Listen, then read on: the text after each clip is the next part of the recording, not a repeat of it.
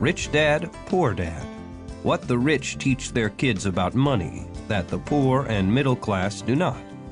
By Robert Kiyosaki. To parents everywhere, a child's first and most important teachers, and to all those who educate, influence, and lead by example. Acknowledgements. How does a person say thank you when there are so many people to thank?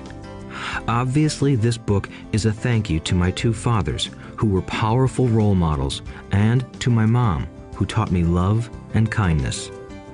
The person most responsible for this book becoming a reality is my wife, Kim, my partner in marriage, business, and in life. She makes my life complete. Introduction. Rich Dad, Poor Dad. Having two dads offered me the choice of contrasting points of view, one of a rich man and one of a poor man. I had two fathers, a rich one and a poor one. One was highly educated and intelligent. He had a PhD and completed 4 years of undergraduate work in less than 2 years. He then went on to Stanford University, the University of Chicago, and Northwestern University to do his advanced studies, all on full financial scholarships. The other father never finished the 8th grade. Both men were successful in their careers, working hard all their lives. Both earned substantial incomes, yet one always struggled financially. The other would become one of the richest men in Hawaii. One died, leaving tens of millions of dollars to his family, charities, and his church. The other left bills to be paid. Both men were strong, charismatic, and influential. Both men offered me advice, but they did not advise the same things. Both men believed strongly in education, but did not recommend the same course of study. If I had had only one dad, I would have had to accept or reject his advice. Having two dads offered me the choice of contrasting points of view, one of a rich man and one of a poor man. Instead of simply accepting or rejecting one or the other, I found myself thinking more, comparing, and then choosing for myself. The problem was that the rich man was not rich yet, and the poor man was not yet poor. Both were just starting out on their careers, and both were struggling with money and families. But they had very different points of view about money. For example, one dad would say, "The love of money is the root of all evil." The other said, "The lack of money is the root of all evil." As a young boy, having two strong fathers, both influencing me, was difficult. I wanted to be a good son and listen, but the two fathers did not say the same things. The contrast in their points of view, particularly about money, was so extreme that I grew curious and intrigued. I began to start thinking for long periods of time about what each was saying. Much of my private time was spent reflecting, asking myself questions such as, "Why does he say that?" and then asking the same question of the other dad's statement. It would have been much easier to simply say, "Yeah, he's right, I agree with that," or to simply reject the point of view by saying, "The old man doesn't know what he's talking about." Instead, having two dads whom I loved forced me to think and ultimately choose a way of thinking for myself. As a process, choosing for myself turned out to be much more valuable in the long run than simply accepting or rejecting a single point of view. One of the reasons the rich get richer, the poor get poorer, and the middle class struggles in debt is that the subject of money is taught at home, not in school. Most of us learn about money from our parents, so what can poor parents tell their child about money? They simply say, "Stay in school and study hard." The child may graduate with excellent grades, but with a poor person's financial programming and mindset. Sadly, money is not taught in schools. Schools focus on scholastic and professional skills, but not on financial skills. This explains how smart bankers, doctors, and accountants who earned excellent grades may struggle financially all of their lives. Our staggering national debt is due in large part to highly educated politicians and government officials making financial decisions with little or no training in the subject of money. Today, I often wonder what will soon happen when we have millions of people who need financial and medical assistance. They will be dependent upon their families or the government for financial support. What will happen when Medicare and Social Security run out of money? How will a nation survive if teaching children about money continues to be left to parents, most of whom will be, or already are, poor? Because I had two influential fathers, I learned from both of them. I had to think about each dad's advice, and in doing so, I gained valuable insight into the power and effect of one's thoughts on one's life. For example, one dad had a habit of saying, "I can't afford it." The other dad forbade those words to be used. He insisted I ask, "How can I afford it?" One is a statement, and the other is a question. One lets you off the hook, and the other forces you to think. My soon-to-be rich dad would explain that by automatically saying the words, "I can't afford it," your brain stops working. By asking the question, "How can I afford it?" your brain is put to work. He did not mean that you should buy everything you want. He was fanatical about exercising your mind, the most powerful computer in the world. He'd say, "My brain gets stronger every day because I exercise it. The stronger it gets, the more money I can make." He believed that automatically saying, "I can't afford it," was a sign of mental laziness. Although both dads worked hard, I noticed that one dad had a habit of putting his brain to sleep when it came to finances, and the other had a habit of exercising his brain. The long-term result was that one dad grew stronger financially, and the other grew weaker. It is not much different from a person who goes to the gym to exercise on a regular basis versus someone who sits on the couch watching television. Proper physical exercise increases your chances for health, and proper mental exercise increases your chances for wealth. My two dads had opposing attitudes, and that affected the way they thought.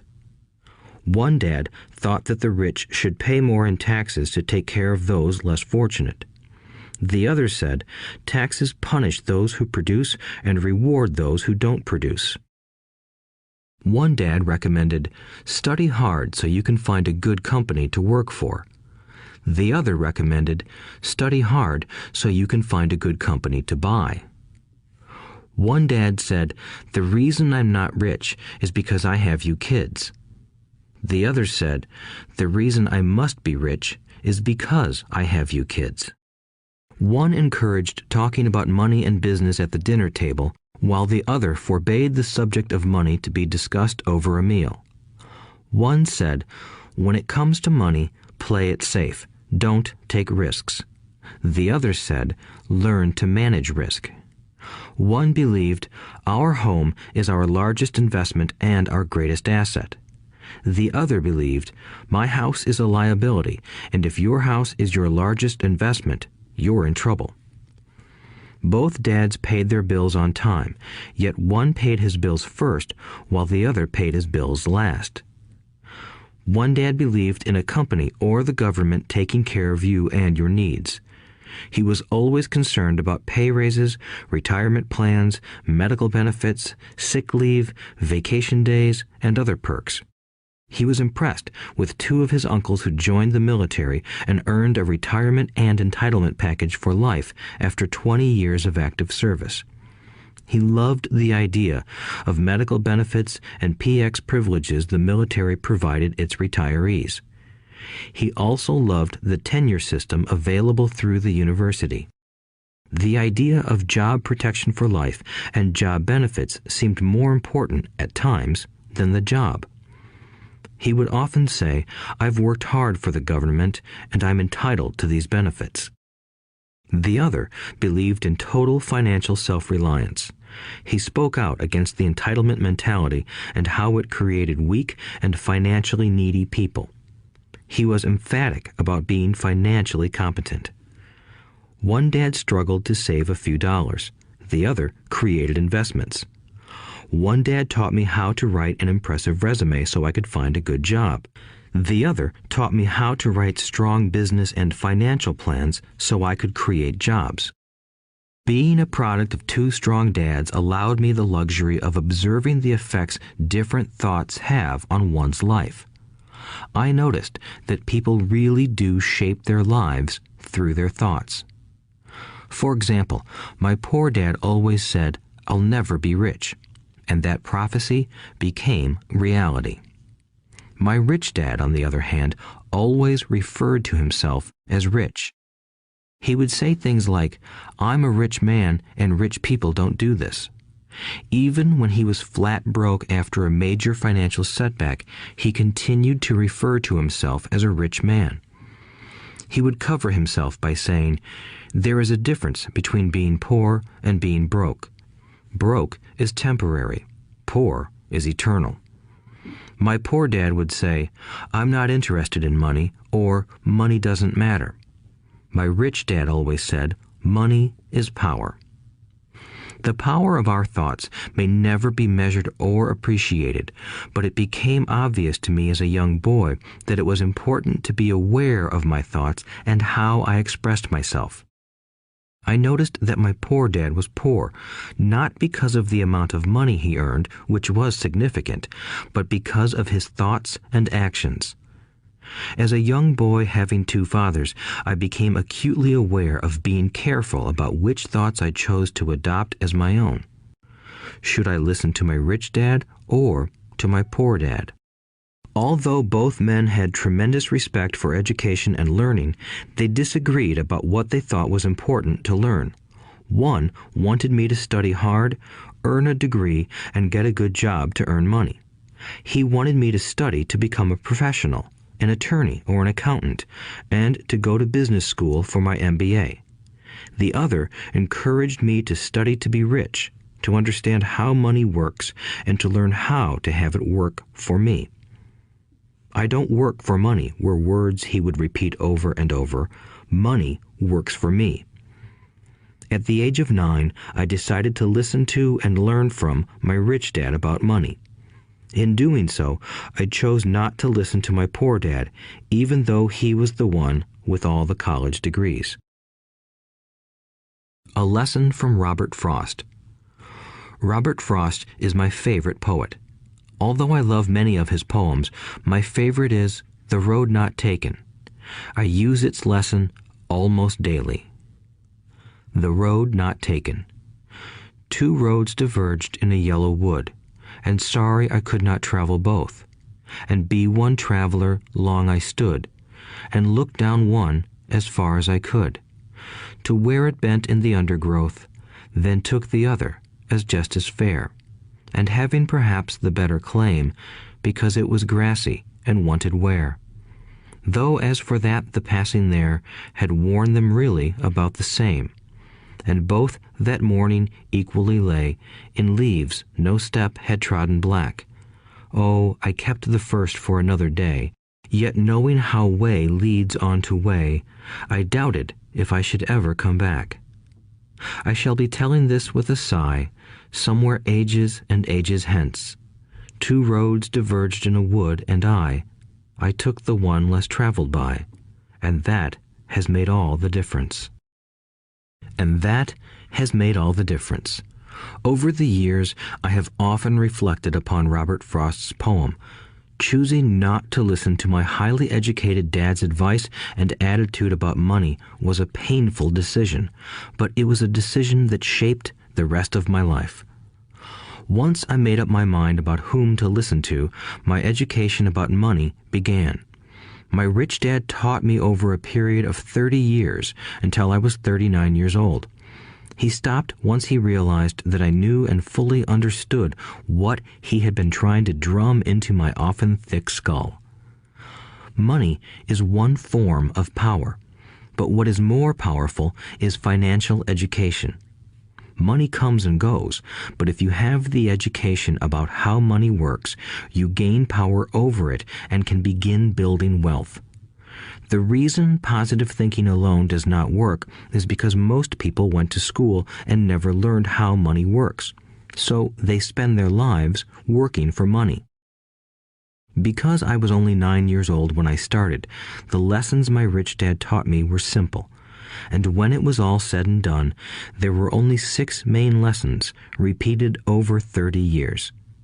This audiobook is about those 6 lessons, put as simply as possible, just as simply as my rich dad put forth those lessons to me. The lessons are meant not to be answers, but guideposts that will assist you and your children to grow wealthier no matter what happens in a world of increasing change and uncertainty. Chapter 1. Lesson 1. The rich don't work for money. The poor and the middle class work for money. The rich have money work for them. Dad, can you tell me how to get rich? My dad put down the evening paper. Why do you want to get rich, son? Because today Jimmy's mom drove up in their new Cadillac and they were going to their beach house for the weekend. He took 3 of his friends, but Mike and I weren't invited. They told us we weren't invited because we were poor kids. They did? My dad asked incredulously. Yeah, they did, I replied in a hurt tone. My dad silently shook his head, pushed his glasses up the bridge of his nose, and went back to reading the paper. I stood waiting for an answer. The year was 1956. I was 9 years old. By some twist of fate, I attended the same public school where the rich people sent their kids. We were primarily a sugar plantation town. The managers of the plantation and the other affluent people, such as doctors, business owners, and bankers, sent their children to this elementary school. After grade 6, their children were generally sent off to private schools. Because my family lived on one side of the street, I went to this school. Had I lived on the other side of the street, I would have gone to a different school with kids from families more like mine. After grade 6, these kids and I would go on to the public intermediate and high school. There was no private school for them or for me. My dad finally put down the paper. I could tell he was thinking. Well, son, he began slowly, if you want to be rich, you have to learn to make money. How do I make money? I asked. Well, use your head, son, he said, smiling. Even then, I knew that really meant, that's all I'm going to tell you, or, I don't know the answer, so don't embarrass me. A partnership is formed. The next morning, I told my best friend, Mike, what my dad had said. As best as I could tell, Mike and I were the only poor kids in this school. Mike was also in this school by a twist of fate. Someone had drawn a jog in the line for the school district, and we wound up in school with the rich kids. We weren't really poor, but we felt as if we were because all the other boys had new baseball gloves, new bicycles, new everything. Mom and Dad provided us with the basics, like food and shelter and clothes, but that was about it.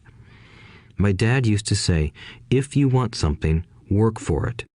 We wanted things, but there was not much work available for 9-year-old boys. So what do we do to make money? Mike asked. I don't know, I said, but do you want to be my partner? He agreed, and so on that Saturday morning, Mike became my first business partner. We spent all morning coming up with ideas on how to make money. Occasionally, we talked about all the cool guys at Jimmy's beach house having fun. It hurt a little, but that hurt was good because it inspired us to keep thinking of a way to make money. Finally, that afternoon, a bolt of lightning struck. It was an idea Mike got from a science book he had read. Excitedly, we shook hands, and the partnership now had a business. For the next several weeks, Mike and I ran around our neighborhood, knocking on doors and asking our neighbors if they would save their toothpaste tubes for us. With puzzled looks, most adults consented with a smile. Some asked us what we were doing, to which we replied, "We can't tell you. It's a business secret." My mom grew distressed as the weeks wore on.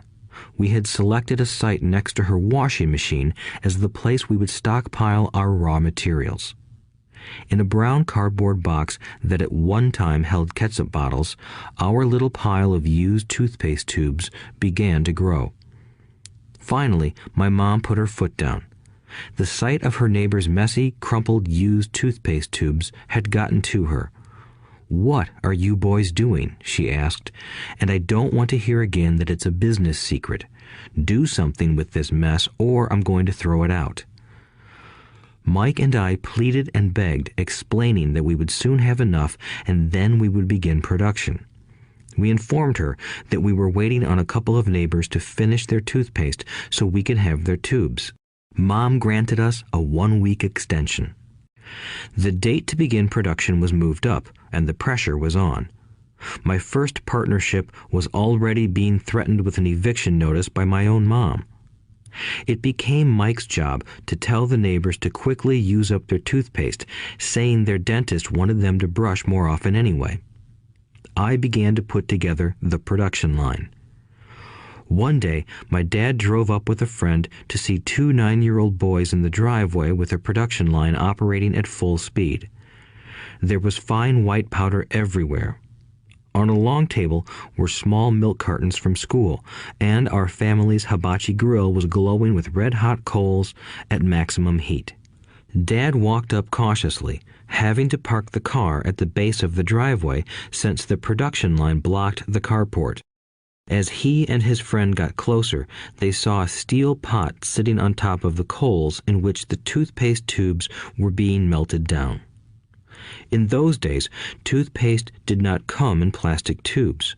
The tubes were made of lead, so once the paint was burned off, the tubes were dropped in the small steel pot.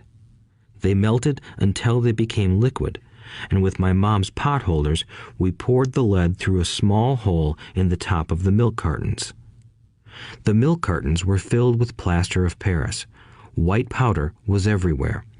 In my haste, I had knocked the bag over, and the entire area looked like it had been hit by a snowstorm. The milk cartons were the outer containers for plaster of Paris molds. My dad and his friend watched as we carefully poured the molten lead through a small hole in the top of the plaster of Paris cube. "Careful," my dad said. I nodded without looking up. Finally, once the pouring was through, I put the steel pot down and smiled at my dad. "What are you boys doing?" he asked with a cautious smile. "We're doing what you told me to do. We're going to be rich," I said. "Yup," said Mike, grinning and nodding his head. "We're partners." "And what is in those plaster molds?" my dad asked. "Watch," I said. "This should be a good batch." With a small hammer, I tapped at the seal that divided the cube in half. Cautiously, I pulled up the top half of the plaster mold, and a lead nickel fell out. "Oh my God," my dad said, "you're casting nickels out of lead." "That's right," Mike said. "We're doing as you told us to do. We're making money." My dad's friend turned and burst into laughter. My dad smiled and shook his head. Along with a fire and a box of spent toothpaste tubes, in front of him were 2 little boys covered with white dust, smiling from ear to ear. He asked us to put everything down and sit with him on the front step of our house. With a smile, he gently explained what the word counterfeiting meant. Our dreams were dashed. "You mean this is illegal?" asked Mike in a quivering voice. "Let them go," my dad's friend said. "They might be developing a natural talent." My dad glared at him. "Yes, it is illegal," my dad said gently, "but you boys have shown great creativity and original thought. Keep going. I'm really proud of you." Disappointed, Mike and I sat in silence for about 20 minutes before we began cleaning up our mess. The business was over on opening day. Sweeping the powder up, I looked at Mike and said, "I guess Jimmy and his friends are right. We are poor." My father was just leaving as I said that. "Boys," he said, "you're only poor if you give up. The most important thing is that you did something. Most people only talk and dream of getting rich. You've done something. I'm very proud of the two of you. I will say it again. Keep going. Don't quit." Mike and I stood there in silence. They were nice words, but we still did not know what to do. "So how come you're not rich, Dad?" I asked. "Because I chose to be a school teacher.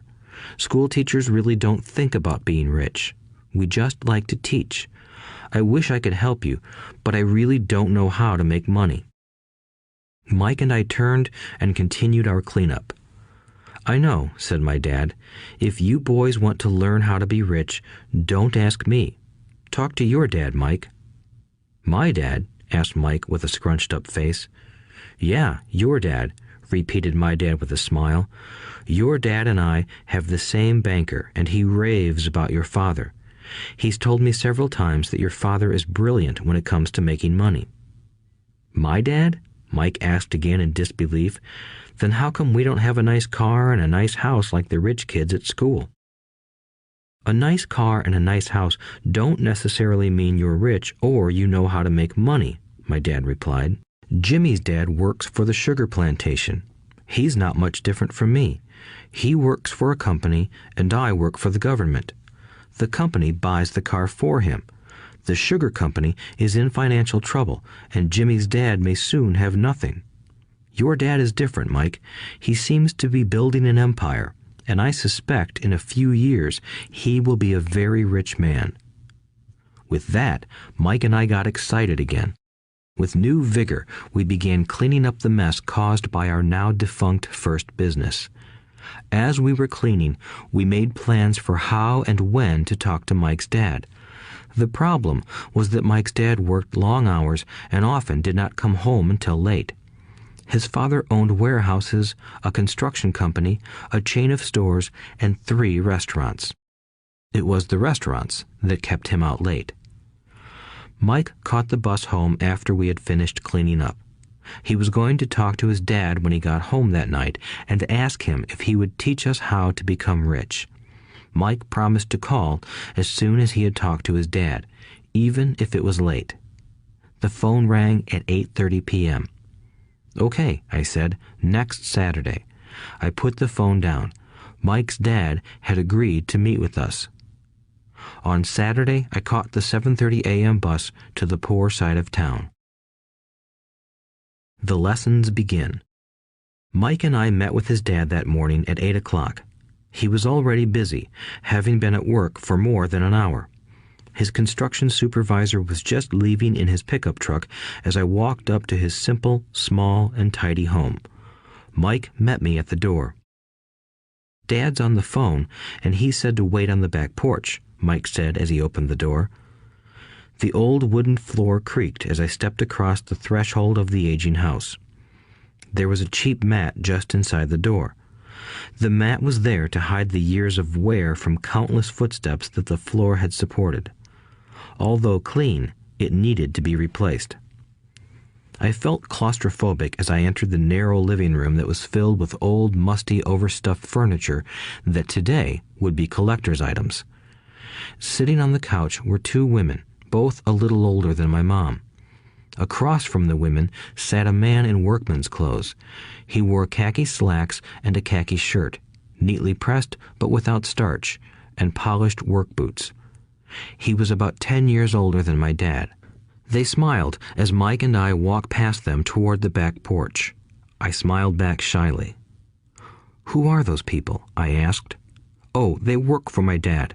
The older man runs his warehouses, and the women are the managers of the restaurants. And as you arrived, you saw the construction supervisor who was working on a road project about 50 miles from here. His other supervisor, who was building a track of houses, left before you got here." "Does this go on all the time?" I asked. "Not always, but quite often," said Mike, smiling as he pulled up a chair to sit down next to me. "I asked my dad if he would teach us to make money," Mike said. "Oh, and what did he say to that?" I asked with cautious curiosity.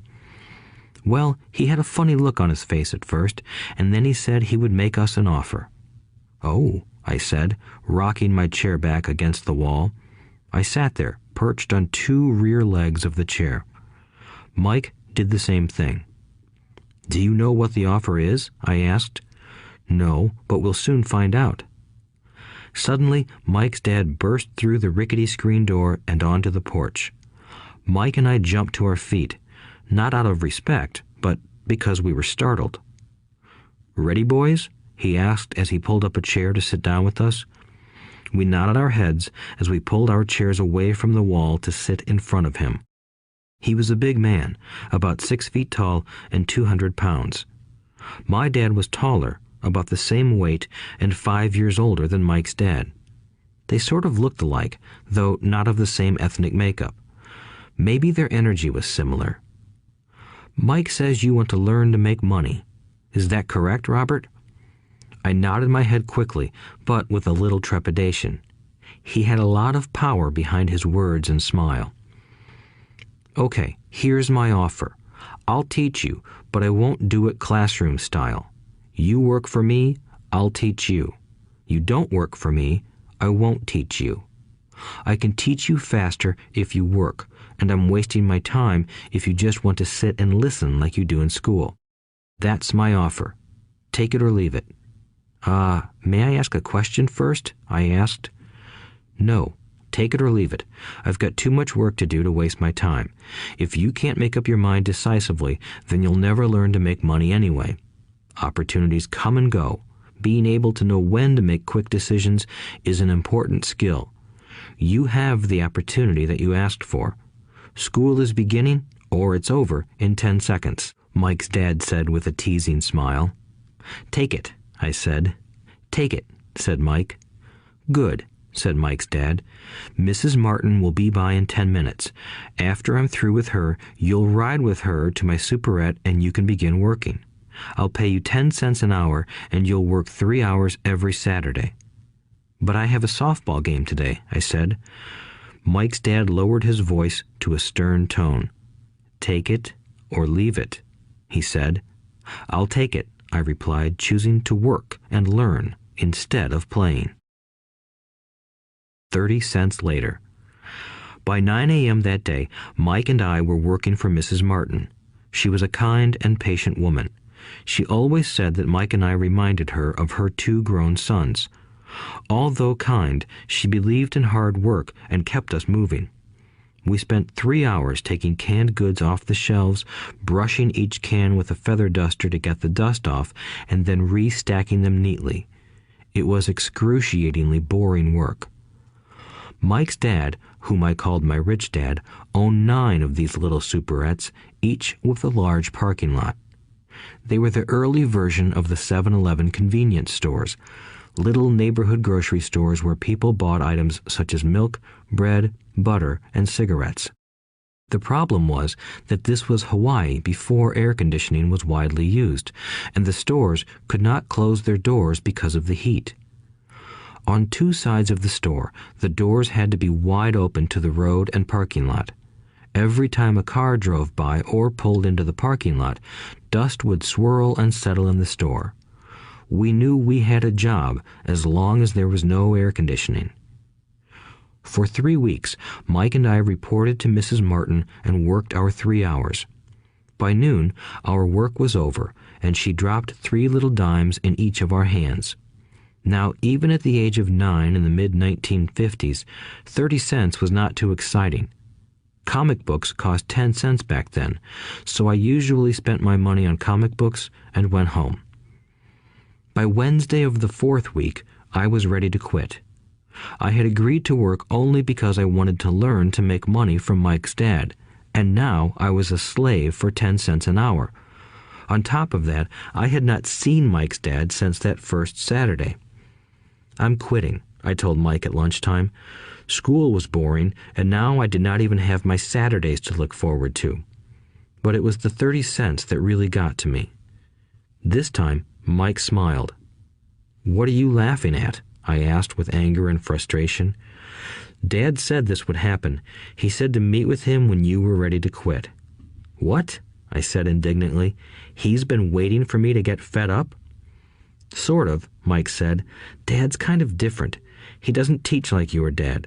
Your mom and dad lecture a lot. My dad is quiet and a man of few words. You just wait till this Saturday. I'll tell him you're ready. You mean I've been set up? No, not really. But maybe. Dad will explain on Saturday. Waiting in line on Saturday. I was ready to face Mike's dad. Even my real dad was angry with him. My real dad, the one I called the poor one, thought that my rich dad was violating child labor laws and should be investigated. My educated poor dad told me to demand what I deserve, at least 25 cents an hour. My poor dad told me that if I did not get a raise, I was to quit immediately. You don't need that damn job anyway, said my poor dad with indignation. At 8 o'clock Saturday morning, I walked through the door of Mike's house when Mike's dad opened it. Take a seat and wait in line, he said as I entered. He turned and disappeared into his little office next to a bedroom. I looked around the room and didn't see Mike anywhere. Feeling awkward, I cautiously sat down next to the same two women who were there 4 weeks earlier. They smiled and slid down the couch to make room for me. 45 minutes went by, and I was steaming. The two women had met with him and left 30 minutes earlier. An older gentleman was in there for 20 minutes and was also gone.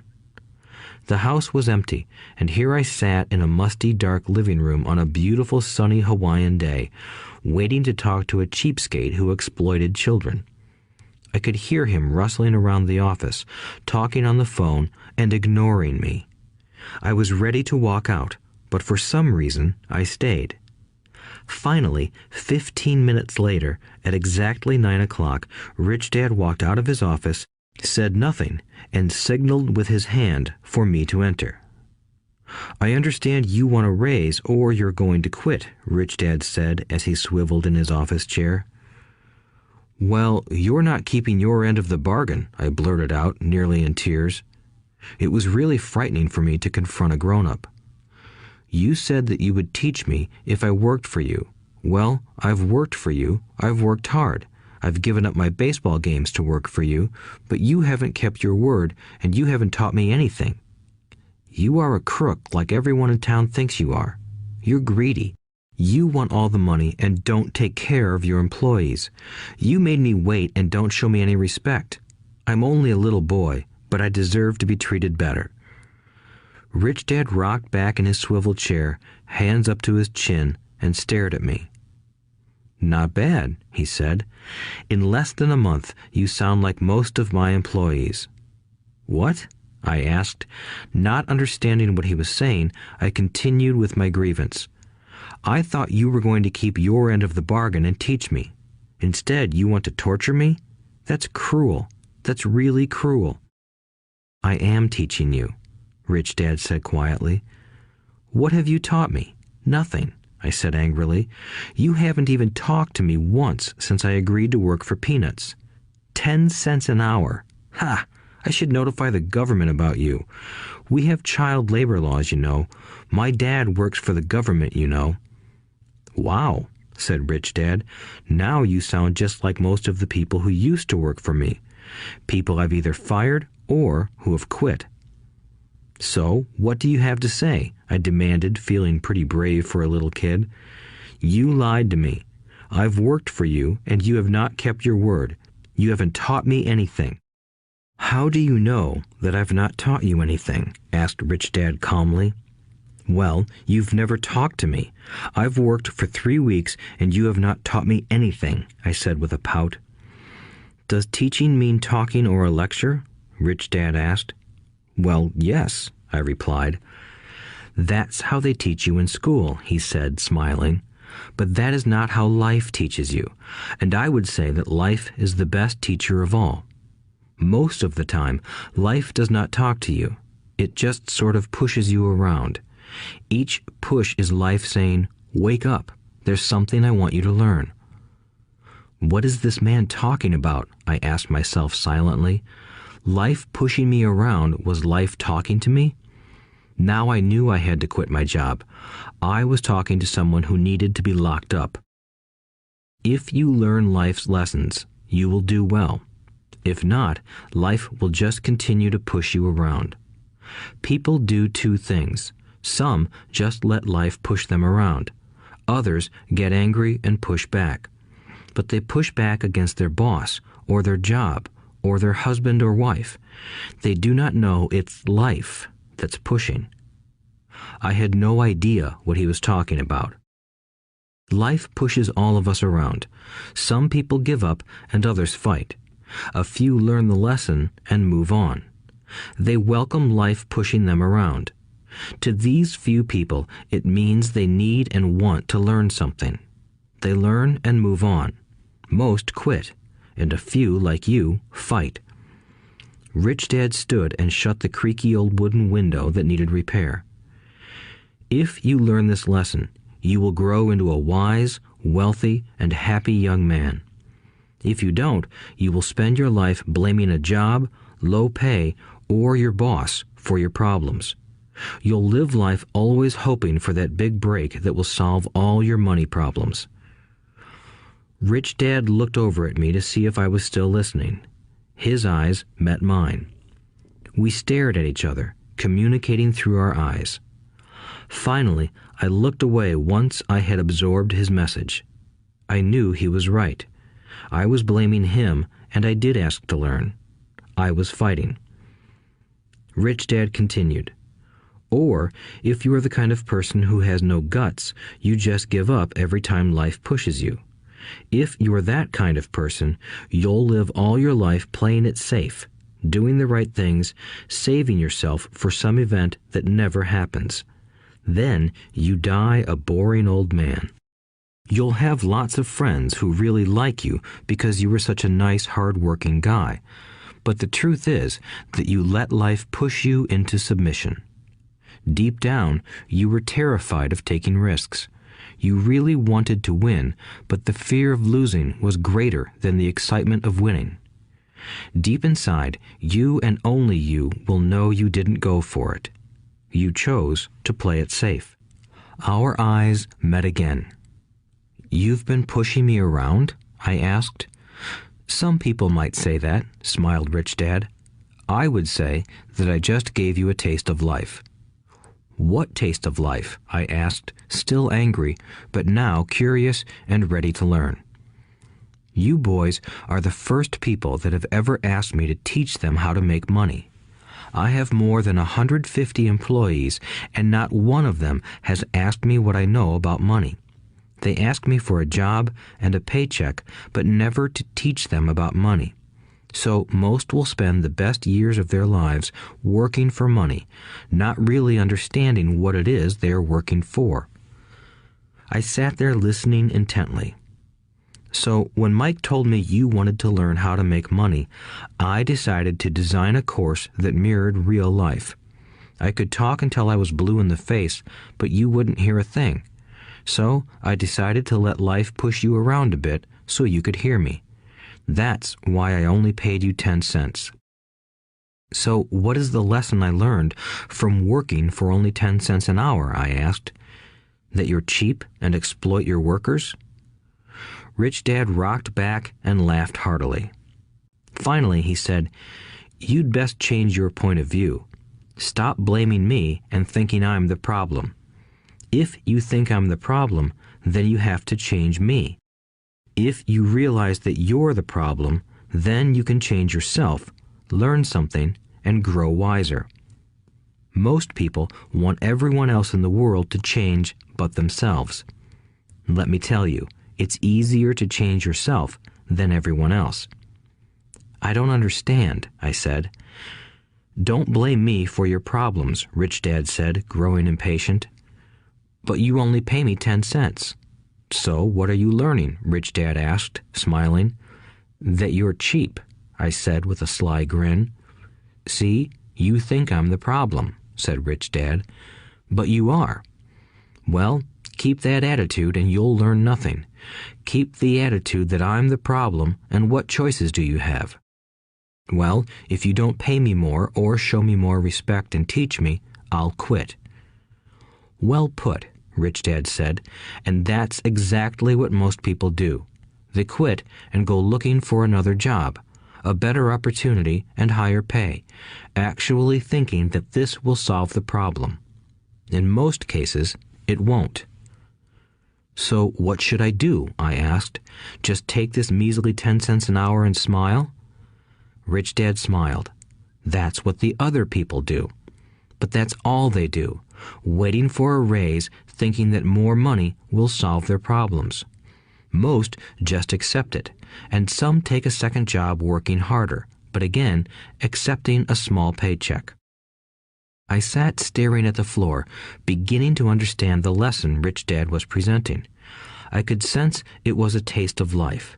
Finally, I looked up and asked, "So what will solve the problem?" "This," he said, leaning forward in his chair and tapping me gently on the head. "This stuff between your ears."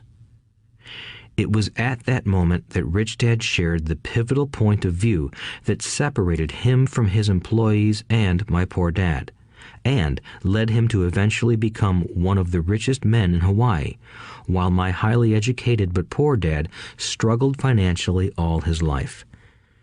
It was a singular point of view that made all the difference over a lifetime. Rich Dad said this point of view over and over, which I call lesson number 1. The poor and the middle class work for money. The rich have money work for them. On that bright Saturday morning, I learned a completely different point of view from what I had been taught by my poor dad. At the age of 9, I understood that both dads wanted me to learn. Both dads encouraged me to study, but not the same things. My highly educated dad recommended that I do what he did. "Son, I want you to study hard, get good grades so you can find a safe, secure job with a big company, and make sure it has excellent benefits." My rich dad wanted me to learn how money works so I could make it work for me. These lessons I would learn through life with his guidance, not because of a classroom. My rich dad continued my first lesson. "I'm glad you got angry about working for 10 cents an hour. If you hadn't got angry and had simply accepted it, I would have to tell you that I could not teach you. You see, true learning takes energy, passion, and a burning desire. Anger is a big part of that formula, for passion is anger and love combined.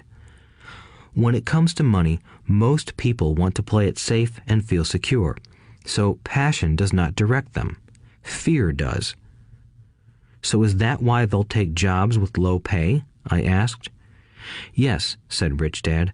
"Some people say I exploit people because I don't pay as much as the sugar plantation or the government. I say the people exploit themselves. It's their fear, not mine." "But don't you feel you should pay them more?" I asked. "I don't have to. And besides, more money will not solve their problems. Just look at your dad. He makes a lot of money, and he still can't pay his bills. Most people, given more money, only get into more debt." "So that's why the 10 cents an hour," I said, smiling. "It's part of the lesson." "That's right," smiled Rich Dad. "You see, your dad went to school and got an excellent education so he could get a high-paying job. But he still has money problems because he never learned anything about money in school. On top of that, he believes in working for money." "And you don't?" I asked. "No, not really," said Rich Dad. "If you want to learn to work for money, then stay in school. That is a great place to learn to do that. But if you want to learn how to have money work for you, then I will teach you that. But only if you want to learn."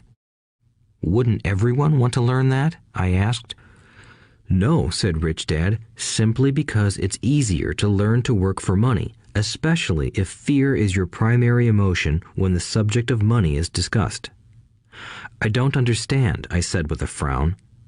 "Don't worry about that for now. Just know that it's fear that keeps most people working at a job. The fear of not paying their bills, the fear of being fired, the fear of not having enough money, and the fear of starting over. That's the price of studying to learn a profession or trade and then working for money. Most people become a slave to money and then get angry at their boss. Learning to have money work for you is a completely different course of study? I asked. Absolutely, Rich Dad answered. Absolutely. We sat in the silence on that beautiful Hawaiian Saturday morning. My friends had just started their Little League baseball game, but for some reason I was now thankful I had decided to work for 10 cents an hour. I sensed that I was about to learn something my friends wouldn't learn in school. Ready to learn? Asked Rich Dad. Absolutely, I said with a grin. I have kept my promise. I've been teaching you from afar, my Rich Dad said. At 9 years old, you've gotten a taste of what it feels like to work for money. Just multiply your last month by 50 years, and you will have an idea of what most people spend their life doing. I don't understand, I said. How did you feel waiting in line to see me, once to get hired and once to ask for more money? Terrible, I said. If you choose to work for money, that is what life will be like, said Rich Dad. And how did you feel when Mrs. Martin dropped 3 dimes in your hand for 3 hours of work? I felt like it wasn't enough. It seemed like nothing. I was disappointed, I said. And that is how most employees feel when they look at their paychecks, especially after all the tax and other deductions are taken out. At least you got 100%. You mean most workers don't get paid everything? I asked with amazement. Heavens no, said Rich Dad. The government always takes its share first. How do they do that? I asked. Taxes, said Rich Dad. You're taxed when you earn. You're taxed when you spend. You're taxed when you save. You're taxed when you die. Why do people let the government do that to them? The rich don't, said Rich Dad with a smile. The poor and the middle class do. I'll bet you that I earn more than your dad, yet he pays more in taxes. How can that be? I asked. At my age, that made no sense to me. Why would someone let the government do that to them? Rich Dad rocked slowly and silently in his chair, just looking at me. Ready to learn? He asked. I nodded my head slowly. As I said, there is a lot to learn. Learning how to have money work for you is a lifetime study. Most people go to college for 4 years and their education ends. I already know that my study of money will continue over my lifetime, simply because the more I find out, the more I need to know. Most people never study the subject. They go to work, get their paycheck, balance their checkbooks, and that's it. Then they wonder why they have money problems. They think that more money will solve the problem, and don't realize that it's their lack of financial education that is the problem. So my dad has tax problems because he doesn't understand money? I asked, confused. Look, said Rich Dad, taxes are just one small section on learning how to have money work for you. Today, I just wanted to find out if you still have the passion to learn about money. Most people don't. They want to go to school, learn a profession, have fun at their work, and earn lots of money. One day they wake up with big money problems, and then they can't stop working. That's the price of only knowing how to work for money instead of studying how to have money work for you. So, do you still have the passion to learn? Asked Rich Dad. I nodded my head. Good, said Rich Dad. Now get back to work. This time, I will pay you nothing. What? I asked in amazement. You heard me. Nothing. You will work the same 3 hours every Saturday, but this time you will not be paid 10 cents per hour. You said you wanted to learn to not work for money, so I'm not going to pay you anything. I couldn't believe what I was hearing. I've already had this conversation with Mike, and he's already working, dusting and stacking canned goods for free. You'd better hurry and get back there. That's not fair, I shouted. You've got to pay something. You said you wanted to learn. If you don't learn this now, you'll grow up to be like the two women and the older man sitting in my living room, working for money and hoping I don't fire them. Or, like your dad, earning lots of money only to be in debt up to his eyeballs, hoping more money will solve the problem. If that's what you want, I'll go back to our original deal of 10 cents an hour. Or you can do what most adults do. Complain that there is not enough pay, quit, and go looking for another job. But what do I do? I asked. Rich Dad tapped me on the head. Use this, he said.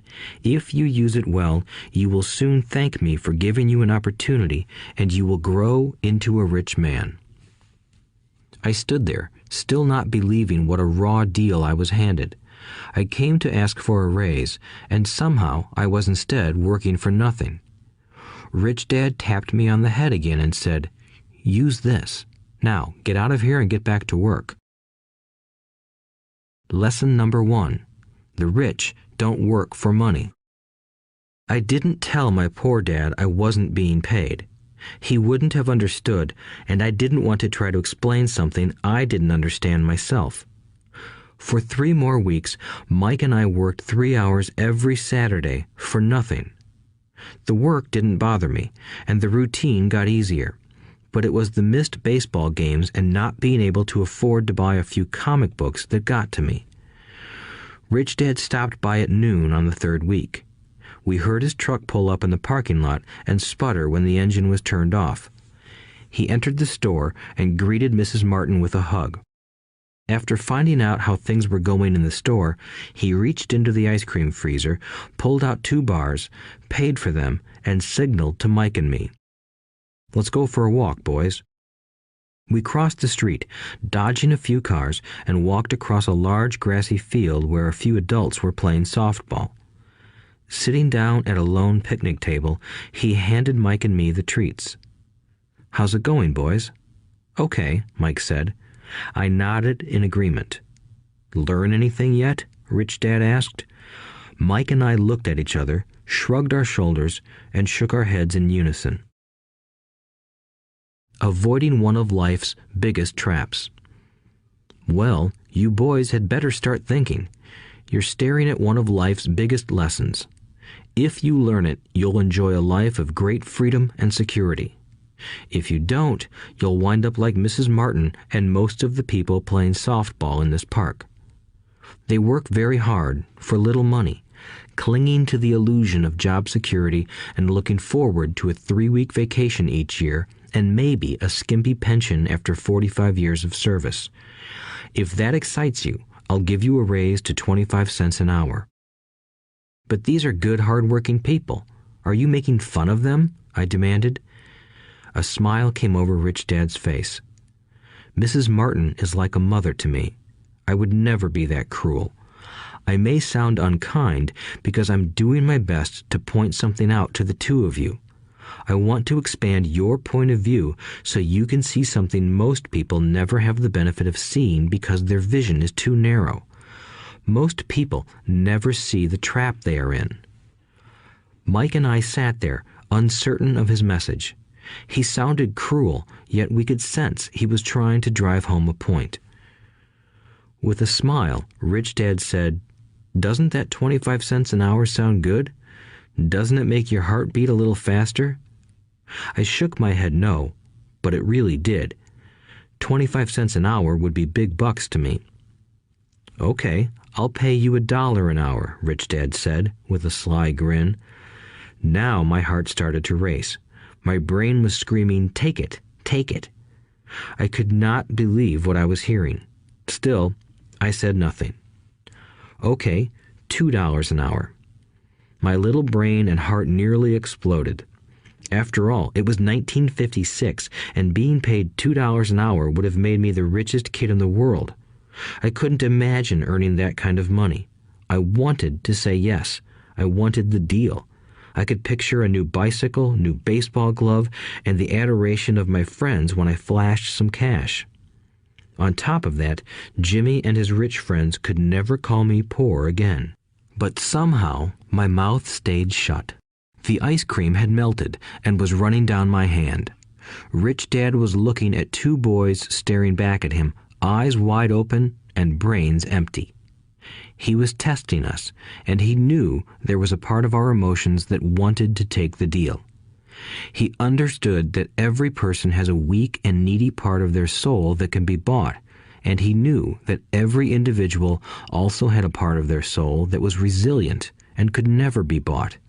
It was only a question of which one was stronger. Okay, $5 an hour. Suddenly, I was silent. Something had changed. The offer was too big and ridiculous. Not many grown-ups in 1956 made more than that, but quickly my temptation disappeared and calm set in. Slowly, I turned to my left to look at Mike. He looked back at me. The part of my soul that was weak and needy was silenced. The part of me that had no price took over. I knew Mike had gotten to that point too. "Good," said Rich Dad softly. "Most people have a price, and they have a price because of human emotions named fear and greed. First, the fear of being without money motivates us to work hard, and then, once we get that paycheck, greed or desire starts us thinking about all the wonderful things money can buy. The pattern is then set." "What pattern?" I asked. "The pattern of get up, go to work, pay bills, get up, go to work, pay bills." People's lives are forever controlled by two emotions, fear and greed. Offer them more money, and they continue the cycle by increasing their spending. This is what I call the rat race. "There is another way?" Mike asked. "Yes," said Rich Dad slowly, "but only a few people find it." "And what is that way?" Mike asked. "That's what I hope you boys will learn as you work and study with me. That is why I took away all forms of pay." "Any hints?" Mike asked. "We're kind of tired of working hard, especially for nothing." "Well, the first step is telling the truth," said Rich Dad. "We haven't been lying," I said. "I did not say you were lying. I said to tell the truth," Rich Dad retorted. "The truth about what?" I asked. "How you're feeling," Rich Dad said. "You don't have to say it to anyone else. Just admit it to yourself." "You mean the people in this park, the people who work for you, Mrs. Martin, they don't do that?" I asked. "I doubt it," said Rich Dad. "Instead, they feel the fear of not having money. They don't confront it logically. They react emotionally instead of using their heads," Rich Dad said. "Then they get a few bucks in their hands, and again, the emotions of joy, desire, and greed take over. And again they react instead of think." "So their emotions control their brain," Mike said. "That's correct," said Rich Dad. "Instead of admitting the truth about how they feel, they react to their feelings and fail to think. They feel the fear, so they go to work, hoping that money will soothe the fear, but it doesn't. It continues to haunt them, and they return to work, hoping again that money will calm their fears, and again it doesn't. Fear keeps them in this trap of working, earning money, hoping the fear will go away. But every day they get up, and that old fear wakes up with them. For millions of people, that old fear keeps them awake all night, causing a night of turmoil and worry. So they get up and go to work, hoping that a paycheck will kill that fear gnawing at their souls. Money is running their lives, and they refuse to tell the truth about that. Money is in control of their emotions and their souls." Rich Dad sat quietly, letting his words sink in. Mike and I had heard what he said, but didn't understand fully what he was talking about. I just knew that I often wondered why grown-ups hurried off to work. It did not seem like much fun, and they never looked that happy, but something kept them going. Realizing we had absorbed as much as possible of what he was talking about, Rich Dad said, "I want you boys to avoid that trap. That is really what I want to teach you. Not just to be rich, because being rich does not solve the problem." "It doesn't?" I asked, surprised. No, it doesn't. Let me explain the other emotion, desire. Some call it greed, but I prefer desire. It's perfectly normal to desire something better, prettier, more fun, or exciting. So people also work for money because of desire. They desire money for the joy they think it can buy. But the joy that money brings is often short-lived, and they soon need more money for more joy, more pleasure, more comfort, and more security. So they keep working, thinking money will soothe their souls that are troubled by fear and desire. But money can't do that. Even rich people do this? Mike asked. Rich people included, said Rich Dad. In fact, the reason many rich people are rich isn't because of desire, but because of fear. They believe that money can eliminate the fear of being poor, so they amass tons of it, only to find the fear gets worse. Now they fear losing the money. I have friends who keep working even though they have plenty. I know people who have millions who are more afraid now than when they were poor. They're terrified of losing it all. The fears that drove them to get rich got worse. That weak and needy part of their soul is actually screaming louder. They don't want to lose the big houses, the cars, and the high life money has bought them. They worry about what their friends would say if they lost all their money. Many are emotionally desperate and neurotic, although they look rich and have more money. So, is a poor man happier? I asked. No, I don't think so, replied Rich Dad. The avoidance of money is just as psychotic as being attached to money. As if on cue, the town derelict went past our table, stopping by the large rubbish can and rummaging around in it. The three of us watched him with great interest, when before we probably would have just ignored him. Rich Dad pulled $1 out of his wallet and gestured to the older man. Seeing the money, the derelict came over immediately, took the bill, thanked Rich Dad profusely, and hurried off, ecstatic with his good fortune. He's not much different from most of my employees, said Rich Dad. I've met so many people who say, "Oh, I'm not interested in money," yet they'll work at a job for 8 hours a day. That's a denial of truth. If they weren't interested in money, then why are they working? That kind of thinking is probably more psychotic than a person who hoards money. As I sat there listening to my rich dad, my mind flashed back to the countless times my own dad said, "I'm not interested in money." He said those words often. He also covered himself by always saying, "I work because I love my job." So, what do we do? I asked. Not work for money until all traces of fear and greed are gone? No, that would be a waste of time, said Rich Dad. Emotions are what make us human. The word emotion stands for energy in motion. Be truthful about your emotions and use your mind and emotions in your favor, not against yourself. Whoa, said Mike. Don't worry about what I just said. It will make more sense in years to come. Just be an observer, not a reactor, to your emotions. Most people do not know that it's their emotions that are doing the thinking. Your emotions are your emotions, but you have got to learn to do your own thinking. Can you give me an example? I asked. Sure, replied Rich Dad. When a person says, "I need to find a job," it's most likely an emotion doing the thinking. Fear of not having money generates that thought. But people do need money if they have bills to pay, I said. Sure they do, smiled Rich Dad. All I'm saying is that it's fear that is all too often doing the thinking. I don't understand, said Mike.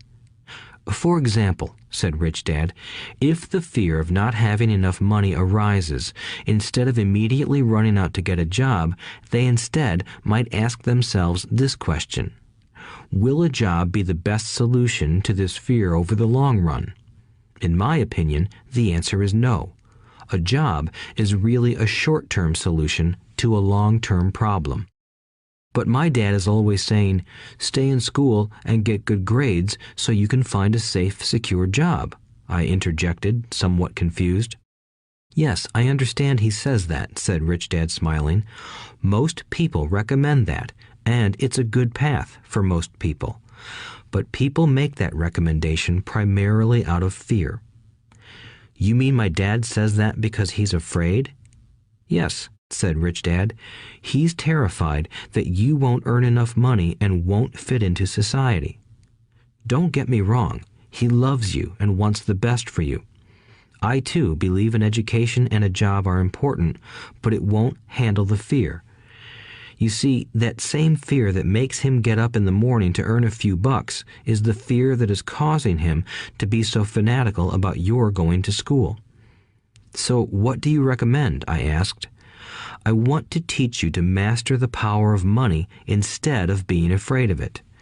They don't teach that in school, and if you don't learn it, you become a slave to money. It was finally making sense.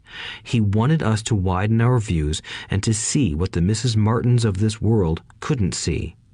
He used examples that sounded cruel at the time, but I've never forgotten them. My vision widened that day, and I began to see the trap that lay ahead for most people. You see, we're all employees ultimately. We just work at different levels, said Rich Dad. I just want you boys to have a chance to avoid the trap caused by those two emotions, fear and desire. Use them in your favor, not against you. That's what I want to teach you. I'm not interested in just teaching you to make a pile of money. That won't handle the fear or desire. If you don't first handle fear and desire, and you get rich, you'll only be a highly paid slave. So how do we avoid the trap? I asked. The main cause of poverty or financial struggle is fear and ignorance, not the economy or the government or the rich. It's self-inflicted fear and ignorance that keep people trapped. So you boys go to school and get your college degrees, and I'll teach you how to stay out of the trap. The pieces of the puzzle were appearing. My highly educated dad had a great education and a great career, but school never told him how to handle money or his fear of it. It became clear that I could learn different and important things from two fathers. So you've been talking about the fear of not having money. How does the desire for money affect our thinking? Mike asked. How did you feel when I tempted you with a pay raise? Did you notice your desires rising? We nodded our heads. By not giving in to your emotions, you were able to delay your reactions and think. That is important. We will always have emotions of fear and greed. From here on in, it's imperative for you to use those emotions to your advantage, and for the long term to not let your emotions control your thinking. Most people use fear and greed against themselves. That's the start of ignorance. Most people live their lives chasing paychecks, pay raises, and job security because of the emotions of desire and fear, not really questioning where those emotion-driven thoughts are leading them. It's just like the picture of a donkey dragging a cart with its owner dangling a carrot just in front of its nose. The donkey's owner may be going where he wants to, but the donkey is chasing an illusion. Tomorrow, there will only be another carrot for the donkey. You mean the moment I pictured a new baseball glove, candy, and toys, that's like a carrot to a donkey? Mike asked. Yes, and as you get older, your toys get more expensive. A new car, a boat, and a big house to impress your friends, said Rich Dad with a smile. Fear pushes you out the door, and desire calls to you. That's the trap. So what's the answer? Mike asked. What intensifies fear and desire is ignorance. That is why rich people with lots of money often have more fear the richer they get. Money is the carrot, the illusion. If the donkey could see the whole picture, it might rethink its choice to chase the carrot. Rich Dad went on to explain that a human's life is a struggle between ignorance and illumination. He explained that once a person stops searching for information and self-knowledge, ignorance sets in. That struggle is a moment-to-moment decision to learn to open or close one's mind. Look, school is very important. You go to school to learn a skill or profession to become a contributing member of society. Every culture needs teachers, doctors, mechanics, artists, cooks, business people, police officers, firefighters, and soldiers. Schools train them so society can thrive and flourish, said Rich Dad.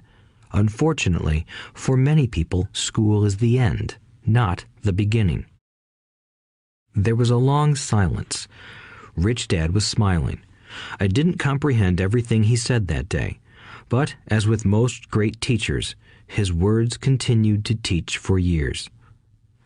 I've been a little cruel today, said Rich Dad, but I want you to always remember this talk. I want you to always think of Mrs. Martin, and I want you always to remember that donkey. Never forget that fear and desire can lead you into life's biggest trap if you are not aware of them controlling your thinking. To spend your life living in fear, never exploring your dreams, is cruel. To work hard for money, thinking that it will buy you things that will make you happy, is also cruel. To wake up in the middle of the night terrified about paying bills is a horrible way to live. To live a life dictated by the size of a paycheck is not really living a life. Thinking that a job makes you secure is lying to yourself. That's cruel, and that's the trap I want you to avoid. I've seen how money runs people's lives. Don't let that happen to you. Please, don't let money run your life. A softball rolled under our table. Rich Dad picked it up and threw it back. So what does ignorance have to do with greed and fear? I asked. Because it is ignorance about money that causes so much greed and fear, said Rich Dad. Let me give you some examples. A doctor, wanting more money to better provide for his family, raises his fees. By raising his fees, it makes healthcare more expensive for everyone. It hurts the poor people the most, so they have worse health than those with money. Because the doctors raise their fees, the attorneys raise their fees. Because the attorneys' fees have gone up, school teachers want a raise, which raises our taxes, and on and on and on. Soon, there will be such a horrifying gap between the rich and the poor that chaos will break out and another great civilization will collapse. History proves that great civilizations collapse when the gap between the haves and have-nots is too great. Sadly, America is on that same course because we haven't learned from history. We only memorize historical dates and names, not the lesson. Aren't prices supposed to go up? I asked. In an educated society with a well-run government, prices should actually come down. Of course, that is often only true in theory. Prices go up because of greed and fear caused by ignorance. If schools taught people about money, there would be more money and lower prices. But schools focus only on teaching people to work for money, not how to harness money's power. But don't we have business schools? Mike asked. And haven't you encouraged me to go for my MBA? Yes, said Rich Dad, but all too often business schools train employees to become sophisticated bean counters. Heaven forbid a bean counter takes over a business. All they do is look at the numbers, fire people, and kill the business. I know this because I hire bean counters. All they think about is cutting costs and raising prices, which cause more problems. Bean counting is important. I wish more people knew it, but it, too, is not the whole picture, added Rich Dad angrily. So, is there an answer? Asked Mike. Yes, said Rich Dad. Learn to use your emotions to think, not think with your emotions. When you boys mastered your emotions by agreeing to work for free, I knew there was hope. When you again resisted your emotions when I tempted you with more money, you were again learning to think in spite of being emotionally charged. That's the first step. Why is that step so important? I asked. Well, that's up to you to find out. If you want to learn, I'll take you boys into the briar patch, a place almost everyone else avoids. If you go with me, you'll let go of the idea of working for money and instead learn to have money work for you. And what will we get if we go with you? What if we agree to learn from you? What will we get? I asked. The same thing Brer Rabbit got, said Rich Dad, referring to the classic children's story. Is there a briar patch? I asked. Yes, said Rich Dad. The briar patch is our fear and greed. Confronting fear, weaknesses, and neediness by choosing our own thoughts is the way out. Choosing our thoughts? Mike asked, puzzled. Yes, choosing what we think rather than reacting to our emotions. Instead of just getting up and going to work because not having the money to pay your bills is scaring you, ask yourself, is working harder at this the best solution to this problem? Most people are too afraid to rationally think things through and instead run out the door to a job they hate. The tar baby is in control. That's what I mean by choosing your thoughts. And how do we do that? Mike asked. That's what I will teach you. I'll teach you to have a choice of thoughts rather than a knee-jerk reaction, like gulping down your morning coffee and running out the door. Remember what I said before. A job is only a short-term solution to a long-term problem. Most people have only one problem in mind, and it's short-term. It's the bills at the end of the month, the tar baby. Money controls their lives, or should I say the fear and ignorance about money controls it. So they do as their parents did. They get up every day and go work for money, not taking the time to ask the question, is there another way? Their emotions now control their thinking, not their heads. Can you tell the difference between emotions thinking and the head thinking? Mike asked. Oh yes, I hear it all the time, said Rich Dad. I hear things like, well, everyone has to work, or the rich are crooks, or I'll get another job, I deserve this raise, you can't push me around, or I like this job because it's secure. No one asks, is there something I'm missing here? Which would break through the emotional thought and give you time to think clearly.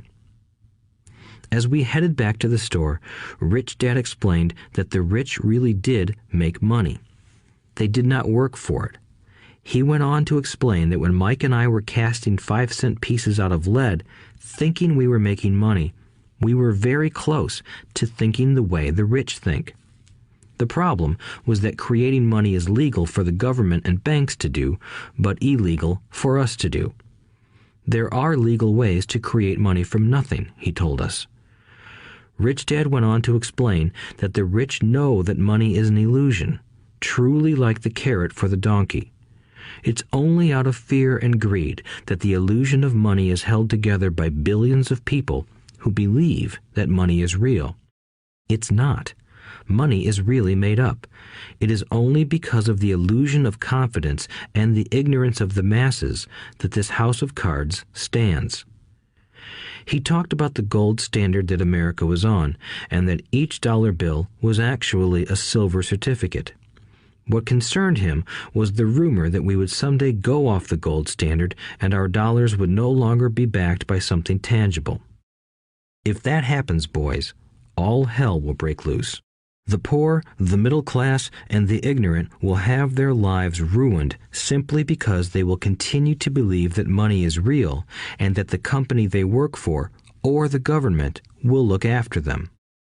We really did not understand what he was saying that day, but over the years, it made more and more sense. Seeing what others miss. As he climbed into his pickup truck outside his convenience store, Rich Dad said, "Keep working, boys, but the sooner you forget about needing a paycheck, the easier your adult life will be. Keep using your brain, work for free, and soon your mind will show you ways of making money far beyond what I could ever pay you. You will see things that other people never see. Most people never see these opportunities because they're looking for money and security, so that's all they get. The moment you see one opportunity, you'll see them for the rest of your life.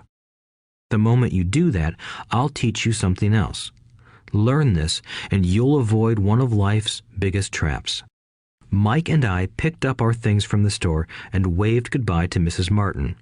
We went back to the park, to the same picnic bench, and spent several more hours thinking and talking. We spent the next week at school thinking and talking too. For 2 more weeks, we kept thinking, talking, and working for free. At the end of the second Saturday, I was again saying goodbye to Mrs. Martin and looking at the comic book stand with a longing gaze. The hard thing about not even getting 30 cents every Saturday was that I didn't have any money to buy comic books. Suddenly, as Mrs. Martin said goodbye to Mike and me, I saw her do something I'd never seen her do before.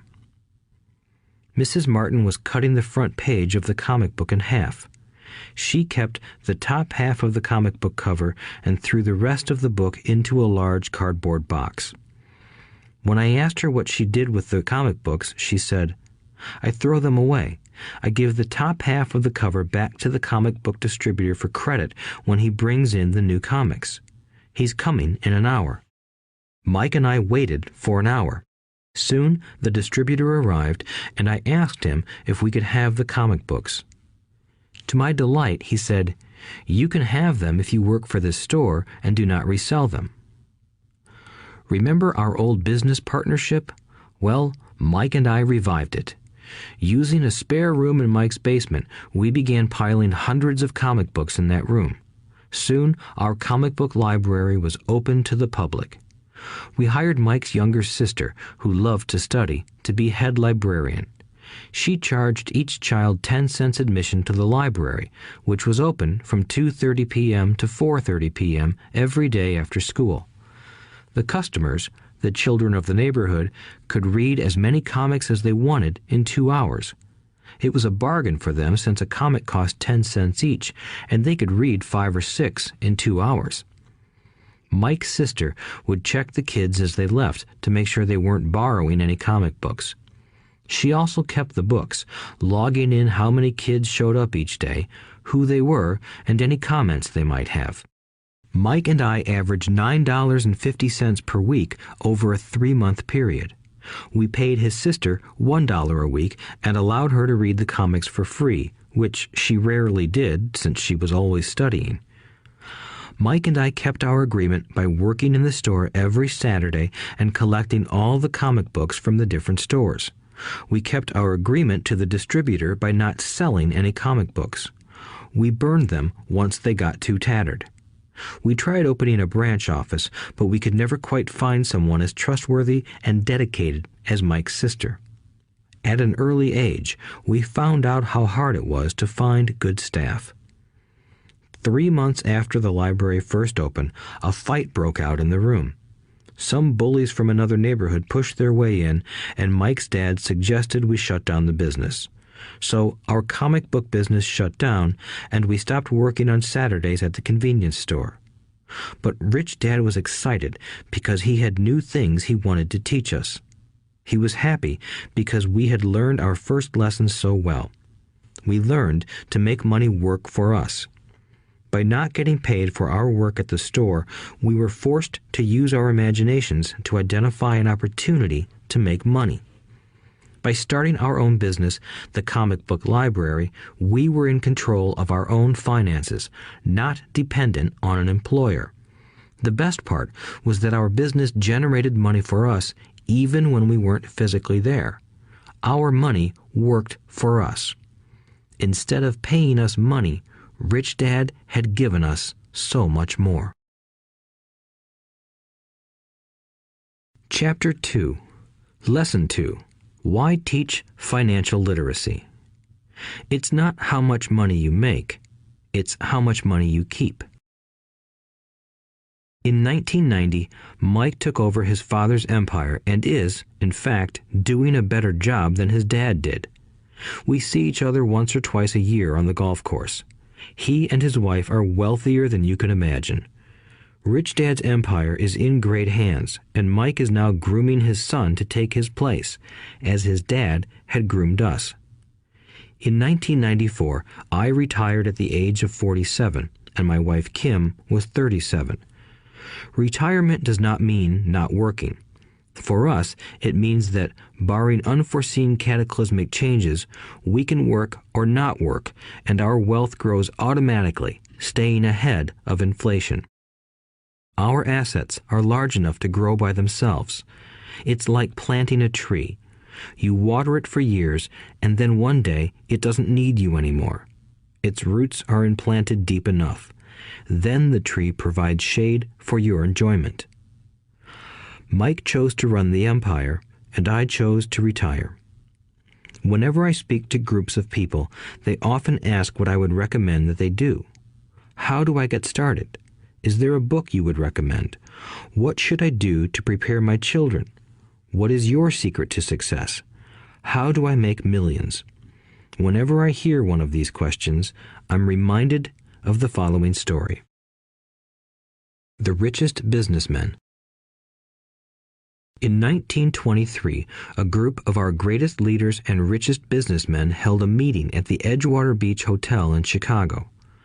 Among them were Charles Schwab, head of the largest independent steel company; Samuel Insull, president of the world's largest utility; Howard Hobson, head of the largest gas company; Ivar Kruger, president of International Match Company, one of the world's largest companies at that time; Leon Fraser, president of the Bank of International Settlements; Richard Whitney, president of the New York Stock Exchange; Arthur Cotton and Jesse Livermore, two of the biggest stock speculators; and Albert Fall, a member of President Harding's cabinet. 25 years later, 9 of these titans ended their lives as follows. Schwab died penniless after living for 5 years on borrowed money. Insull died broke in a foreign land, and Kruger and Cotton also died broke. Hobson went insane. Whitney and Albert Fall were released from prison, and Fraser and Livermore committed suicide. I doubt if anyone can say what really happened to these men. If you look at the date, 1923, it was just before the 1929 market crash and the Great Depression, which I suspect had a great impact on these men and their lives. The point is this. Today, we live in times of greater and faster change than these men did.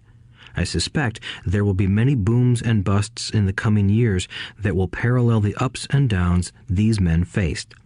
I am concerned that too many people are too focused on money and not on their greatest wealth, their education. If people are prepared to be flexible, keep an open mind, and learn, they will grow richer and richer despite tough changes. If they think money will solve problems, they will have a rough ride. Intelligence solves problems and produces money. Money without financial intelligence is money soon gone. Most people fail to realize that in life, it's not how much money you make, it's how much money you keep. We've all heard stories of lottery winners who are poor, then suddenly rich, and then poor again. They win millions, yet are soon back where they started. Or stories of professional athletes who at the age of 24 are earning millions but are sleeping under a bridge 10 years later. I remember a story of a young basketball player who a year ago had millions.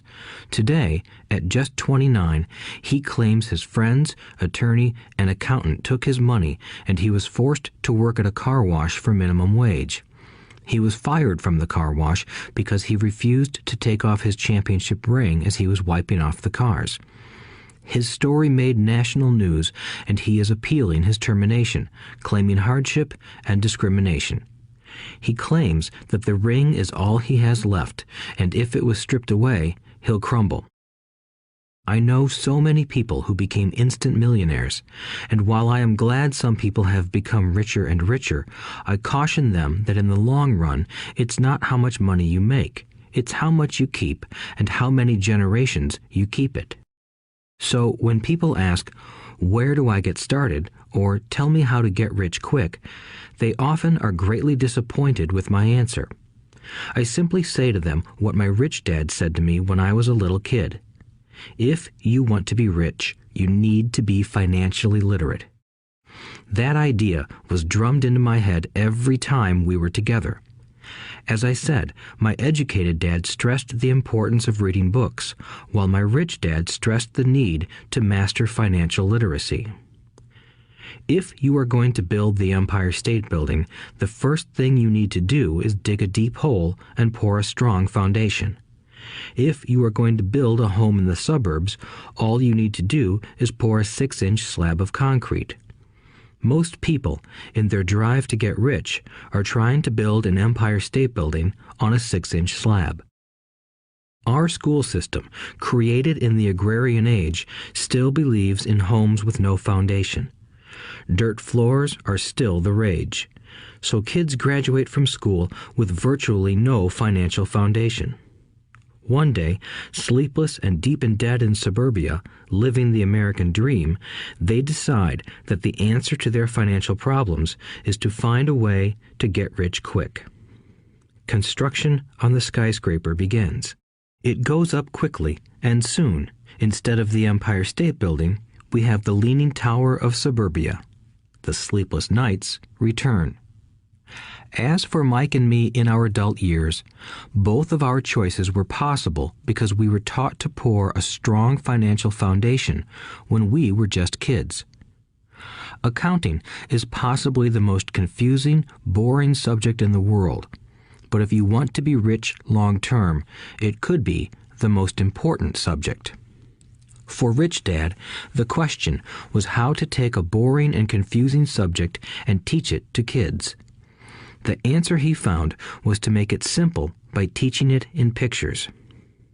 My rich dad poured a strong financial foundation for Mike and me. Since we were just kids, he created a simple way to teach us. For years, he only drew pictures and used few words. Mike and I understood the simple drawings, the jargon, the movement of money, and then in later years, Rich Dad began adding numbers. Today, Mike has gone on to master much more complex and sophisticated accounting analysis because he had to in order to run his empire. I am not as sophisticated because my empire is smaller, yet we come from the same simple foundation. Over the following pages, we will discuss those same simple line drawings Mike's dad created for us. Though basic, those drawings helped guide two little boys in building great sums of wealth on a solid and deep foundation. Rule number 1. You must know the difference between an asset and a liability, and buy assets. If you want to be rich, this is all you need to know. It is rule number 1. It is the only rule. This may sound absurdly simple, but most people have no idea how profound this rule is. Most people struggle financially because they do not know the difference between an asset and a liability. Rich people acquire assets. The poor and middle class acquire liabilities that they think are assets, said Rich Dad. When Rich Dad explained this to Mike and me, we thought he was kidding. Here we were, nearly teenagers, and waiting for the secret to getting rich. And this was his answer. It was so simple that we stopped for a long time to think about it. "What is an asset?" asked Mike. "Don't worry right now," said Rich Dad. "Just let the idea sink in. If you can comprehend the simplicity, your life will have a plan and be financially easy. It is simple. That is why the idea is missed." "You mean all we need to know is what an asset is, acquire them, and we'll be rich?" I asked. Rich Dad nodded his head. "It's that simple." "If it's that simple, how come everyone is not rich?" I asked. Rich Dad smiled. "Because people do not know the difference between an asset and a liability."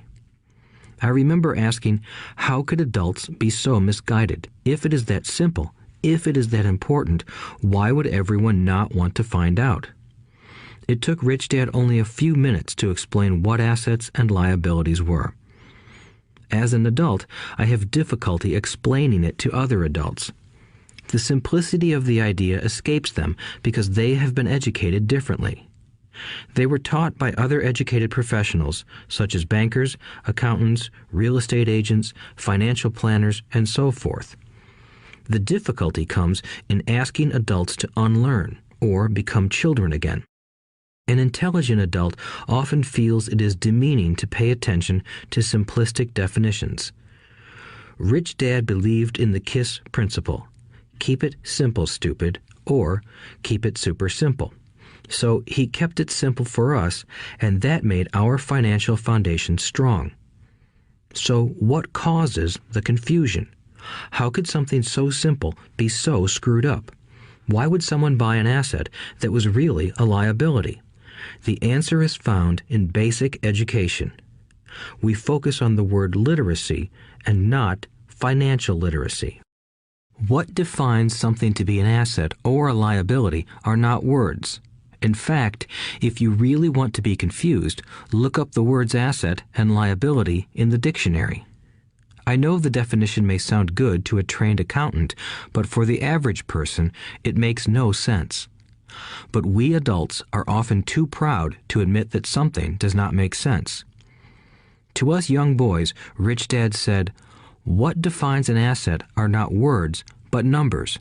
And if you can't read the numbers, you can't tell an asset from a hole in the ground." In accounting, Rich Dad would say, it's not the numbers, but what the numbers are telling you. It's just like words. It's not the words, but the story the words are telling you. If you want to be rich, you've got to read and understand numbers. If I heard that once, I heard it 1,000 times from my rich dad.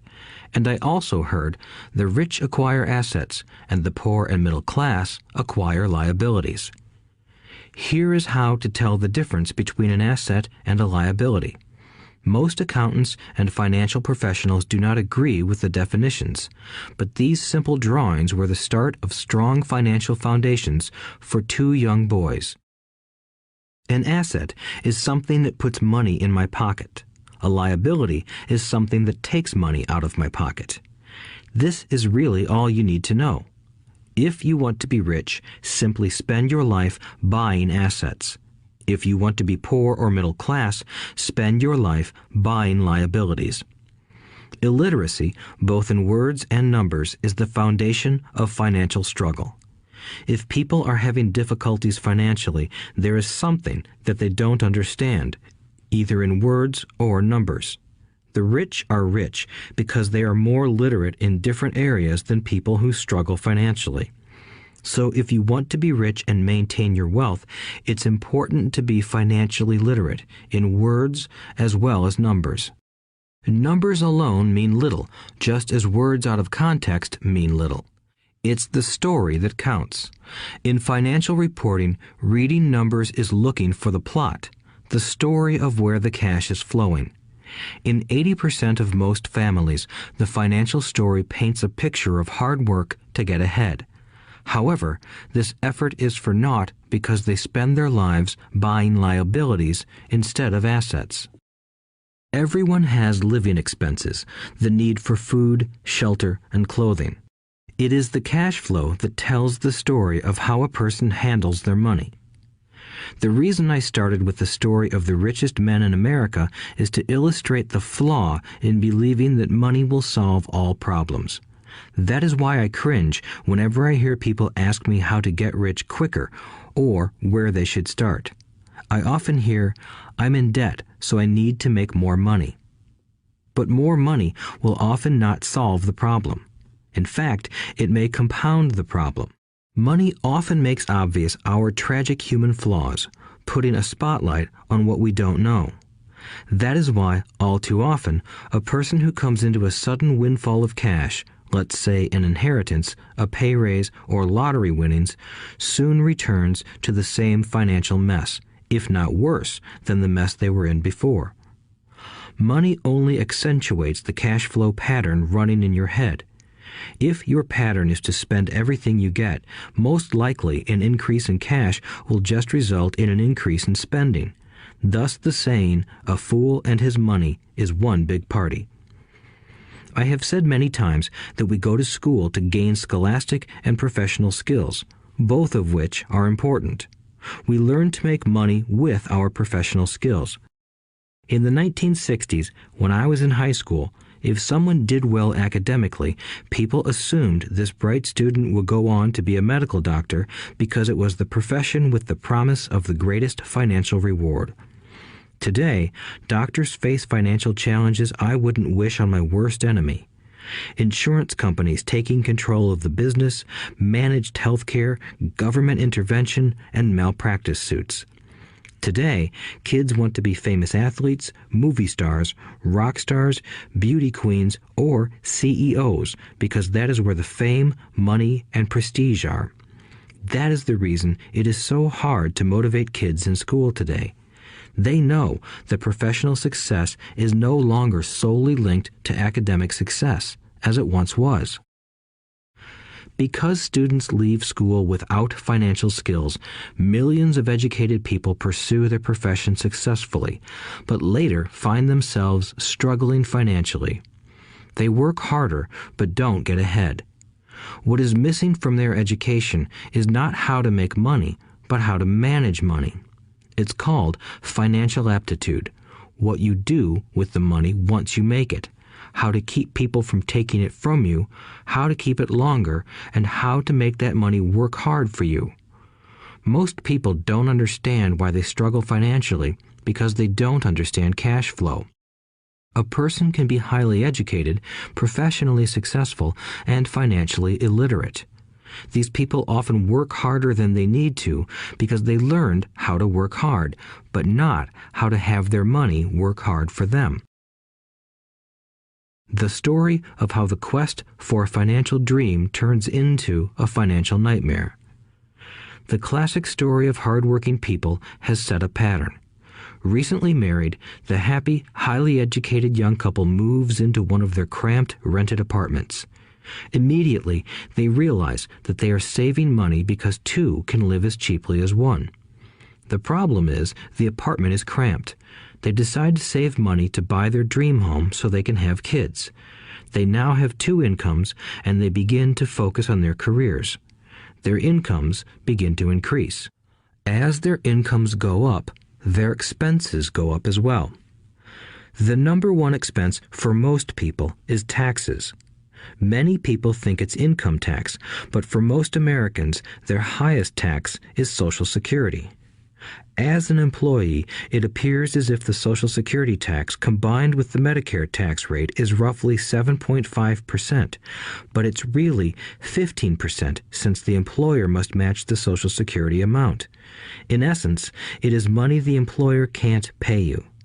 On top of that, you still have to pay income tax on the amount deducted from your wages for Social Security tax. Income you never received because it went directly to Social Security through withholding. Going back to the young couple, as a result of their incomes increasing, they decide to buy the house of their dreams. Once in their house, they have a new tax called property tax. Then they buy a new car, new furniture, and new appliances to match their new house. All of a sudden, they wake up and their liabilities column is full of mortgage and credit card debt. Their liabilities go up. They're now trapped in the rat race. Pretty soon, a baby comes along and they work harder. The process repeats itself. Higher incomes cause higher taxes, also called bracket creep. A credit card comes in the mail. They use it. It maxes out. A loan company calls and says their greatest asset, their home, has appreciated in value. Because their credit is so good, the company offers a bill consolidation loan and tells them the intelligent thing to do is clear off the high-interest consumer debt by paying off their credit card. And besides, interest on their home is a tax deduction. They go for it and pay off those high-interest credit cards. They breathe a sigh of relief. Their credit cards are paid off. They've now folded their consumer debt into their home mortgage. Their payments go down because they extend their debt over 30 years. It is the smart thing to do. Their neighbor calls to invite them to go shopping.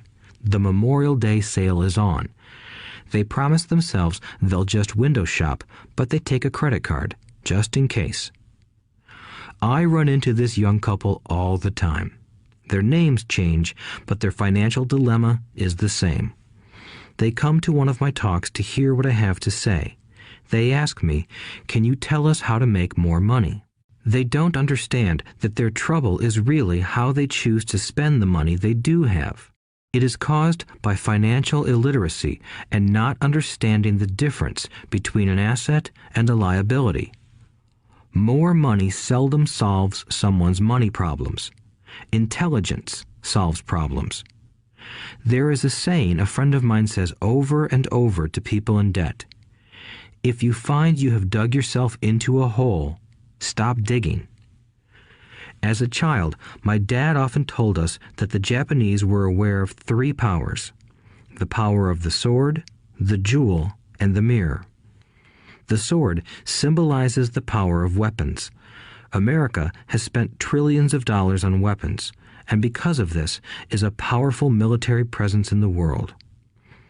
The jewel symbolizes the power of money. There is some degree of truth to the saying, "Remember the golden rule. He who has the gold makes the rules." The mirror symbolizes the power of self-knowledge. This self-knowledge, according to Japanese legend, was the most treasured of the 3. All too often, the poor and middle class allow the power of money to control them. By simply getting up and working harder, failing to ask themselves if what they do makes sense, they shoot themselves in the foot as they leave for work every morning. By not fully understanding money, the vast majority of people allow its awesome power to control them. If they used the power of the mirror, they would have asked themselves, "Does this make sense?" All too often, instead of trusting their inner wisdom, that genius inside, most people follow the crowd. They do things because everybody else does them. They conform rather than question. Often, they mindlessly repeat what they have been told. Diversify. Your home is an asset. Your home is your biggest investment. You get a tax break for going into greater debt. Get a safe job. Don't make mistakes. Don't take risks. It is said that the fear of public speaking is a fear greater than death for most people. According to psychiatrists, the fear of public speaking is caused by the fear of ostracism, the fear of standing out, the fear of criticism, the fear of ridicule, and the fear of being an outcast. The fear of being different prevents most people from seeking new ways to solve their problems. That is why my educated dad said the Japanese valued the power of the mirror the most, for it is only when we look into it that we find truth. Fear is the main reason that people say, "Play it safe." That goes for anything, be it sports, relationships, careers, or money. It is that same fear, the fear of ostracism, that causes people to conform to, and not question, commonly accepted opinions or popular trends. Your home is an asset. Get a bill consolidation loan and get out of debt. Work harder. It's a promotion. Someday I'll be a vice president. Save money. When I get a raise, I'll buy us a bigger house. Mutual funds are safe. Many financial problems are caused by trying to keep up with the Joneses. Occasionally, we all need to look in the mirror and be true to our inner wisdom rather than our fears. By the time Mike and I were 16 years old, we began to have problems in school. We were not bad kids. We just began to separate from the crowd. We worked for Mike's dad after school and on weekends. Mike and I often spent hours after work just sitting at a table with his dad while he held meetings with his bankers, attorneys, accountants, brokers, investors, managers, and employees. Here was a man who had left school at 13, who was now directing, instructing, ordering, and asking questions of educated people. They came at his beck and call and cringed when he didn't approve of them. Here was a man who had not gone along with the crowd. He was a man who did his own thinking and detested the words, "We have to do it this way because that's the way everyone else does it." He also hated the word "can't." If you wanted him to do something, just say, "I don't think you can do it." Mike and I learned more sitting in on his meetings than we did in all our years of school, college included. Mike's dad was not book smart, but he was financially educated and successful as a result. He told us over and over again, an intelligent person hires people who are more intelligent than he is. So Mike and I had the benefit of spending hours listening to and learning from intelligent people. But because of this, Mike and I couldn't go along with the standard dogma our teachers preached, and that caused problems. Whenever the teacher said, "If you don't get good grades, you won't do well in the real world," Mike and I just raised our eyebrows. When we were told to follow set procedures and not deviate from the rules, we could see how school discouraged creativity. We started to understand why our rich dad told us that schools were designed to produce good employees instead of employers. Occasionally, Mike or I would ask our teachers how what we studied was applicable to the real world, or why we never studied money and how it worked. To the latter question, we often got the answer that money was not important, that if we excelled in our education, the money would follow. The more we knew about the power of money, the more distant we grew from the teachers and our classmates. My highly educated dad never pressured me about my grades, but we did begin to argue about money. By the time I was 16, I probably had a far better foundation with money than both my parents. I could keep books, I listened to tax accountants, corporate attorneys, bankers, real estate brokers, investors, and so forth. By contrast, my dad talked to other teachers. One day, my dad told me that our home was his greatest investment. A not too pleasant argument took place when I showed him why I thought a house was not a good investment. I showed him the ancillary expenses that went along with owning the home. A bigger home meant bigger expenses, and the cash flow kept going out through the expense column. Today, people still challenge me on the idea of a house not being an asset. I know that for many people, it is their dream as well as their largest investment. And owning your own home is better than nothing. I simply offer an alternative way of looking at this popular dogma. If my wife and I were to buy a bigger, flashier house, we realize it wouldn't be an asset. It would be a liability since it would take money out of our pocket. So here is the argument I put forth. I really don't expect most people to agree with it because your home is an emotional thing, and when it comes to money, high emotions tend to lower financial intelligence. I know from personal experience that money has a way of making every decision emotional. 1. When it comes to houses, most people work all their lives paying for a home they never own. In other words, most people buy a new house every few years, each time incurring a new 30-year loan to pay off the previous one. 2. Even though people receive a tax deduction for interest on mortgage payments, they pay for all their other expenses with after-tax dollars, even after they pay off their mortgage. 3. My wife's parents were shocked when the property taxes on their home increased to $1,000 a month. This was after they had retired, so the increase put a strain on their retirement budget and they felt forced to move. 4. Houses do not always go up in value. I have friends who owe $1 million for a home that today would sell for far less. 5. The greatest losses of all are those from missed opportunities. If all your money is tied up in your house, you may be forced to work harder because your money continues blowing out of the expense column instead of adding to the asset column, the classic middle-class cash flow pattern. If a young couple would put more money into their asset column early on, their later years would be easier. Their assets would have grown and would be available to help cover expenses. All too often, a house only serves as a vehicle for incurring a home equity loan to pay for mounting expenses.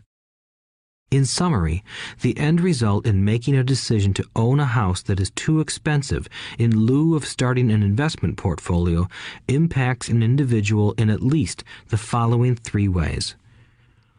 1. Loss of time during which other assets could have grown in value. 2.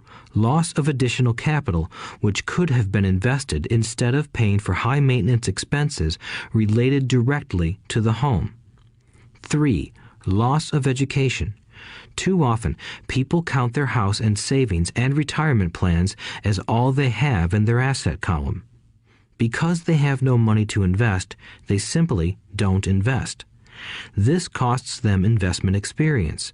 Most never become what the investment world calls a sophisticated investor. And the best investments are usually first sold to sophisticated investors, who then turn around and sell them to the people playing it safe. I am not saying don't buy a house. What I'm saying is that you should understand the difference between an asset and a liability. When I want a bigger house, I first buy assets that will generate the cash flow to pay for the house. My educated dad's personal financial statement best demonstrates the life of someone caught in the rat race. His expenses match his income, never allowing him enough left over to invest in assets. As a result, his liabilities are larger than his assets. Why the rich get richer. A review of my rich dad's financial statement shows why the rich get richer. The asset column generates more than enough income to cover expenses, with the balance reinvested into the asset column. The asset column continues to grow, and therefore the income it produces grows with it. The result is that the rich get richer. Why the middle class struggle. The middle class finds itself in a constant state of financial struggle. Their primary income is through their salary. As their wages increase, so do their taxes. Their expenses tend to increase in proportion to their salary increase, hence the phrase, the rat race. They treat their home as their primary asset instead of investing in income-producing assets. This pattern of treating your home as an investment and the philosophy that a pay raise means you can buy a larger home or spend more is the foundation of today's debt-ridden society. Increased spending throws families into greater debt and into more financial uncertainty, even though they may be advancing in their jobs and receiving raises on a regular basis. This is high-risk living caused by weak financial education. The massive loss of jobs in recent times proves how shaky the middle class really is financially. Company pension plans are being replaced by 401k plans. Social Security is obviously in trouble and can't be relied upon as a source for retirement. Panic has set in for the middle class. Today, mutual funds are popular because they supposedly represent safety. Average mutual fund buyers are too busy working to pay taxes and mortgages, save for their children's college, and pay off credit cards. They do not have time to study investing, so they rely on the expertise of the manager of a mutual fund. Also, because the mutual fund includes many different types of investments, they feel their money is safer because it is diversified. This educated middle class subscribes to the dogma put out by mutual fund brokers and financial planners. Play it safe, avoid risk. The real tragedy is that the lack of early financial education is what creates the risk faced by average middle-class people. The reason they have to play it safe is because their financial positions are tenuous at best. Their balance sheets are not balanced. Instead, they are loaded with liabilities and have no real assets that generate income. Typically, their only source of income is their paycheck. Their livelihood becomes entirely dependent on their employer. So when genuine deals of a lifetime come along, these people can't take advantage of them because they are working so hard, are taxed to the max, and are loaded with debt. As I said at the start of this section, the most important rule is to know the difference between an asset and a liability. Once you understand the difference, concentrate your efforts on buying income-generating assets. That's the best way to get started on a path to becoming rich. Keep doing that and your asset column will grow. Keep liabilities and expenses down so more money is available to continue pouring into the asset column. Soon, the asset base will be so deep that you can afford to look at more speculative investments. Investments that may have returns of 100% to infinity. $5,000 investments that are soon turned into $1 million or more. Investments that the middle class calls too risky. The investment is not risky for the financially literate. As an employee who is also a homeowner, your working efforts are generally as follows. 1. You work for the company. Employees make their business owner or the shareholders rich, not themselves. Your efforts and success will help provide for the owner's success and retirement. 2. You work for the government. The government takes its share from your paycheck before you even see it. By working harder, you simply increase the amount of taxes taken by the government. Most people work from January to May just for the government. 3. You work for the bank. After taxes, your next largest expense is usually your mortgage and credit card debt. The problem with simply working harder is that each of these 3 levels takes a greater share of your increased efforts. You need to learn how to have your increased efforts benefit you and your family directly. Once you have decided to concentrate on minding your own business, focusing your efforts on acquiring assets instead of a bigger paycheck, how do you set your goals? Most people must keep their job and rely on their wages to fund their acquisition of assets. As their assets grow, how do they measure the extent of their success? When does someone know that they are rich, that they have wealth? As well as having my own definitions for assets and liabilities, I also have my own definition for wealth. Actually, I borrowed it from a man named R. Buckminster Fuller. Some call him a quack, and others call him a genius. Years ago, he got architects buzzing because he applied for a patent for something he called a geodesic dome. But in the application, Fuller also said something about wealth. It was pretty confusing at first, but after reading it, it began to make some sense. Wealth is a person's ability to survive so many number of days forward, or, if I stopped working today, how long could I survive? Unlike net worth, the difference between your assets and liabilities, which is often filled with a person's expensive junk and opinions of what things are worth, this definition creates the possibility for developing a truly accurate measurement.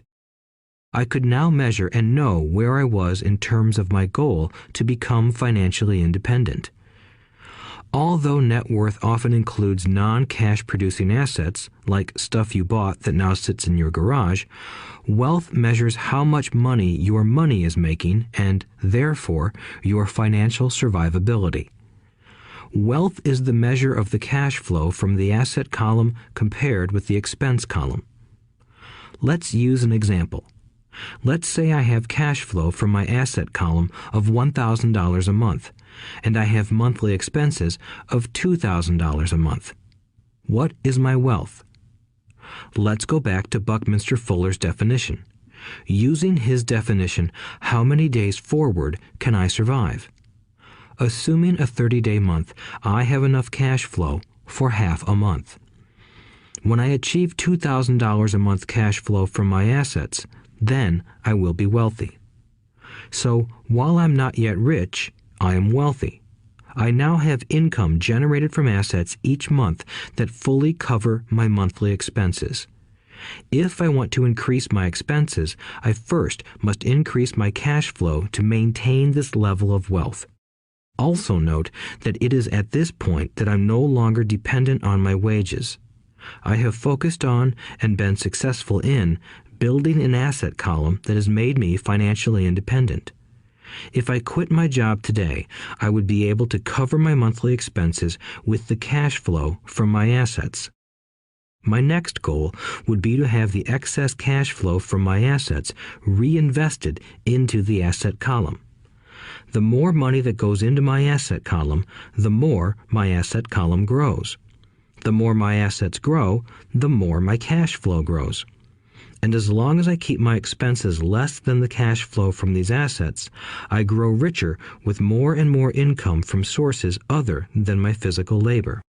As this reinvestment process continues, I am well on my way to becoming rich. Just remember this simple observation. The rich buy assets. The poor only have expenses. The middle class buy liabilities they think are assets. So how do I start minding my own business? What is the answer? Listen to the founder of McDonald's in the next chapter. Chapter 3. Lesson 3. Mind your own business. The rich focus on their asset columns while everyone else focuses on their income statements. In 1974, Ray Kroc, the founder of McDonald's, was asked to speak to the MBA class at the University of Texas at Austin. A friend of mine was a student in that MBA class. After a powerful and inspiring talk, the class adjourned and the students asked Ray if he would join them at their favorite hangout to have a few beers. Ray graciously accepted. "What business am I in?" Ray asked once the group had all their beers in hand. Everyone laughed, my friend said. Most of the MBA students thought Ray was just fooling around. No one answered, so Ray asked again. "What business do you think I'm in?" The students laughed again, and finally one brave soul yelled out, "Ray, who in the world doesn't know that you're in the hamburger business?" Ray chuckled. "That's what I thought you would say." He paused and then quickly added, "Ladies and gentlemen, I'm not in the hamburger business. My business is real estate." As my friend tells the story, Ray spent a good amount of time explaining his viewpoint. In his business plan, Ray knew that the primary business focus was to sell hamburger franchises, but what he never lost sight of was the location of each franchise. He knew that the land and its location were the most significant factors in the success of each franchise. Basically, the person who bought the franchise was also buying the real estate under the franchise for Ray Kroc's organization. Today, McDonald's is the largest single owner of real estate in the world, owning even more than the Catholic Church. McDonald's owns some of the most valuable intersections and street corners in America and around the globe. My friend considers this as one of the most important lessons in his life. Today, he owns car washes, but his business is the real estate under those car washes. The previous chapter presented that most people work for everyone but themselves. They work first for the owners of the company, then for the government through taxes, and finally for the bank that owns their mortgage. When I was a young boy, we did not have a McDonald's nearby. Yet my rich dad was responsible for teaching Mike and me the same lesson that Ray Kroc talked about at the University of Texas. It is secret number 3 of the rich. The secret is mind your own business. Financial struggle is often directly the result of people working all their lives for someone else. Many people will simply have nothing at the end of their working days to show for their efforts. Our current educational system focuses on preparing today's youth to get good jobs by developing scholastic skills. Their lives will revolve around their wages or, as described earlier, their income column. Many will study further to become engineers, scientists, cooks, police officers, artists, writers, and so on. These professional skills allow them to enter the workforce and work for money. But there is a big difference between your profession and your business. Often I ask people, "What is your business?" And they will say, "Oh, I'm a banker." Then I ask them if they own the bank, and they usually respond, "No, I work there." In that instance, they have confused their profession with their business. Their profession may be a banker, but they still need their own business. A problem with school is that you often become what you study. So if you study cooking, you become a chef. If you study the law, you become an attorney. And a study of auto mechanics makes you a mechanic. The mistake in becoming what you study is that too many people forget to mind their own business. They spend their lives minding someone else's business and making that person rich. To become financially secure, a person needs to mind their own business. Your business revolves around your asset column, not your income column. As stated earlier, the number one rule is to know the difference between an asset and a liability and to buy assets. The rich focus on their asset columns, while everyone else focuses on their income statements. That is why we hear so often, "I need a raise. If only I had a promotion. I am going back to school to get more training so I can get a better job. I am going to work overtime. Maybe I can get a second job." In some circles, these are sensible ideas, but you are still not minding your own business. These ideas all still focus on the income column and will only help a person become more financially secure if the additional money is used to purchase income-generating assets. The primary reason the majority of the poor and middle class are fiscally conservative, which means I can't afford to take risks, is that they have no financial foundation. They have to cling to their jobs and play it safe. When downsizing became the in thing to do, millions of workers found out their largest so-called asset, their home, was eating them alive. Their asset was costing them money every month. Their car, another asset, was eating them alive. The golf clubs in the garage that cost $1,000 were not worth $1,000 anymore. Without job security, they had nothing to fall back on. What they thought were assets could not help them survive in a time of financial crisis. I assume most of us have filled out a credit application to buy a house or a car. It's always interesting to look at the net worth section because of what accepted banking and accounting practices allow a person to count as assets. One day when I wanted a loan, my financial position did not look too good. So I added my new golf clubs, my art collection, books, electronics, Armani suits, wristwatches, shoes, and other personal effects to boost the number in the asset column. But I was turned down because I had too much investment real estate. The loan committee didn't like that I made so much money from rent. They wanted to know why I did not have a normal job with a salary. They did not question the Armani suits, golf clubs, or art collection. Life is sometimes tough when you do not fit the standard profile. I cringe every time I hear someone say to me that their net worth is $1 million or $100,000 or whatever. One of the main reasons net worth is not accurate is simply because the moment you begin selling your assets, you are taxed for any gains. So many people have put themselves in deep financial trouble when they run short of income. To raise cash, they sell their assets, but their personal assets can generally be sold for only a fraction of the value that is listed on their personal balance sheet. Or, if there is a gain on the sale of the assets, they are taxed on the gain. So again, the government takes its share, thus reducing the amount available to help them out of debt. That is why I say someone's net worth is often worth less than they think. Start minding your own business. Keep your daytime job, but start buying real assets, not liabilities or personal effects that have no real value once you get them home. A new car loses nearly 25% of the price you pay for it the moment you drive it off the lot. It is not a true asset even if your banker lets you list it as one. My $400 new titanium driver was worth $150 the moment I teed off. Keep expenses low, reduce liabilities, and diligently build a base of solid assets. For young people who have not yet left home, it is important for parents to teach them the difference between an asset and a liability. Get them to start building a solid asset column before they leave home, get married, buy a house, have kids, and get stuck in a risky financial position, clinging to a job and buying everything on credit. I see so many young couples who get married and trap themselves into a lifestyle that will not let them get out of debt for most of their working years.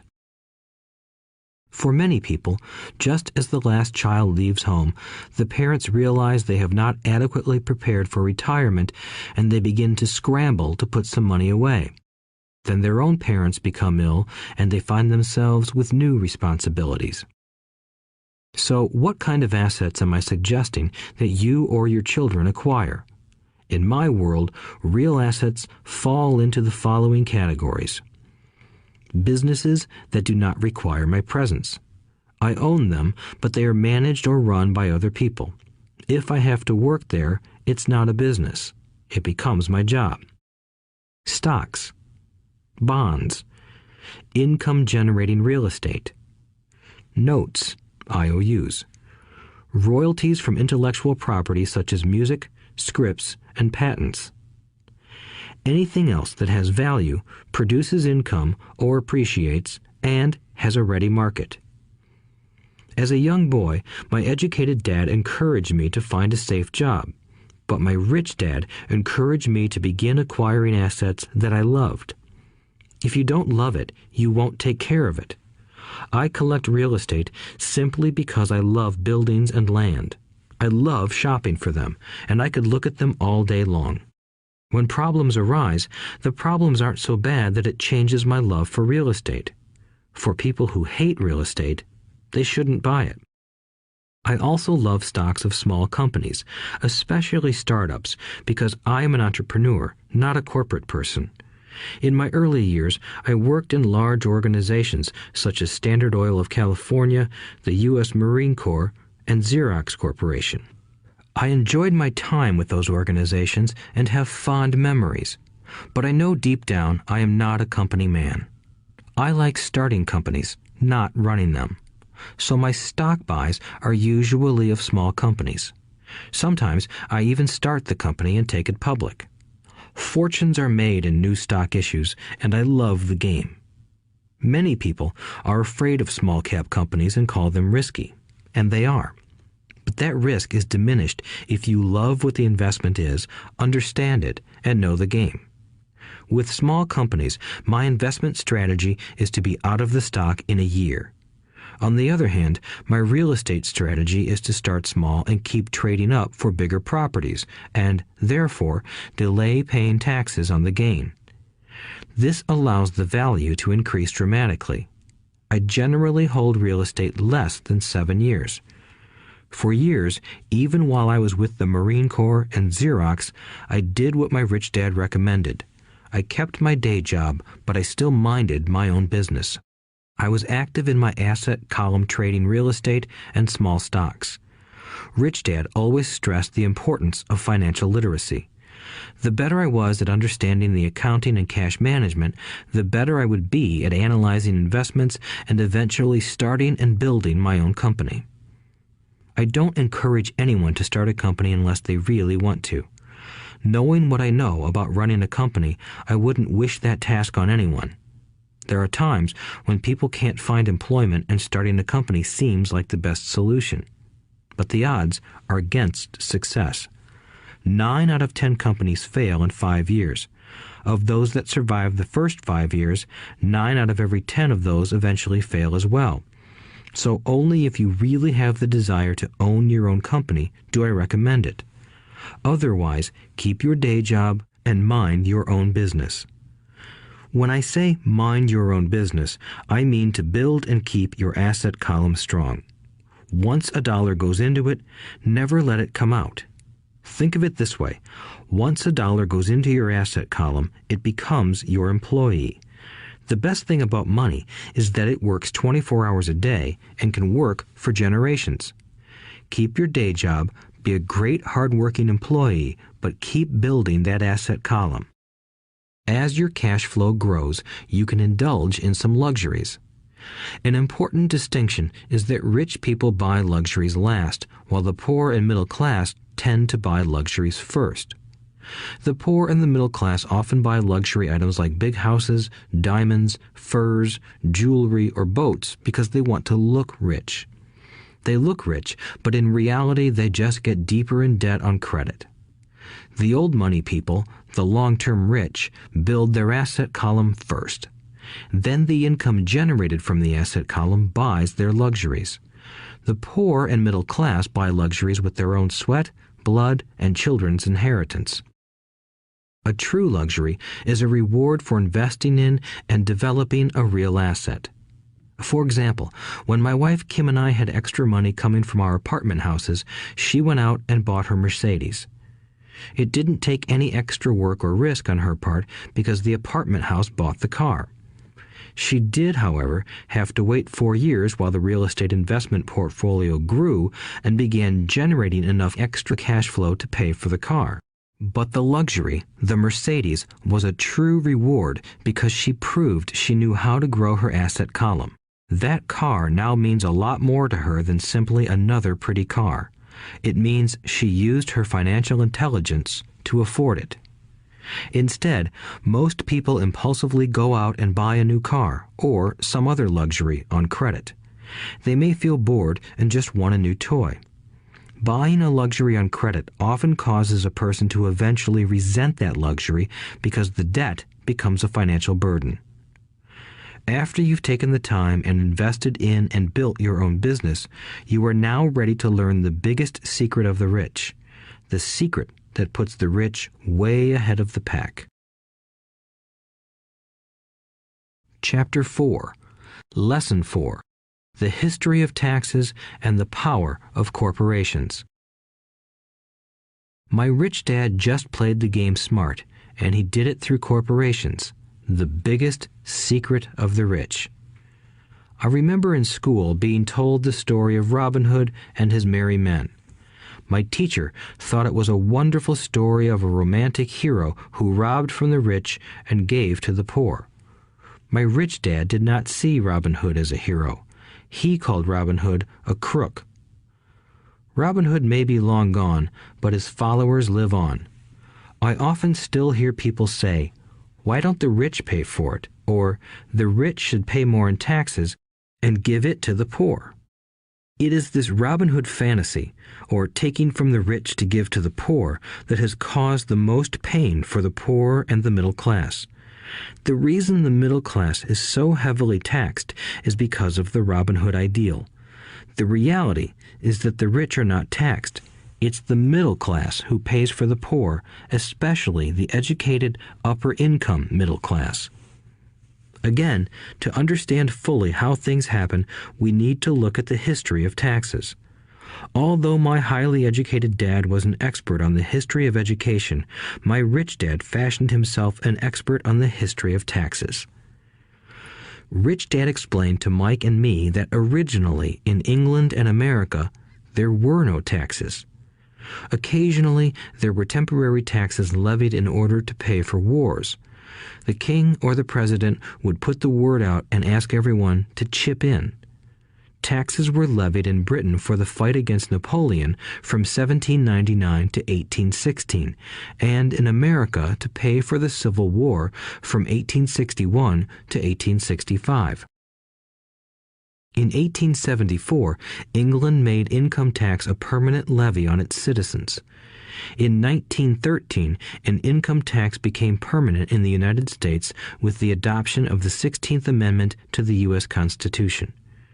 At one time, Americans were anti-tax.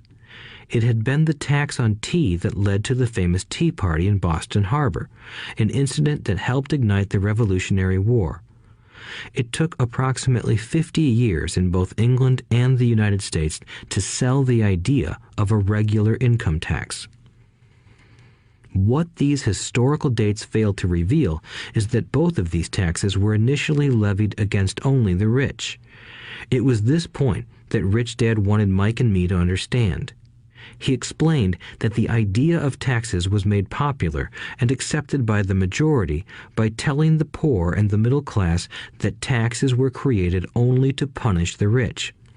This is how the masses voted for the law, and it became constitutionally legal. Although it was intended to punish the rich, in reality it wound up punishing the very people who voted for it, the poor and middle class. Once government got a taste of money, its appetite grew, said Rich Dad. Your dad and I are exactly opposite. He's a government bureaucrat, and I am a capitalist. We get paid, and our success is measured on opposite behaviors. He gets paid to spend money and hire people. The more he spends and the more people he hires, the larger his organization becomes. In the government, a large organization is a respected organization. On the other hand, within my organization, the fewer people I hire and the less money I spend, the more I am respected by my investors. That's why I don't like government people. They have different objectives than most business people. As the government grows, more and more tax dollars are needed to support it. My educated dad sincerely believed that government should help people. He loved John F. Kennedy and especially the idea of the Peace Corps. He loved the idea so much that both he and my mom worked for the Peace Corps, training volunteers to go to Malaysia, Thailand, and the Philippines. He always strived for additional grants and budget increases so he could hire more people, both in his job with the Education Department and in the Peace Corps. From the time I was about 10 years old, I would hear from my rich dad that government workers were a pack of lazy thieves, and from my poor dad I would hear how the rich were greedy crooks who should be made to pay more taxes. Both sides had valid points. It was difficult to go to work for one of the biggest capitalists in town and come home to a father who was a prominent government leader. It was not easy to know which dad to believe. Yet, when you study the history of taxes, an interesting perspective emerges. As I said, the passage of taxes was only possible because the masses believed in the Robin Hood theory of economics. Take from the rich and give to everyone else.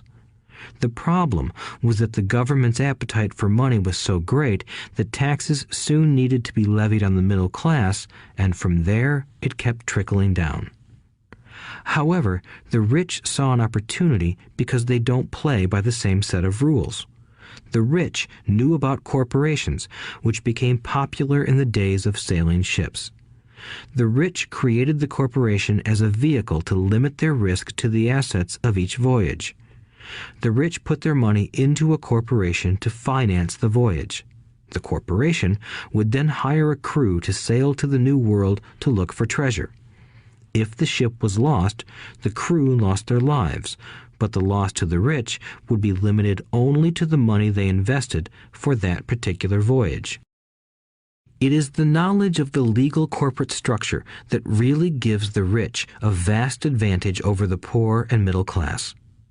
Having two fathers teaching me, one a socialist and the other a capitalist, I quickly began to realize that the philosophy of the capitalist made more financial sense to me. It seemed to me that the socialists ultimately penalized themselves due to their lack of financial education. No matter what the take from the rich crowd came up with, the rich always found a way to outsmart them. That is how taxes were eventually levied on the middle class. The rich outsmarted the intellectuals solely because they understood the power of money, a subject not taught in schools. How did the rich outsmart the intellectuals? Once the take from the rich tax was passed, cash started flowing into government coffers. Initially, people were happy. Money was handed out to government workers and the rich. It went to government workers in the form of jobs and pensions, and it went to the rich via their factories receiving government contracts. The government received a large pool of money, but the problem was the fiscal management of that money. The government ideal is to avoid having excess money. If you fail to spend your allotted funds, you risk losing it in the next budget. You would certainly not be recognized for being efficient. Business people, on the other hand, are rewarded for having excess money and are applauded for their efficiency. As this cycle of growing government spending continued, the demand for money increased, and the tax the rich idea was adjusted to include lower income levels down to the very people who voted it in, the poor and the middle class. True capitalists used their financial knowledge to simply find an escape. They headed back to the protection of a corporation. But what many people who have never formed a corporation don't know is that a corporation is not really a thing. A corporation is merely a file folder with some legal documents in it, sitting in some attorney's office and registered with a state government agency. It's not a big building or a factory or a group of people. A corporation is merely a legal document that creates a legal body without a soul. Using it, the wealth of the rich was once again protected.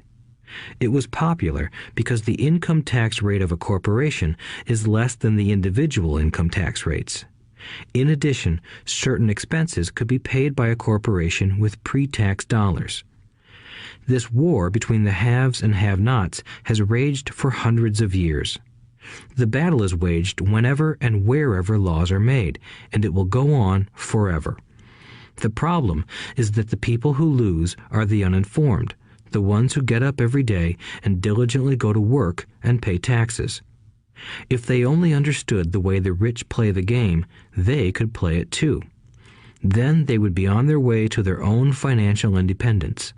This is why I cringe every time I hear a parent advise their children to go to school so they can find a safe, secure job. An employee with a safe, secure job without financial aptitude has no escape. Average Americans today work 5 to 6 months for the government just to cover their taxes. In my opinion, that is simply too long. The harder you work, the more you pay the government.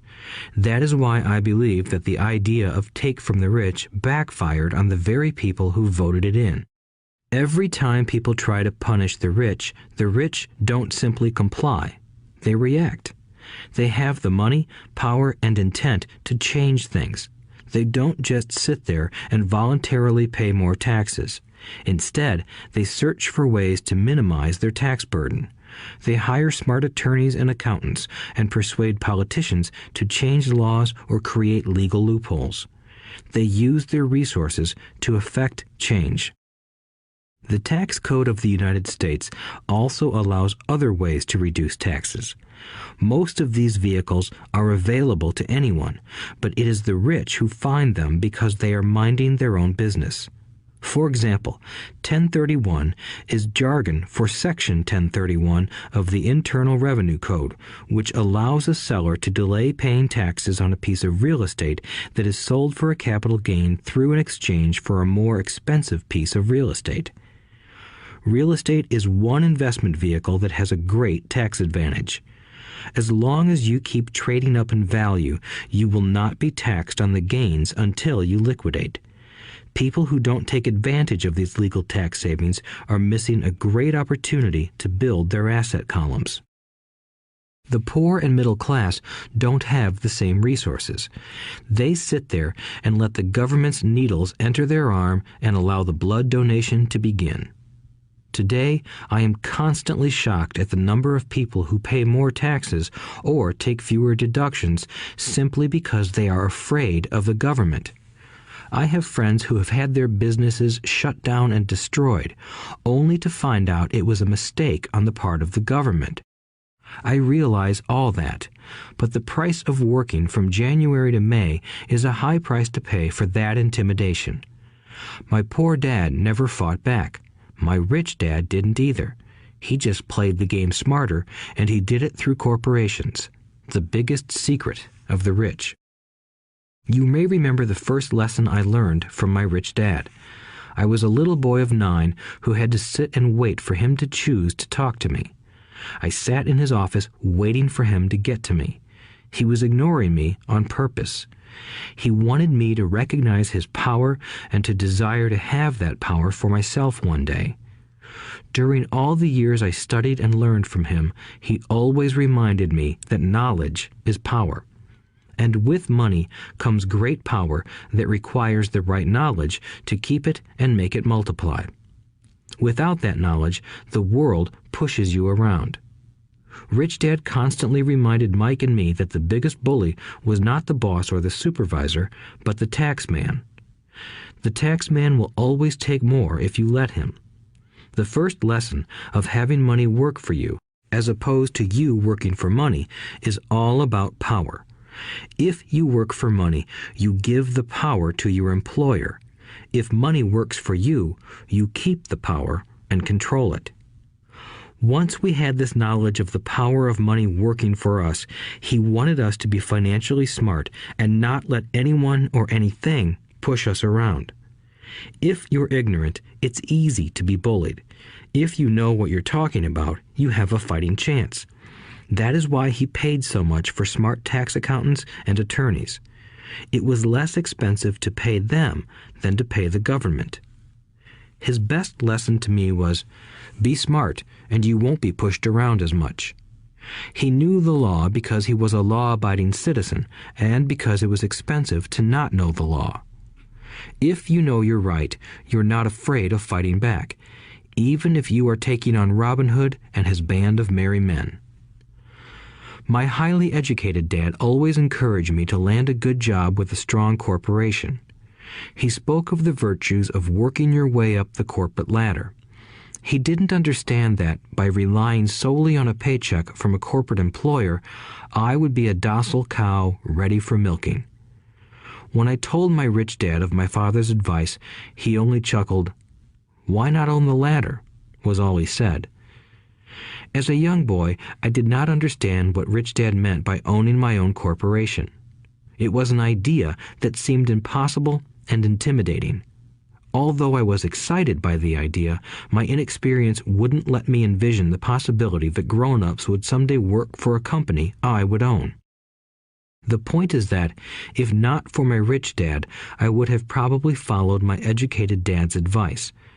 It was merely the occasional reminder of my rich dad that kept the idea of owning my own corporation alive and kept me on a different path. By the time I was 15 or 16, I knew I wasn't going to continue down the path my educated dad recommended.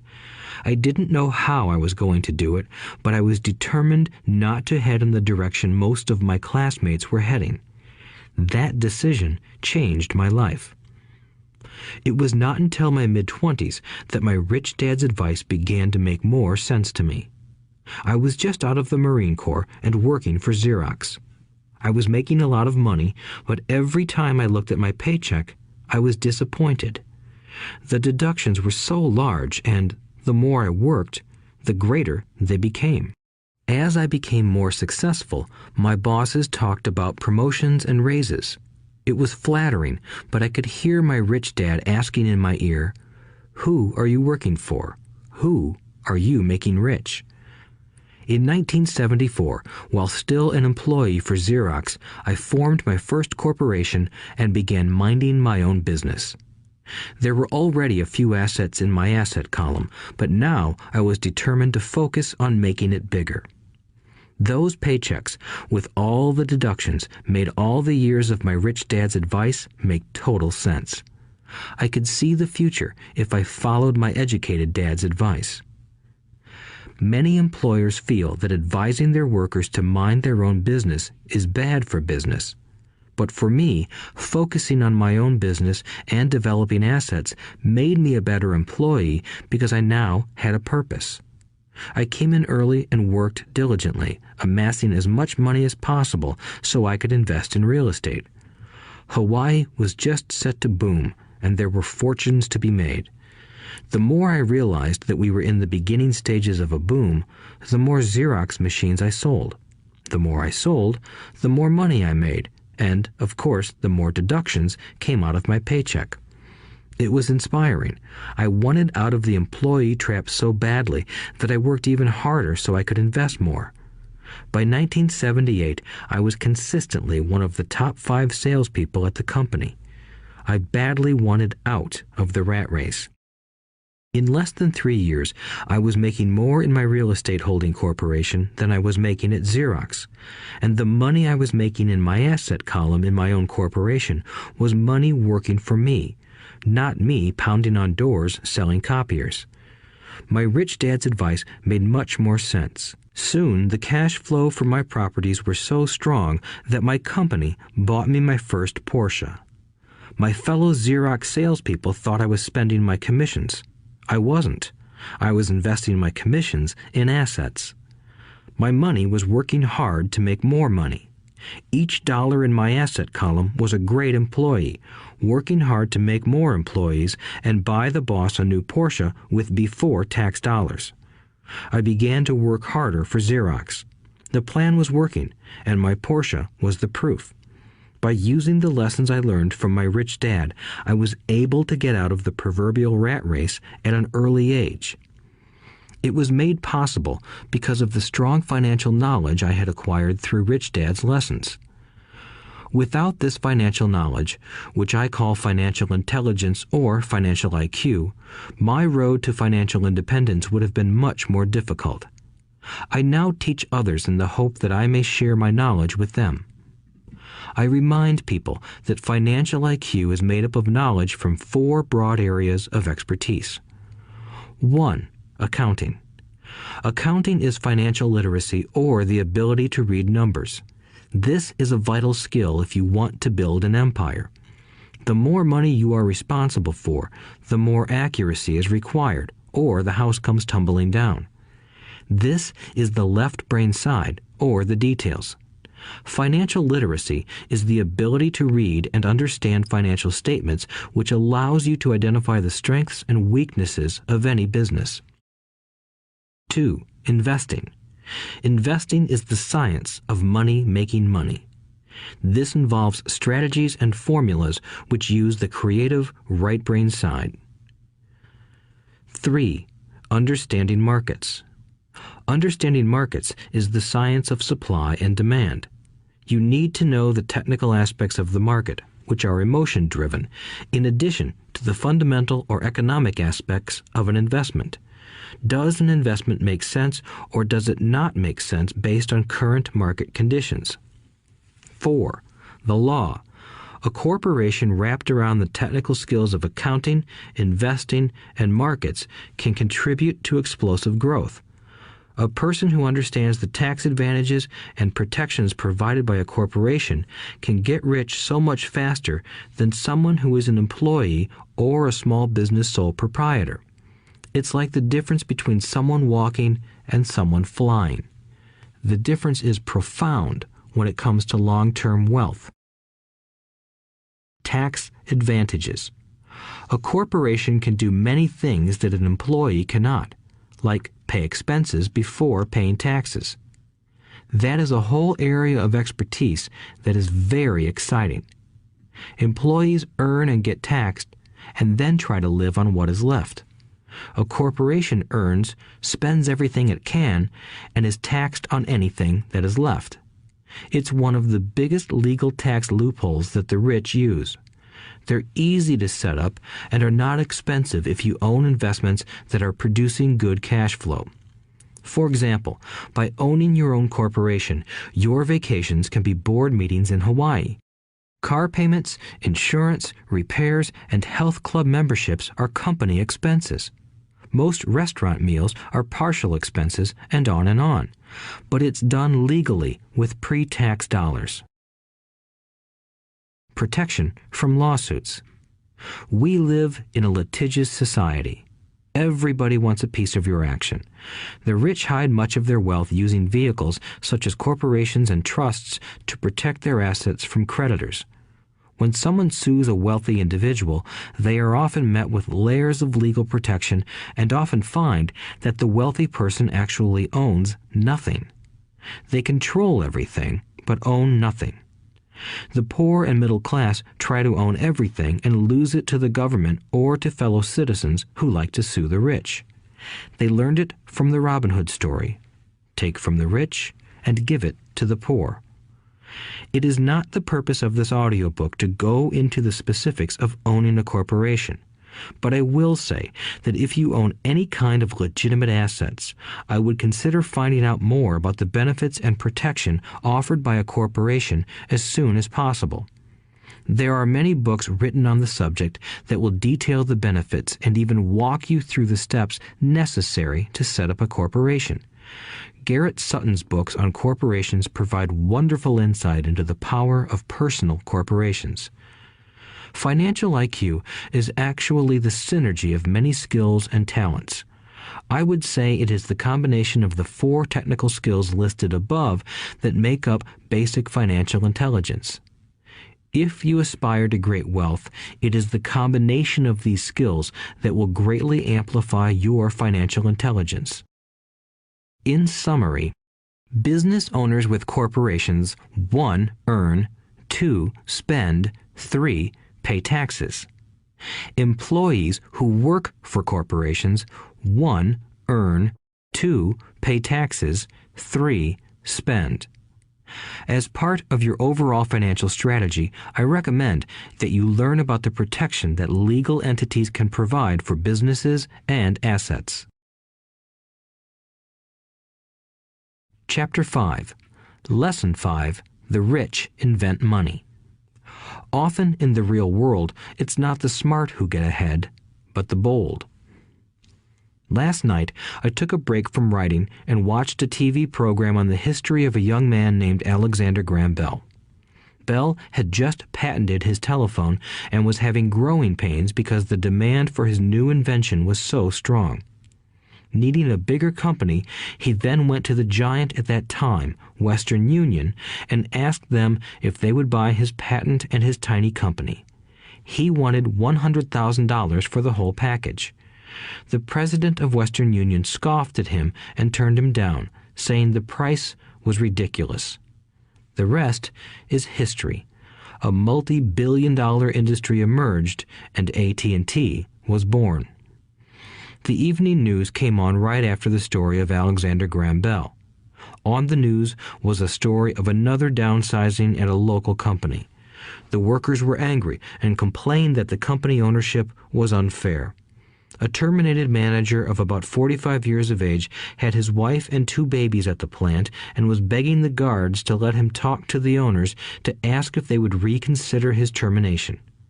He had just bought a house and was afraid of losing it. The camera focused in on his pleading for all the world to see. Needless to say, it held my attention. I have been teaching professionally since 1984. It has been a great experience and a rewarding one. It is also a disturbing profession, for I have taught thousands of individuals, and I see one thing in common in all of us, myself included. We all have tremendous potential, and we all are blessed with gifts. Yet the one thing that holds all of us back is some degree of self-doubt. It is not so much the lack of technical information that holds us back, but more the lack of self-confidence. Some are more affected than others. Once we leave school, most of us know that it is not so much a matter of college degrees or good grades that count. In the real world, outside of academics, something more than just grades is required. I have heard it called many things: guts, chutzpah, balls, audacity, bravado, cunning, daring, tenacity, and brilliance. This factor, whatever it is labeled, ultimately decides one's future much more than school grades do. Inside each of us is one of these brave, brilliant, and daring characters. There is also the flip side of that character, people who could get down on their knees and beg if necessary. After a year in Vietnam as a Marine Corps pilot, I got to know both of those characters inside of me intimately. One is not better than the other. Yet, as a teacher, I recognized that it was excessive fear and self-doubt that were the greatest detractors of personal genius.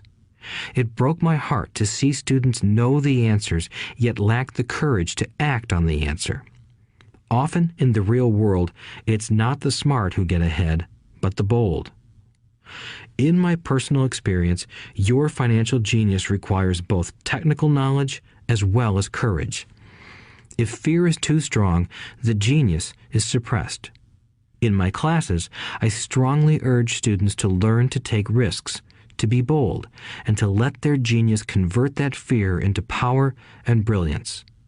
It works for some and just terrifies others. I have come to realize that for most people, when it comes to the subject of money, they would rather play it safe. I have had to field questions such as, why take risks? Why should I bother developing my financial IQ? Why should I become financially literate? And I answer, just to have more options. There are huge changes up ahead. In the coming years, there will be more people just like the young inventor Alexander Graham Bell. There will be 100 people like Bill Gates and hugely successful companies like Microsoft created every year all over the world. And there will also be many more bankruptcies, layoffs, and downsizings. So why bother developing your financial IQ? No one can answer that but you. Yet I can tell you why I myself do it. I do it because it is the most exciting time to be alive. I'd rather be welcoming change than dreading change. I'd rather be excited about making millions than worrying about not getting a raise. This period we are in now is a most exciting time, unprecedented in our world's history. Generations from now, people will look back at this period of time and remark at what an exciting era it must have been. It was the death of the old and birth of the new. It was full of turmoil, and it was exciting. So why bother developing your financial IQ? Because if you do, you will prosper greatly. And if you don't, this period of time will be a frightening one. It will be a time of watching some people move boldly forward while others cling to worn-out life preservers. Land was wealth 300 years ago, so the person who owned the land owned the wealth. Later, wealth was in factories and production, and America rose to dominance. The industrialist owned the wealth. Today, wealth is in information, and the person who has the most timely information owns the wealth. The problem is that information flies around the world at the speed of light. The new wealth cannot be contained by boundaries and borders as land and factories were.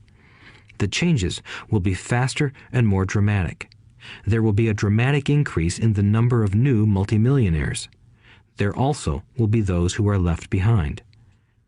I find so many people struggling today, often working harder, simply because they cling to old ideas. They want things to be the way they were, and they resist change. I know people who are losing their jobs or their houses, and they blame technology or the economy or their boss. Sadly, they fail to realize that they might be the problem. Old ideas are their biggest liability. It is a liability simply because they fail to realize that while that idea or way of doing something was an asset yesterday, yesterday is gone. One afternoon, I was teaching how to invest using a board game I had invented, Cash Flow, as a teaching tool. A friend had brought someone along to attend the class. This friend of a friend was recently divorced, had been badly burned in the divorce settlement, and was now searching for some answers. Her friend thought the class might help. The game was designed to help people learn how money works. In playing the game, they learn about the interaction of the income statement with the balance sheet. They learn how cash flows between the two and how the road to wealth is through striving to increase your monthly cash flow from the asset column to the point that it exceeds your monthly expenses. Once you accomplish this, you are able to get out of the rat race and out onto the fast track. As I have said, some people hate the game, some love it, and others miss the point. This woman missed a valuable opportunity to learn something. In the opening round, she drew a doodad card with the boat on it.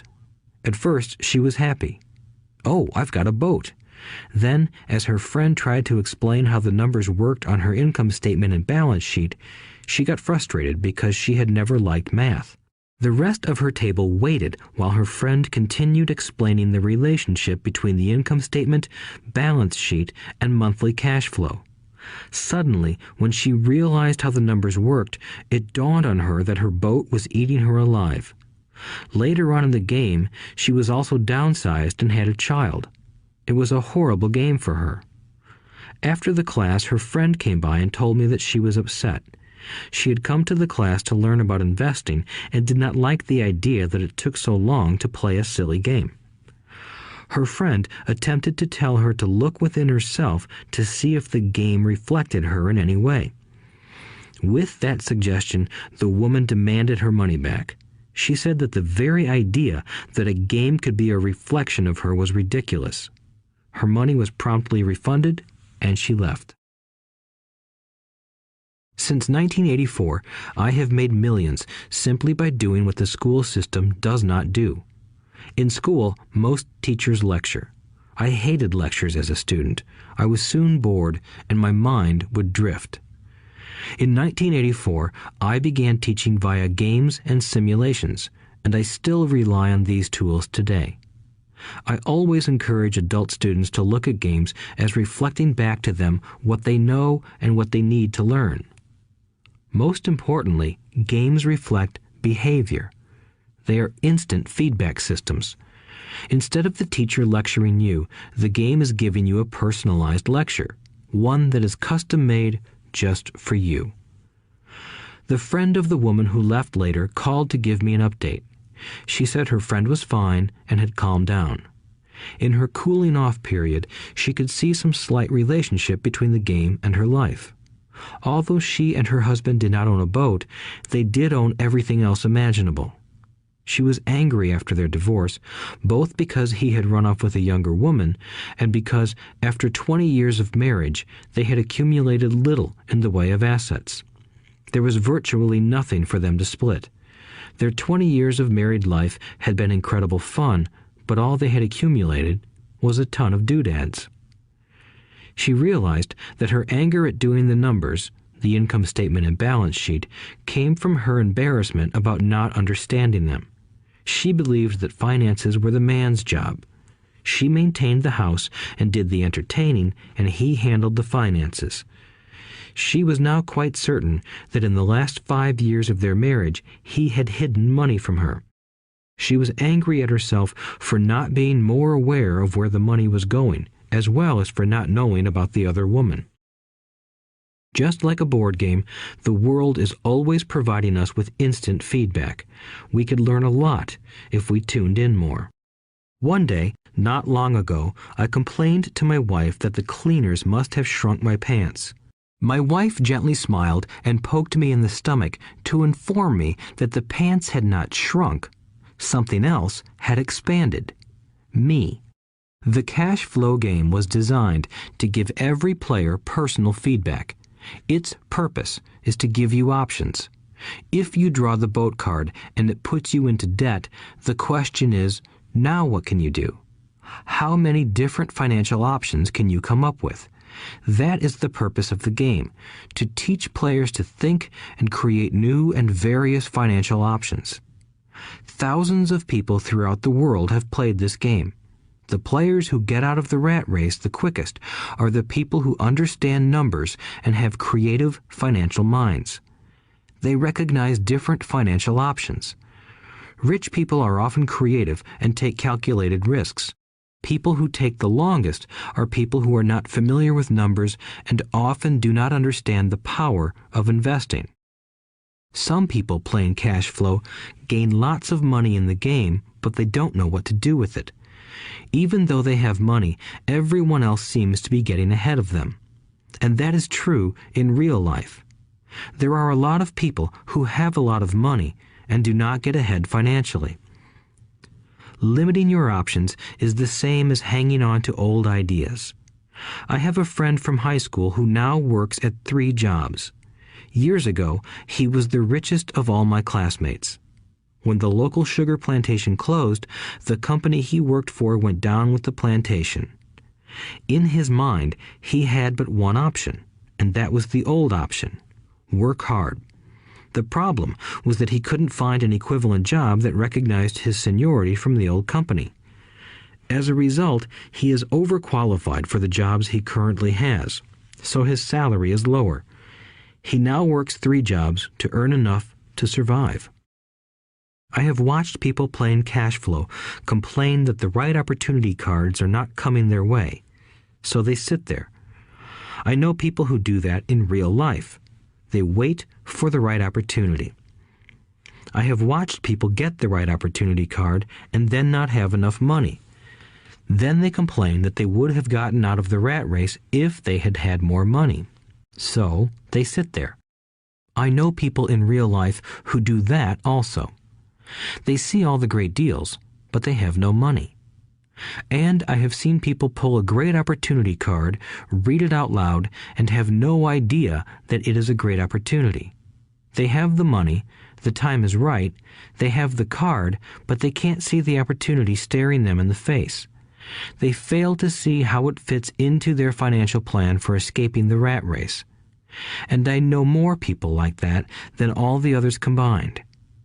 Most people have an opportunity of a lifetime flash right in front of them, and they fail to see it. A year later, they find out about it, after everyone else got rich. Financial intelligence is simply having more options. If the opportunities aren't coming your way, what else can you do to improve your financial position? If an opportunity lands in your lap and you have no money and the bank won't talk to you, what else can you do to get the opportunity to work in your favor? If your hunch is wrong and what you've been counting on doesn't happen, how can you turn a lemon into millions? That is financial intelligence. It is not so much what happens, but how many different financial solutions you can think of to turn a lemon into millions. It is how creative you are in solving financial problems. Most people only know one solution: work hard, save, and borrow. So why would you want to increase your financial intelligence? Because you want to be the kind of person who creates your own luck. You take whatever happens and make it better. Few people realize that luck is created, just as money is. And if you want to be luckier and create money instead of working hard, then your financial intelligence is important. If you are the kind of person who is waiting for the right thing to happen, you might wait for a long time. It's like waiting for all the traffic lights to be green for 5 miles before you'll start your trip. As young boys, Mike and I were constantly told by my rich dad that money is not real. Rich Dad occasionally reminded us of how close we came to the secret of money on that first day we got together and began making money out of plaster of Paris. The poor and middle class work for money, he would say. The rich make money. The more real you think money is, the harder you will work for it. If you can grasp the idea that money is not real, you will grow richer faster. What is it? Was a question Mike and I often came back with. What is money if it is not real? What we agree it is, was all Rich Dad would say. The single most powerful asset we all have is our mind.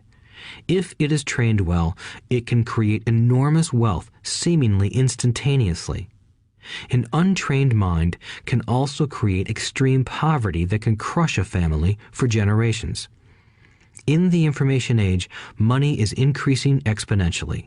A few individuals are getting ridiculously rich from nothing, just ideas and agreements.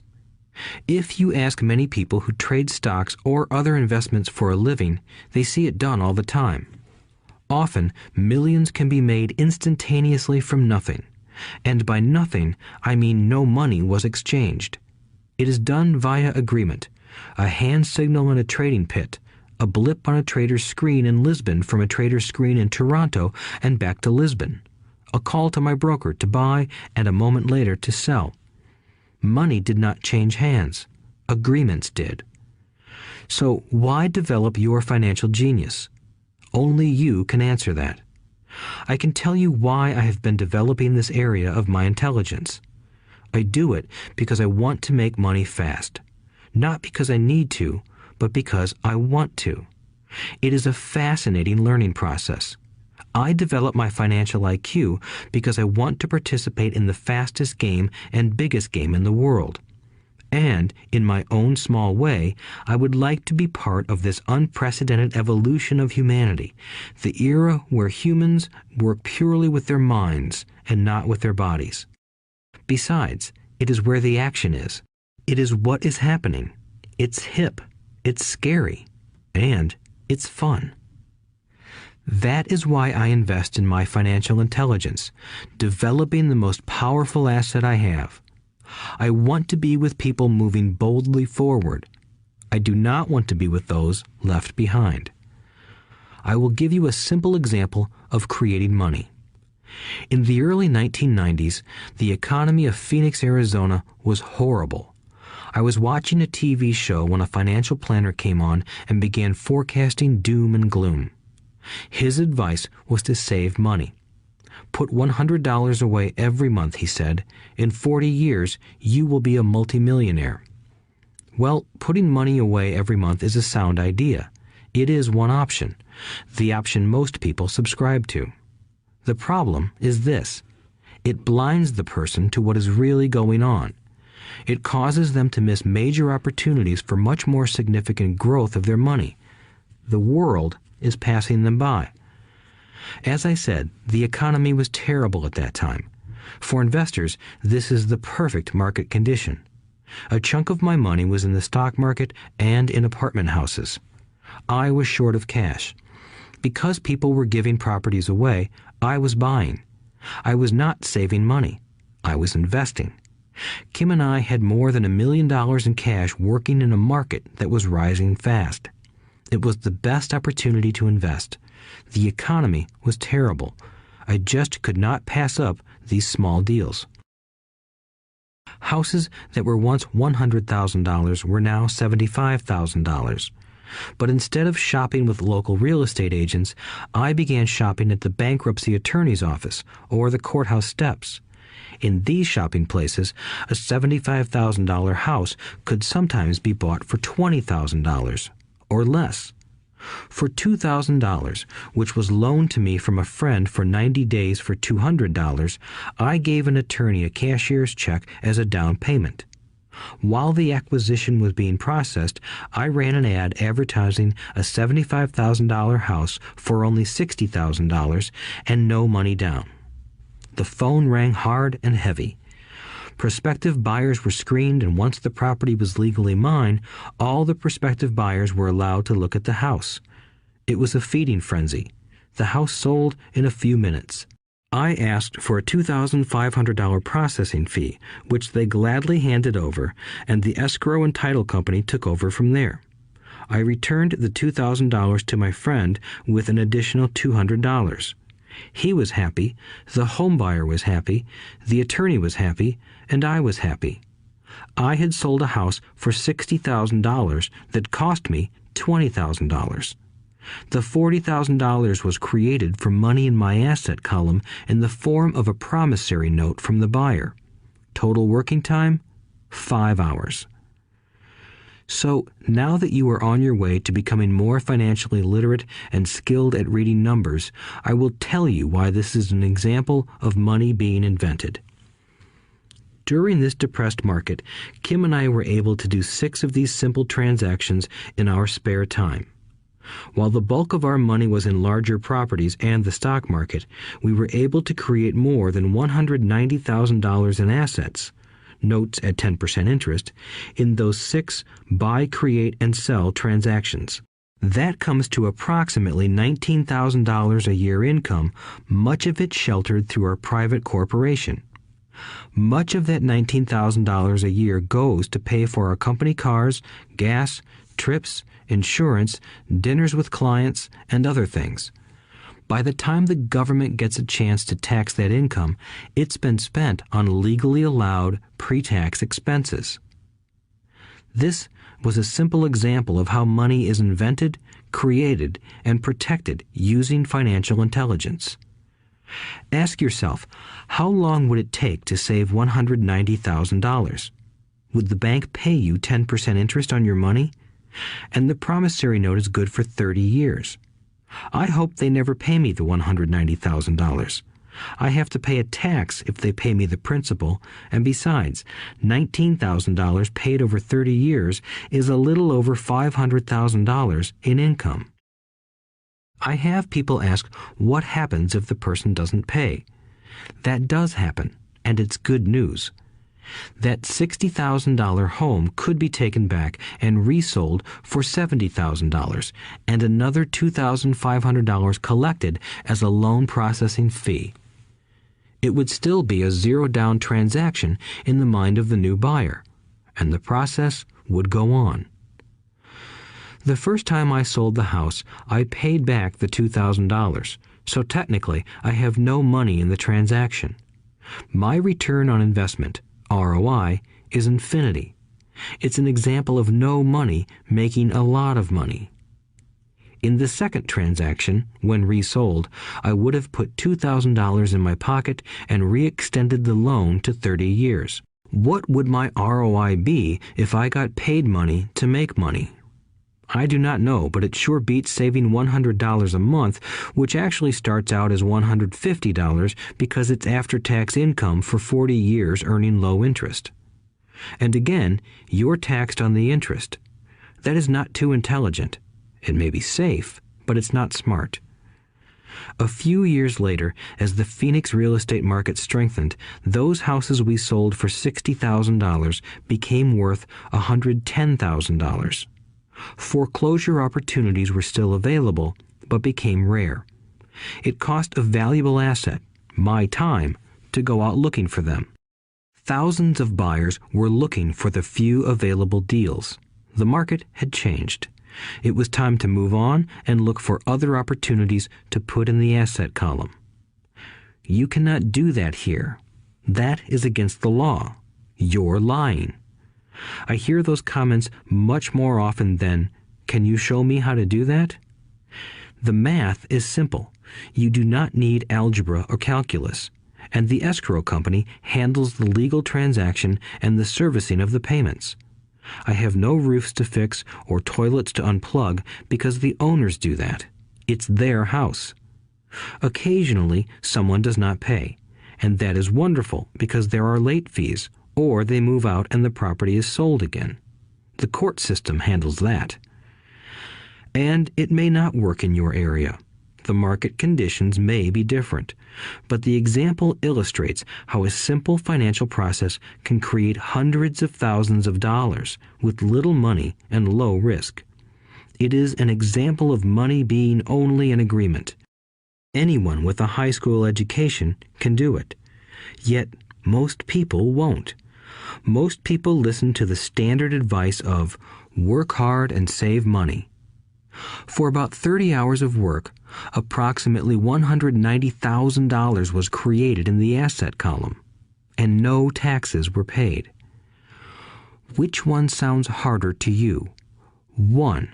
Work hard, pay 50% in taxes, save what is left, your savings, then earn 5%, which is also taxed. Or 2. Take the time to develop your financial intelligence, harness the power of your brain and the asset column. If you use option number 1, be sure to factor in how much time it takes you to save $190,000. Time is one of your greatest assets. Now, you may understand why I silently shake my head when I hear parents say, "My child is doing well in school and receiving a good education." It may be good, but is it adequate? I know the above investment strategy is a small one. It is used to illustrate how small can grow into big. Again, my success reflects the importance of a strong financial foundation, which starts with a strong financial education. I have said it before, but it's worth repeating. Financial intelligence is made up of these 4 main technical skills. 1. Accounting. Accounting is financial literacy, or the ability to read numbers. This is a vital skill if you want to build businesses or investments. 2. Investing. Investing is the science of money making money. 3. Understanding markets. Understanding markets is the science of supply and demand. Alexander Graham Bell gave the market what it wanted. So did Bill Gates. A $75,000 house offered for $60,000 that cost $20,000 was also the result of seizing an opportunity created by the market. Somebody was buying, and someone was selling. 4. The law. The law is the awareness of accounting, corporate, state, and federal regulations. I recommend playing by the rules. It is this basic foundation, or the combination of these skills, that is needed to be successful in the pursuit of wealth, whether it be through the buying of small homes, apartment buildings, companies, stocks, bonds, precious metals, baseball cards, or the like. A few years later, the real estate market rebounded and everyone else was getting in. The stock market was booming and everyone was getting in. The U.S. economy was getting back on its feet. I began selling and was now traveling to Peru, Norway, Malaysia, and the Philippines. The investment landscape had changed. We were no longer buying real estate. Now I just watch the values climb inside the asset column and will probably begin selling. I suspect that some of those 6 little house deals will sell and the $40,000 note will be converted to cash. I need to call my accountant to be prepared for cash and seek ways to shelter it. The point I would like to make is that investments come and go. The market goes up and comes down. Economies improve and crash. The world is always handing you opportunities of a lifetime, every day of your life, but all too often we fail to see them. But they are there. And the more the world changes and the more technology changes, the more opportunities there will be to allow you and your family to be financially secure for generations to come. So why bother developing your financial intelligence? Again, only you can answer that. I know why I continue to learn and develop. I do it because I know there are changes coming. I'd rather welcome change than cling to the past. I know there will be market booms and market crashes. I want to continually develop my financial intelligence because at each market change, some people will be on their knees begging for their jobs. Others, meanwhile, will take the lemons that life hands them, and we are all handed lemons occasionally, and turn them into millions. That's financial intelligence. I am often asked about the lemons I have turned into millions. I hesitate using many more examples of personal investments because I am afraid it comes across as bragging or tooting my own horn. That is not my intention. I use the examples only as numerical and chronological illustrations of actual and simple cases. I use the examples because I want you to know that it is easy. And the more familiar you become with the 4 pillars of financial intelligence, the easier it becomes. Personally, I use 2 main vehicles to achieve financial growth: real estate and small cap stocks. I use real estate as my foundation. Day in and day out, my properties provide cash flow and occasional spurts of growth and value. The small cap stocks are used for fast growth. I do not recommend anything that I do. The examples are just that, examples. If the opportunity is too complex and I do not understand the investment, I don't do it. Simple math and common sense are all you need to do well financially.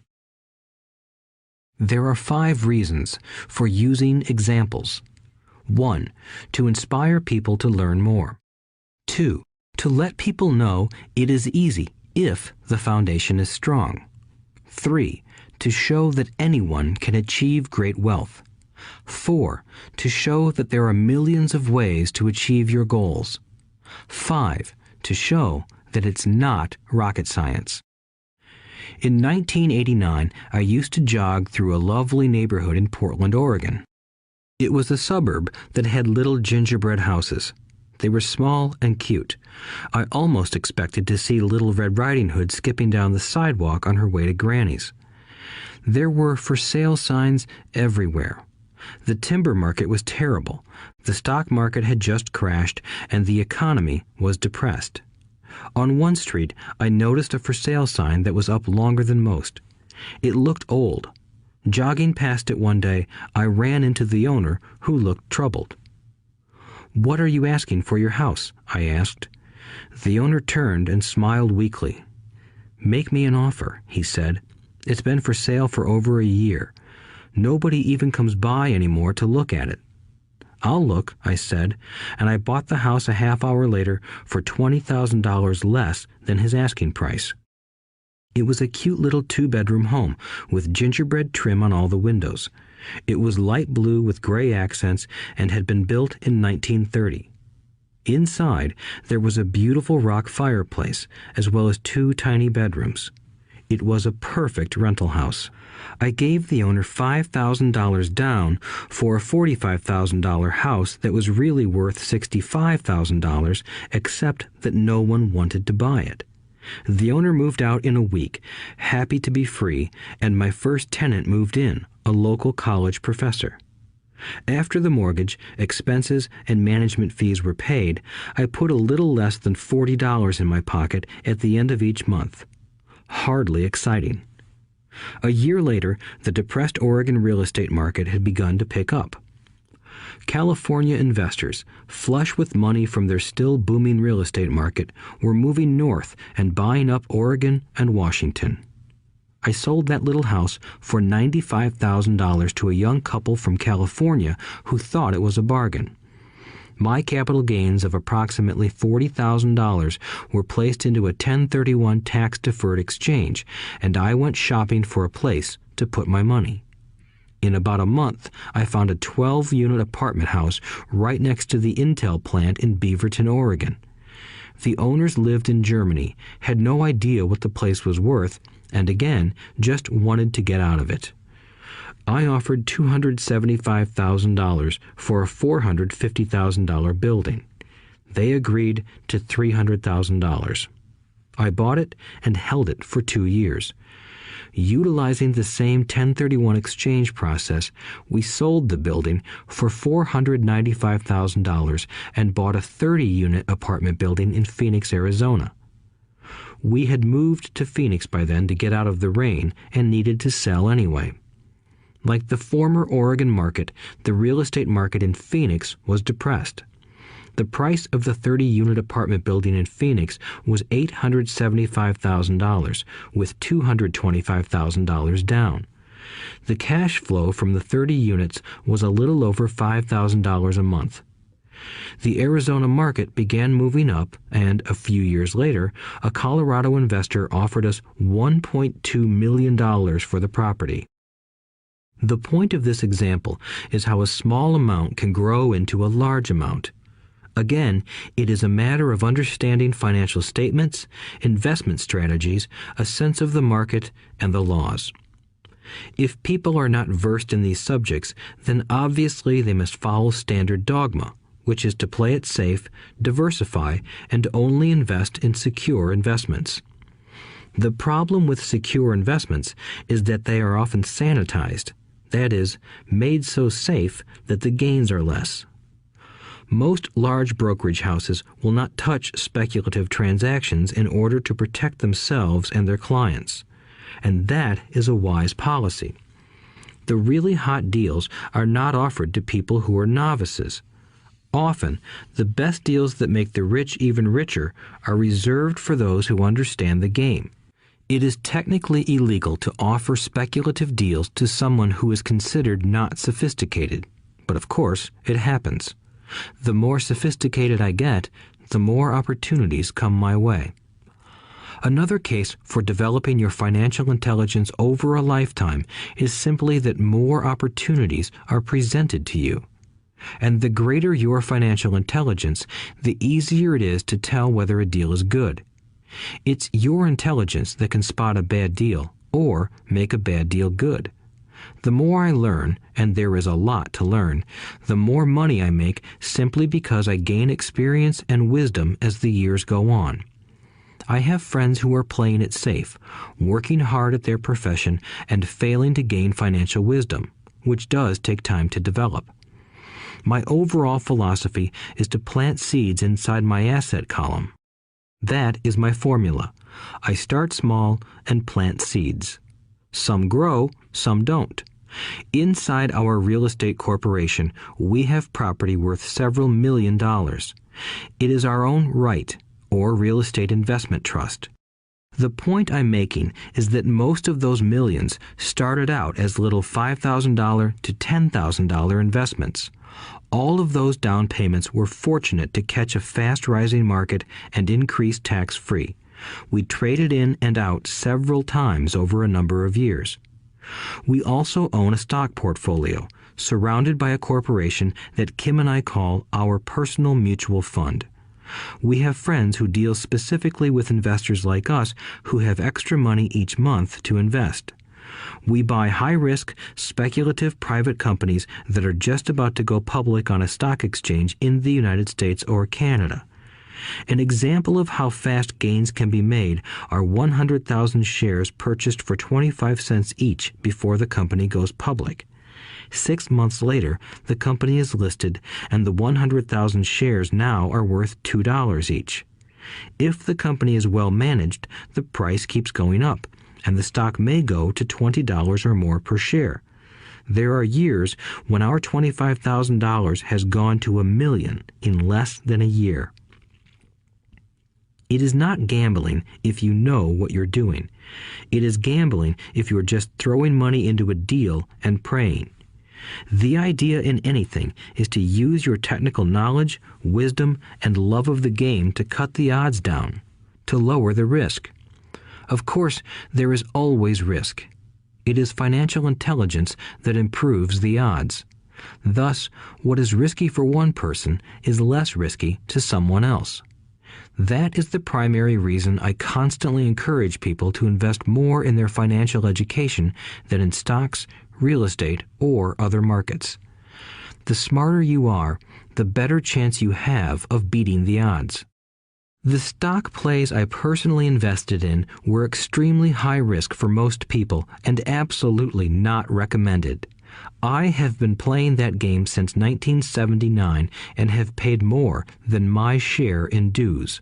But if you will review why investments such as these are high risk for most people, you may be able to set your life up differently, so that the ability to take $25,000 and turn it into $1 million in a year is low risk for you.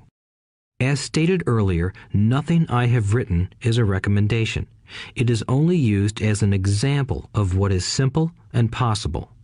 What I do is small potatoes in the grand scheme of things. Yet, for the average individual, a passive income of more than $100,000 a year is nice and not hard to achieve. Depending on the market and how smart you are, it could be done in 5 to 10 years. If you keep your living expenses modest, $100,000 coming in as additional income is pleasant, regardless of whether you work. You can work if you like, or take time off if you choose, and use the government tax system in your favor rather than against you. My personal basis is real estate. I love real estate because it's stable and slow-moving. I keep the base solid. The cash flow is fairly steady and, if properly managed, has a good chance of increasing in value. The beauty of a solid base of real estate is that it allows me to take greater risks, as I do with speculative stocks. If I make great profits in the stock market, I pay my capital gains tax on the gain and then reinvest what's left in real estate, again further securing my asset foundation. A last word on real estate. I have traveled all over the world and taught investing. In every city, I hear people say you cannot buy real estate cheap. That is not my experience. Even in New York or Tokyo, or just on the outskirts of the city, prime bargains are overlooked by most people. In Singapore, with their high real estate prices, there are still bargains to be found within a short driving distance. So whenever I hear someone say, "You can't do that here," pointing at me, I remind them that maybe the real statement is, "I don't know how to do that here. Yet." Great opportunities are not seen with your eyes. They are seen with your mind. Most people never get wealthy simply because they are not trained financially to recognize opportunities right in front of them. I am often asked, how do I start? In the final chapter of this audiobook, I offer 10 steps that I followed on the road to my financial freedom. But always remember to have fun. When you learn the rules and the vocabulary of investing and begin to build your asset column, I think you'll find that it's as fun a game as you've ever played. Sometimes you win, and sometimes you learn. But have fun. Most people never win because they're more afraid of losing. That is why I found school so silly. In school, we learn that mistakes are bad, and we are punished for making them. Yet if you look at the way humans are designed to learn, we learn by making mistakes. We learn to walk by falling down. If we never fell down, we would never walk. The same is true for learning to ride a bike. I still have scars on my knees, but today I can ride a bike without thinking. The same is true for getting rich. Unfortunately, the main reason most people are not rich is because they are terrified of losing. Winners are not afraid of losing, but losers are. Failure is part of the process of success. People who avoid failure also avoid success. I look at money much like my game of tennis. I play hard, make mistakes, correct, make more mistakes, correct, and I get better. If I lose the game, I reach across the net, shake my opponent's hand, smile, and say, "See you next Saturday." There are two kinds of investors. One, the first and most common type is a person who buys a packaged investment. They call a retail outlet, such as a real estate company, a stockbroker, or a financial planner, and they buy something. It could be a mutual fund, a right, a stock, or bond. It is a clean and simple way of investing. An analogy would be a shopper who goes to a computer store and buys a computer right off the shelf. 2. The second type is an investor who creates investments. This investor usually assembles a deal in the same way a person who buys components builds a computer. I do not know the first thing about putting components of a computer together, but I do know how to put pieces of opportunities together, or know people who know how. It is this second type of investor who is the more professional investor. Sometimes it may take years for all the pieces to come together. And sometimes they never do. It is this second type of investor that my rich dad encouraged me to be. It is important to learn how to put the pieces together, because that is where the huge wins reside, and sometimes some huge losses if the tide goes against you. If you want to be the second type of investor, you need to develop 3 main skills. These skills are in addition to those required to become financially intelligent. 1. Find an opportunity that everyone else missed. You see with your mind what others miss with their eyes. For example, a friend bought this run-down old house. It was spooky to look at. Everyone wondered why he bought it. What he saw that we did not was that the house came with 4 extra empty lots. He discovered that after going to the title company. After buying the house, he tore the house down and sold the 5 lots to a builder for 3 times what he paid for the entire package. He made $75,000 for 2 months of work. It's not a lot of money, but it sure beats minimum wage, and it's not technically difficult. 2. Raise money. The average person only goes to the bank. This second type of investor needs to know how to raise capital, and there are many ways that don't require a bank. To get started, I learned how to buy houses without a bank. It was the learned skill of raising money more than the houses themselves that was priceless. All too often, I hear people say, "The bank won't lend me money," or "I don't have the money to buy it." If you want to be a Type 2 investor, you need to learn how to do that which stops most people. In other words, a majority of people let their lack of money stop them from making a deal. If you can avoid that obstacle, you will be millions ahead of those who don't learn those skills. There have been many times I have bought a house, a stock, or an apartment building without a penny in the bank. I once bought an apartment house for $1.2 million. I did what is called tying it up with a written contract between seller and buyer. I then raised the $100,000 deposit, which bought me 90 days to raise the rest of the money. Why did I do it? Simply because I knew it was worth $2 million. I never raised the money. Instead, the person who put up the $100,000 gave me $50,000 for finding the deal, took over my position, and I walked away. Total working time? 3 days. Again, it's what you know more than what you buy. Investing is not buying. It's more a case of knowing. 3. Organize smart people. Intelligent people are those who work with or hire a person who is more intelligent than they are. When you need advice, make sure you choose your advisor wisely. There is a lot to learn, but the rewards can be astronomical. If you do not want to learn those skills, then being a Type 1 investor is highly recommended. It is what you know that is your greatest wealth. It is what you do not know that is your greatest risk. There is always risk, so learn to manage risk instead of avoiding it. Chapter 6. Lesson 6. Work to learn, don't work for money. Job security meant everything to my educated dad. Learning meant everything to my rich dad. A few years ago, I granted an interview with a newspaper in Singapore. The young female reporter was on time, and the interview got underway immediately. We sat in the lobby of a luxurious hotel, sipping coffee and discussing the purpose of my visit to Singapore. I was to share the platform with Zig Ziglar.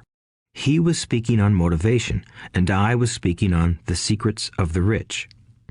Someday, I would like to be a best-selling author like you, she said. I had seen some of the articles she had written for the paper, and I was impressed. She had a tough, clear style of writing. Her articles held a reader's interest. You have a great style, I said in reply. What holds you back from achieving your dream? My work does not seem to go anywhere, she said quietly. Everyone says that my novels are excellent, but nothing happens. So I keep my job with the paper. At least it pays the bills. Do you have any suggestions? Yes, I do, I said brightly. A friend of mine here in Singapore runs a school that trains people to sell. He runs sales training courses for many of the top corporations here in Singapore, and I think attending one of his courses would greatly enhance your career. She stiffened. Are you saying I should go to school to learn to sell? I nodded. You aren't serious, are you? Again, I nodded. What is wrong with that? I was now backpedaling. She was offended by something, and now I was wishing I had not said anything. In my attempt to be helpful, I found myself defending my suggestion. I have a master's degree in English literature. Why would I go to school to learn to be a salesperson? I am a professional. I went to school to be trained in a profession so I would not have to be a salesperson. I hate salespeople. All they want is money. So tell me why I should study sales. She was packing her briefcase. The interview was over. On the coffee table sat a copy of an earlier best-selling book I wrote. I picked it up as well as the notes she had jotted down on her legal pad. Do you see this? I said, pointing to her notes. She looked down at her notes. What? She said, confused. Again, I pointed deliberately to her notes. On her pad she had written, Robert Kiyosaki, best-selling author. It says best-selling author, not best writing author, I said quietly. Her eyes widened. I am a terrible writer, I said. You are a great writer. I went to sales school. You have a master's degree. Put them together, and you get a best-selling author and a best-writing author.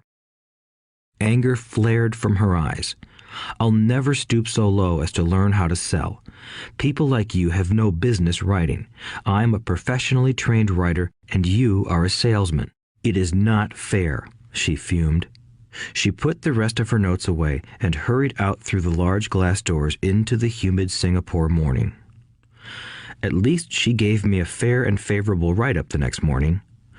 The world is filled with smart, talented, educated, and gifted people. We meet them every day. They are all around us. A few days ago, my car was not running well. I pulled into a garage, and the young mechanic had it fixed in just a few minutes. He knew what was wrong by simply listening to the engine. I was amazed. I am constantly shocked at how little talented people earn. I have met brilliant, highly educated people who earn less than $20,000 a year. A business consultant who specializes in the medical trade was telling me how many doctors, dentists, and chiropractors struggle financially. All this time, I thought that when they graduated, the dollars would pour in. It was this business consultant who gave me the phrase, "They are one skill away from great wealth." What this phrase means is that most people need only to learn and master one more skill, and their income would jump exponentially. I have mentioned before that financial intelligence is a synergy of accounting, investing, marketing, and law. Combine those 4 technical skills, and making money with money is easier than most people would believe. When it comes to money, the only skill most people know is to work hard. The classic example of a synergy of skills was that young writer for the newspaper. If she diligently learned the skills of sales and marketing, her income would jump dramatically. If I were her, I would take some courses in advertising copywriting as well as sales. Then, instead of working at the newspaper, I would seek a job at an advertising agency. Even if it were a cut in pay, she would learn how to communicate in shortcuts that are used in successful advertising. She also would spend time learning public relations, an important skill. She would learn how to get millions in free publicity. Then, at night and on weekends, she could be writing her great novel. When it was finished, she would be better able to sell her book. Then, in a short while, she could be a best-selling author. When I came out with my first book, If You Want to Be Rich and Happy, Don't Go to School, a publisher suggested I change the title to The Economics of Education. I told the publisher that, with a title like that, I would sell 2 books, one to my family and one to my best friend. The problem is that they would expect it for free. The obnoxious title, If You Want to Be Rich and Happy, Don't Go to School, was chosen because we knew it would get tons of publicity. I am pro-education and believe in education reform. If I were not pro-education, why would I continue to press for changing our antiquated educational system? So I chose a title that would get me on more TV and radio shows simply because I was willing to be controversial. Many people thought I was a fruitcake, but the book sold and sold. When I graduated from the U.S. Merchant Marine Academy in 1969, my educated dad was happy. Standard Oil of California had hired me for its oil tanker fleet as a third mate. The pay was low compared with my classmates, but it was okay for a first real job after college. My starting pay was about $42,000 a year, including overtime, and I only had to work for 7 months. I had 5 months of vacation. If I had wanted to, I could have taken the run to Vietnam with a subsidiary shipping company and easily doubled my pay instead of taking 5 months of vacation. I had a great career ahead of me, yet I resigned after 6 months with the company and joined the Marine Corps to learn how to fly. My educated dad was devastated. Rich Dad congratulated me. In school and in the workplace, the popular opinion is the idea of specialization. That is, in order to make more money or get promoted, you need to specialize. That is why medical doctors immediately begin to seek a specialty such as orthopedics or pediatrics. The same is true for accountants, architects, lawyers, pilots, and others. My educated dad believed in the same dogma. That is why he was thrilled when he eventually achieved his doctorate. He often admitted that schools reward people who study more and more about less and less. Rich Dad encouraged me to do exactly the opposite. You want to know a little about a lot, was his suggestion. That is why for years I worked in different areas of his companies. For a while, I worked in his accounting department. Although I would probably never have been an accountant, he wanted me to learn via osmosis. Rich Dad knew I would pick up jargon and a sense of what is important and what is not. I also worked as a busboy and construction worker as well as in sales, reservations, and marketing. He was grooming Mike and me. That is why he insisted we sit in on the meetings with his bankers, lawyers, accountants, and brokers. He wanted us to know a little about every aspect of his empire. When I quit my high-paying job with Standard Oil, my educated dad had a heart-to-heart talk with me. He was bewildered. He could not understand my decision to resign from a career that offered high pay, great benefits, lots of time off, and opportunity for promotion. When he asked me one evening, "Why did you quit?" I could not explain it to him, though I tried hard to. My logic did not fit his logic. The big problem was that my logic was my rich dad's logic. Job security meant everything to my educated dad. Learning meant everything to my rich dad. Educated dad thought I went to school to learn to be a ship's officer. Rich dad knew that I went to school to study international trade. So as a student, I made cargo runs, navigating large freighters, oil tankers, and passenger ships to the Far East and the South Pacific. Rich Dad emphasized that I should stay in the Pacific instead of taking ships to Europe because he knew that the emerging nations were in Asia, not Europe. While most of my classmates, including Mike, were partying at their fraternity houses, I was studying trade, people, business styles, and cultures in Japan, Taiwan, Thailand, Singapore, Hong Kong, Vietnam, Korea, Tahiti, Samoa, and the Philippines. I was partying also, but it was not in any frat house. I grew up rapidly. Educated Dad just could not understand why I decided to quit and join the Marine Corps. I told him I wanted to learn to fly, but really I wanted to learn to lead troops. Rich Dad explained to me that the hardest part of running a company is managing people. He had spent 3 years in the Army. My educated dad was draft exempt. Rich Dad valued learning to lead men into dangerous situations.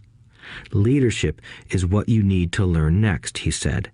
If you are not a good leader, you'll get shot in the back, just like they do in business.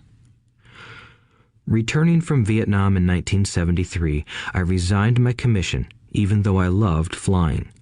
I found a job with Xerox Corporation. I joined it for one reason, and it was not for the benefits. I was a shy person, and the thought of selling was the most frightening subject in the world. Xerox has one of the best sales trainings programs in America. Rich Dad was proud of me. My educated dad was ashamed. Being an intellectual, he thought that salespeople were below him. I worked with Xerox for 4 years until I overcame my fear of knocking on doors and being rejected. Once I could consistently be in the top 5 in sales, I again resigned and moved on, leaving behind another great career with an excellent company. In 1977, I formed my first company. Rich Dad had groomed Mike and me to take over companies, so I now had to learn to form them and put them together. My first product, the nylon and Velcro wallet, was manufactured in the Far East and shipped to a warehouse in New York, near where I had gone to school. My formal education was complete, and it was time to test my wings. If I failed, I would go broke. Rich Dad thought it best to go broke before 30. You still have time to recover, was his advice. On the eve of my 30th birthday, my first shipment left Korea for New York. Today, I still do business internationally, and as my rich dad encouraged me to do, I keep seeking the emerging nations. Today, my investment company invests in South American countries and Asian countries, as well as in Norway and Russia.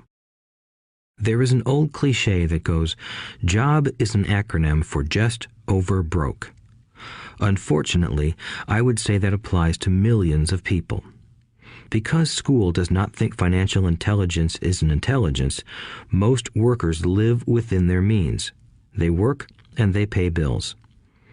There is another horrible management theory that goes, workers work hard enough to not be fired, and owners pay just enough so that workers won't quit. And if you look at the pay scales of most companies, again, I would say there is a degree of truth to that statement. The net result is that most workers never get ahead. They do what they've been taught to do, get a secure job. Most workers focus on working for pay and benefits that reward them in the short term, but are often disastrous in the long run. Instead, I recommend to young people to seek work for what they will learn more than what they will earn. Look down the road at what skills they want to acquire before choosing a specific profession and before getting trapped in the rat race. Once people are trapped in the lifelong process of bill paying, they become like those little hamsters running around in those metal wheels. Their little furry legs are spinning furiously, the wheel is turning furiously, but come tomorrow morning, they'll still be in the same cage. Great job. In the movie Jerry Maguire, starring Tom Cruise, there are many great one-liners. Probably the most memorable is, "Show me the money." But there is one line I thought most truthful. It comes from the scene where Tom Cruise is leaving the firm. He has just been fired, and he is asking the entire company, "Who wants to come with me?" And the whole place is silent and frozen. Only one woman speaks up and says, "I'd like to, but I'm due for a promotion in 3 months." That statement is probably the most truthful statement in the whole movie. It is the type of statement that people use to keep themselves busy, working away to pay bills. I know my educated dad looked forward to his pay raise every year, and every year he was disappointed. So he would go back to school to earn more qualifications so he could get another raise. Then, once again, there would be another disappointment. The question I often ask people is, where is this daily activity taking you? Just like the little hamster, I wonder if people look at where their hard work is taking them. What does the future hold? In his book, The Retirement Myth, Craig S. Carpel writes, "I visited the headquarters of a major national pension consulting firm and met with a managing director who specializes in designing lush retirement plans for top management. When I asked her what people who don't have corner offices will be able to expect in the way of pension income, she said with a confident smile, 'The silver bullet.'" "What," I asked, "is the silver bullet?" She shrugged and said, "If baby boomers discover they don't have enough money to live on when they're older, they can always blow their brains out." Carpel goes on to explain the difference between the old defined benefit retirement plans and the new 401k plans that are riskier. It is not a pretty picture for most people working today, and that is just for retirement. Add medical fees and long-term nursing home care, and the picture is frightening. Already, many hospitals in countries with socialized medicine need to make tough decisions such as who will live and who will die. They make those decisions purely on how much money they have and how old the patients are. If the patient is old, they often will give the medical care to someone younger. The older, poor patient gets put to the back of the line. Just as the rich can afford better education, the rich will be able to keep themselves alive, while those who have little wealth will die. So I wonder, are workers looking into the future or just until their next paycheck, never questioning where they are headed? When I speak to adults who want to earn more money, I always recommend the same thing. I suggest taking a long view of their life. Instead of simply working for the money and security, which I admit are important, I suggest they take a second job that will teach them a second skill. Often I recommend joining a network marketing company, also called multi-level marketing, if they want to learn sales skills. Some of these companies have excellent training programs that help people get over their fear of failure and rejection, which are the main reasons people are unsuccessful. Education is more valuable than money in the long run. When I offer this suggestion, I often hear in response, "Oh, that is too much hassle," or "I only want to do what I am interested in." If they say it's too much of a hassle, I ask, so you would rather work all your life giving 50% of what you earn to the government? If they tell me, I only do what I am interested in, I say, I'm not interested in going to the gym, but I go because I want to feel better and live longer. Unfortunately, there is some truth to the old statement, you can't teach an old dog new tricks. Unless a person is used to changing, it's hard to change. But for those of you who might be on the fence when it comes to the idea of working to learn something new, I offer this word of encouragement. Life is much like going to the gym. The most painful part is deciding to go. Once you get past that, it's easy. There have been many days I have dreaded going to the gym, but once I am there and in motion, it is a pleasure. After the workout is over, I am always glad I talked myself into going. If you are unwilling to work to learn something new and instead insist on becoming highly specialized within your field, make sure the company you work for is unionized. Labor unions are designed to protect specialists. My educated dad, after falling from grace with the governor, became the head of the teachers' union in Hawaii. He told me that it was the hardest job he ever held. My rich dad, on the other hand, spent his life doing his best to keep his companies from becoming unionized. He was successful. Although the unions came close, rich dad was always able to fight them off. Personally, I take no sides because I can see the need for and the benefits of both sides. If you do as school recommends, become highly specialized, then seek union protection. For example, had I continued with my flying career, I would have sought a company that had a strong pilots union. Why? Because my life would be dedicated to learning a skill that was valuable in only one industry. If I were pushed out of that industry, my life's skills would not be as valuable to another industry. A displaced senior pilot with 100,000 hours of heavy airline transport time, earning $150,000 a year, would have a hard time finding an equivalent high-paying job teaching in school. Skills do not necessarily transfer from industry to industry. Skills the pilots are paid for in the airline industry are not as important in, say, the school system.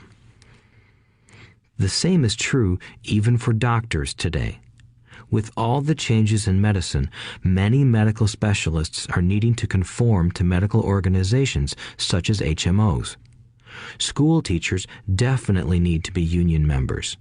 Today in America, the teachers' union is the largest and the richest labor union of all.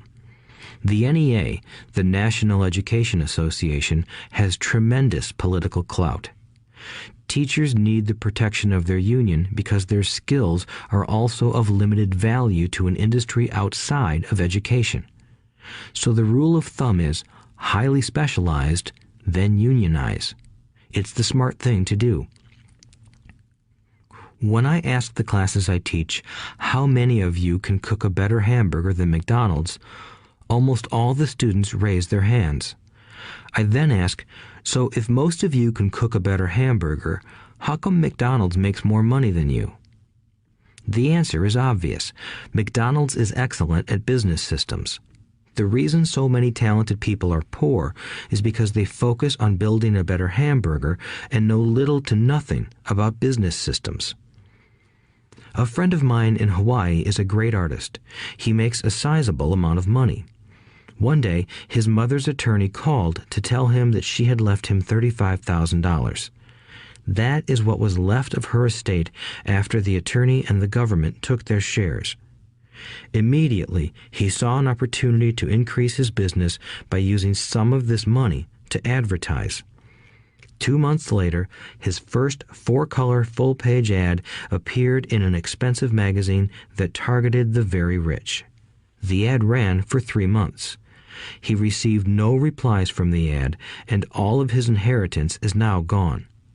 He now wants to sue the magazine for misrepresentation. This is a common case of someone who can build a beautiful hamburger but knows little about business. When I asked him what he learned, his only reply was, "Advertising salespeople are crooks." I then asked him if he would be willing to take a course in sales and a course in direct marketing. His reply, "I don't have the time, and I don't want to waste my money." The world is filled with talented poor people. All too often, they're poor or struggle financially or earn less than they are capable of, not because of what they know, but because of what they do not know. They focus on perfecting their skills at building a better hamburger rather than the skills of selling and delivering the hamburger. Maybe McDonald's does not make the best hamburger, but they are the best at selling and delivering a basic average burger. Poor Dad wanted me to specialize. That was his view on how to be paid more. Even after being told by the governor of Hawaii that he could no longer work in state government, my educated dad continued to encourage me to get specialized. Educated Dad then took up the cause of the teachers' union, campaigning for further protection and benefits for these highly skilled and educated professionals. We argued often, but I know he never agreed that over-specialization is what caused the need for union protection. He never understood that the more specialized you become, the more you are trapped and dependent on that specialty. Rich Dad advised that Mike and I groom ourselves. Many corporations do the same thing. They find a young, bright student just out of business school and begin grooming that person to someday take over the company. So these bright young employees do not specialize in one department. They are moved from department to department to learn all the aspects of business systems. The rich often groom their children or the children of others. By doing so, their children gain an overall knowledge of the operations of the business and how the various departments interrelate. For the World War II generation, it was considered bad to skip from company to company. Today, it is considered smart. Since people will skip from company to company rather than seek greater specialization in skills, why not seek to learn more than to earn? In the short term, it may earn you less, but it will pay dividends in the long term. The main management skills needed for success are 1. Management of cash flow, 2. Management of systems, 3. Management of people. The most important specialized skills are sales and marketing. The ability to sell, to communicate to another human being, be it a customer, employee, boss, spouse, or child, is the base skill of personal success. Communication skills such as writing, speaking, and negotiating are crucial to a life of success. These are skills I work on constantly, attending courses or buying educational resources to expand my knowledge. As I have mentioned, my educated dad worked harder and harder the more competent he became. He also became more trapped the more specialized he got. Although his salary went up, his choices diminished. Soon after he was locked out of government work, he found out how vulnerable he really was professionally. It is like professional athletes who suddenly are injured or are too old to play. Their once high-paying position is gone, and they have limited skills to fall back on. I think that is why my educated dad sided so much with the unions after that. He realized how much a union would have benefited him. Rich Dad encouraged Mike and me to know a little about a lot. He encouraged us to work with people smarter than we were and to bring smart people together to work as a team. Today, it would be called a synergy of professional specialties. Today, I meet ex-school teachers earning hundreds of thousands of dollars a year. They earn that much because they have specialized skills in their field as well as other skills. They can teach as well as sell and market. I know of no other skills to be more important than selling and marketing. The skills of selling and marketing are difficult for most people, primarily due to their fear of rejection. The better you are at communicating, negotiating, and handling your fear of rejection, the easier life is. Just as I advise that newspaper writer who wanted to become a best-selling author, I advise anyone else today. Being technically specialized has its strengths as well as its weaknesses. I have friends who are geniuses, but they cannot communicate effectively with other human beings, and, as a result, their earnings are pitiful. I advise them to just spend a year learning to sell.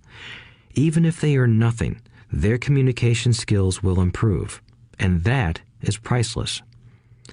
In addition to being good learners, sellers, and marketers, we need to be good teachers as well as good students.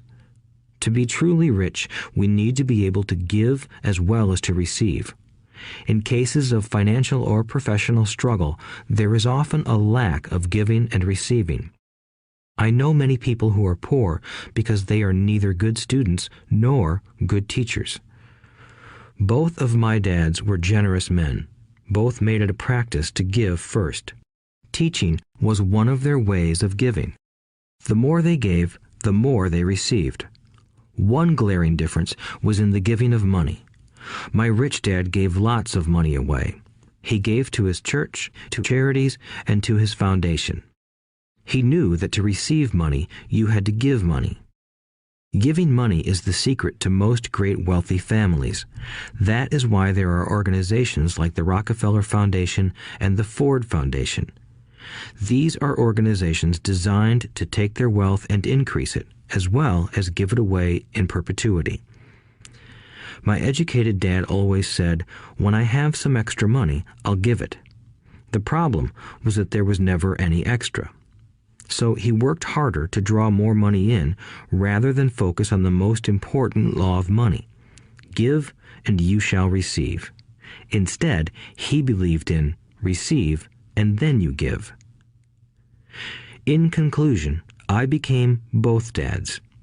One part of me is a hardcore capitalist who loves the game of money making money. The other part is a socially responsible teacher who is deeply concerned with this ever-widening gap between the haves and have-nots. I personally hold the archaic educational system primarily responsible for this growing gap. Chapter 7. Overcoming Obstacles. The primary difference between a rich person and a poor person is how they manage fear. Once people have studied and become financially literate, they may still face roadblocks to becoming financially independent. There are 5 main reasons why financially literate people may still not develop abundant asset columns that could produce a large cash flow. The 5 reasons are: 1. Fear. 2. Cynicism. 3. Laziness. 4. Bad habits. 5. Arrogance. Overcoming fear. I have never met anyone who really likes losing money. And in all my years, I have never met a rich person who has never lost money. But I have met a lot of poor people who have never lost a dime. Investing, that is. The fear of losing money is real. Everyone has it, even the rich. But it's not having fear that is the problem. It's how you handle fear. It's how you handle losing. It's how you handle failure that makes the difference in one's life. The primary difference between a rich person and a poor person is how they manage that fear. It's okay to be fearful. It's okay to be a coward when it comes to money. You can still be rich. We're all heroes at something and cowards at something else. My friend's wife is an emergency room nurse. When she sees blood, she flies into action. When I mention investing, she runs away. When I see blood, I don't run. I pass out. My rich dad understood phobias about money. Some people are terrified of snakes. Some people are terrified about losing money. Both are phobias, he would say. So his solution to the phobia of losing money was this little rhyme. If you hate risk and worry, start early. If you start young, it's easier to be rich. I won't go into it here, but there is a staggering difference between a person who starts investing at age 20 versus age 30. The purchase of Manhattan Island is said to be one of the greatest bargains of all time. New York was purchased for $24 in trinkets and beads. Yet if that $24 had been invested at 8% annually, that $24 would have been worth more than $28 trillion by 1995. Manhattan could be repurchased with money left over to buy much of Los Angeles. But what if you don't have much time left or would like to retire early? How do you handle the fear of losing money? My poor dad did nothing. He simply avoided the issue, refusing to discuss the subject. My rich dad, on the other hand, recommended that I think like a Texan. I like Texas and Texans, he used to say. In Texas, everything is bigger. When Texans win, they win big. And when they lose, it's spectacular. They like losing? I asked. That's not what I'm saying. Nobody likes losing. Show me a happy loser, and I'll show you a loser, said Rich Dad. It's a Texan's attitude toward risk, reward, and failure I'm talking about. It's how they handle life. They live it big. Not like most of the people around here, living like roaches when it comes to money, terrified that someone will shine a light on them and whimpering when the grocery clerk shortchanges them a quarter. Rich Dad went on, "What I like best is the Texas attitude. They're proud when they win, and they brag when they lose. Texans have a saying, if you're going to go broke, go big. You don't want to admit you went broke over a duplex." He constantly told Mike and me that the greatest reason for lack of financial success was because most people played it too safe. People are so afraid of losing that they lose, were his words. Fran Tarkenton, a one-time great NFL quarterback, says it still another way. Winning means being unafraid to lose. In my own life, I've noticed that winning usually follows losing. Before I finally learned to ride a bike, I first fell down many times. I've never met a golfer who has never lost a golf ball. I've never met people who have fallen in love who have never had their heart broken. And I've never met someone rich who has never lost money. So for most people, the reason they don't win financially is because the pain of losing money is far greater than the joy of being rich. Another saying in Texas is, everyone wants to go to heaven, but no one wants to die. Most people dream of being rich, but are terrified of losing money, so they never get to heaven. Rich Dad used to tell Mike and me stories about his trips to Texas. If you really want to learn the attitude of how to handle risk, losing, and failure, go to San Antonio and visit the Alamo. The Alamo is a great story of brave people who chose to fight, knowing there was no hope of success. They chose to die instead of surrendering. It's an inspiring story worthy of study. Nonetheless, it's still a tragic military defeat. They got their butts kicked. So, how do Texans handle failure? They still shout, "Remember the Alamo." Mike and I heard this story a lot. He always told us this story when he was about to go into a big deal and he was nervous. After he had done all his due diligence and it was time to put up or shut up, he told us this story. Every time he was afraid of making a mistake or losing money, he told us this story. It gave him strength, for it reminded him that he could always turn a financial loss into a financial win. Rich Dad knew that failure would only make him stronger and smarter. It's not that he wanted to lose. He just knew who he was and how he would take a loss. He would take a loss and make it a win. That's what made him a winner and others losers. It gave him the courage to cross the line when others backed out. That's why I like Texans so much, he would say. They took a great failure and turned it into inspiration, as well as a tourist destination that makes them millions. But probably his words that mean the most to me today are these. Texans don't bury their failures. They get inspired by them. They take their failures and turn them into rallying cries. Failure inspires Texans to become winners. But that formula is not just the formula for Texans. It is the formula for all winners. I've said that falling off my bike was part of learning to ride. I remember falling off only made me more determined to learn to ride, not less. I also said that I have never met a golfer who has never lost a ball. For top professional golfers, losing a ball or a tournament provides the inspiration to be better, to practice harder, to study more. That's what makes them better. For winners, losing inspires them. For losers, losing defeats them. I like to quote John D. Rockefeller, who said, "I always tried to turn every disaster into an opportunity." And being Japanese American, I can say this. Many people say that Pearl Harbor was an American mistake. I say it was a Japanese mistake. From the movie Tora, Tora, Tora, a somber Japanese admiral says to his cheering subordinates, "I am afraid we have awakened a sleeping giant." Remember Pearl Harbor became a rallying cry. It turned one of America's greatest losses into the reason to win. This great defeat gave America strength, and America soon emerged as a world power.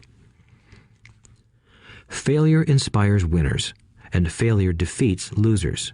It is the biggest secret of winners. It's the secret that losers do not know.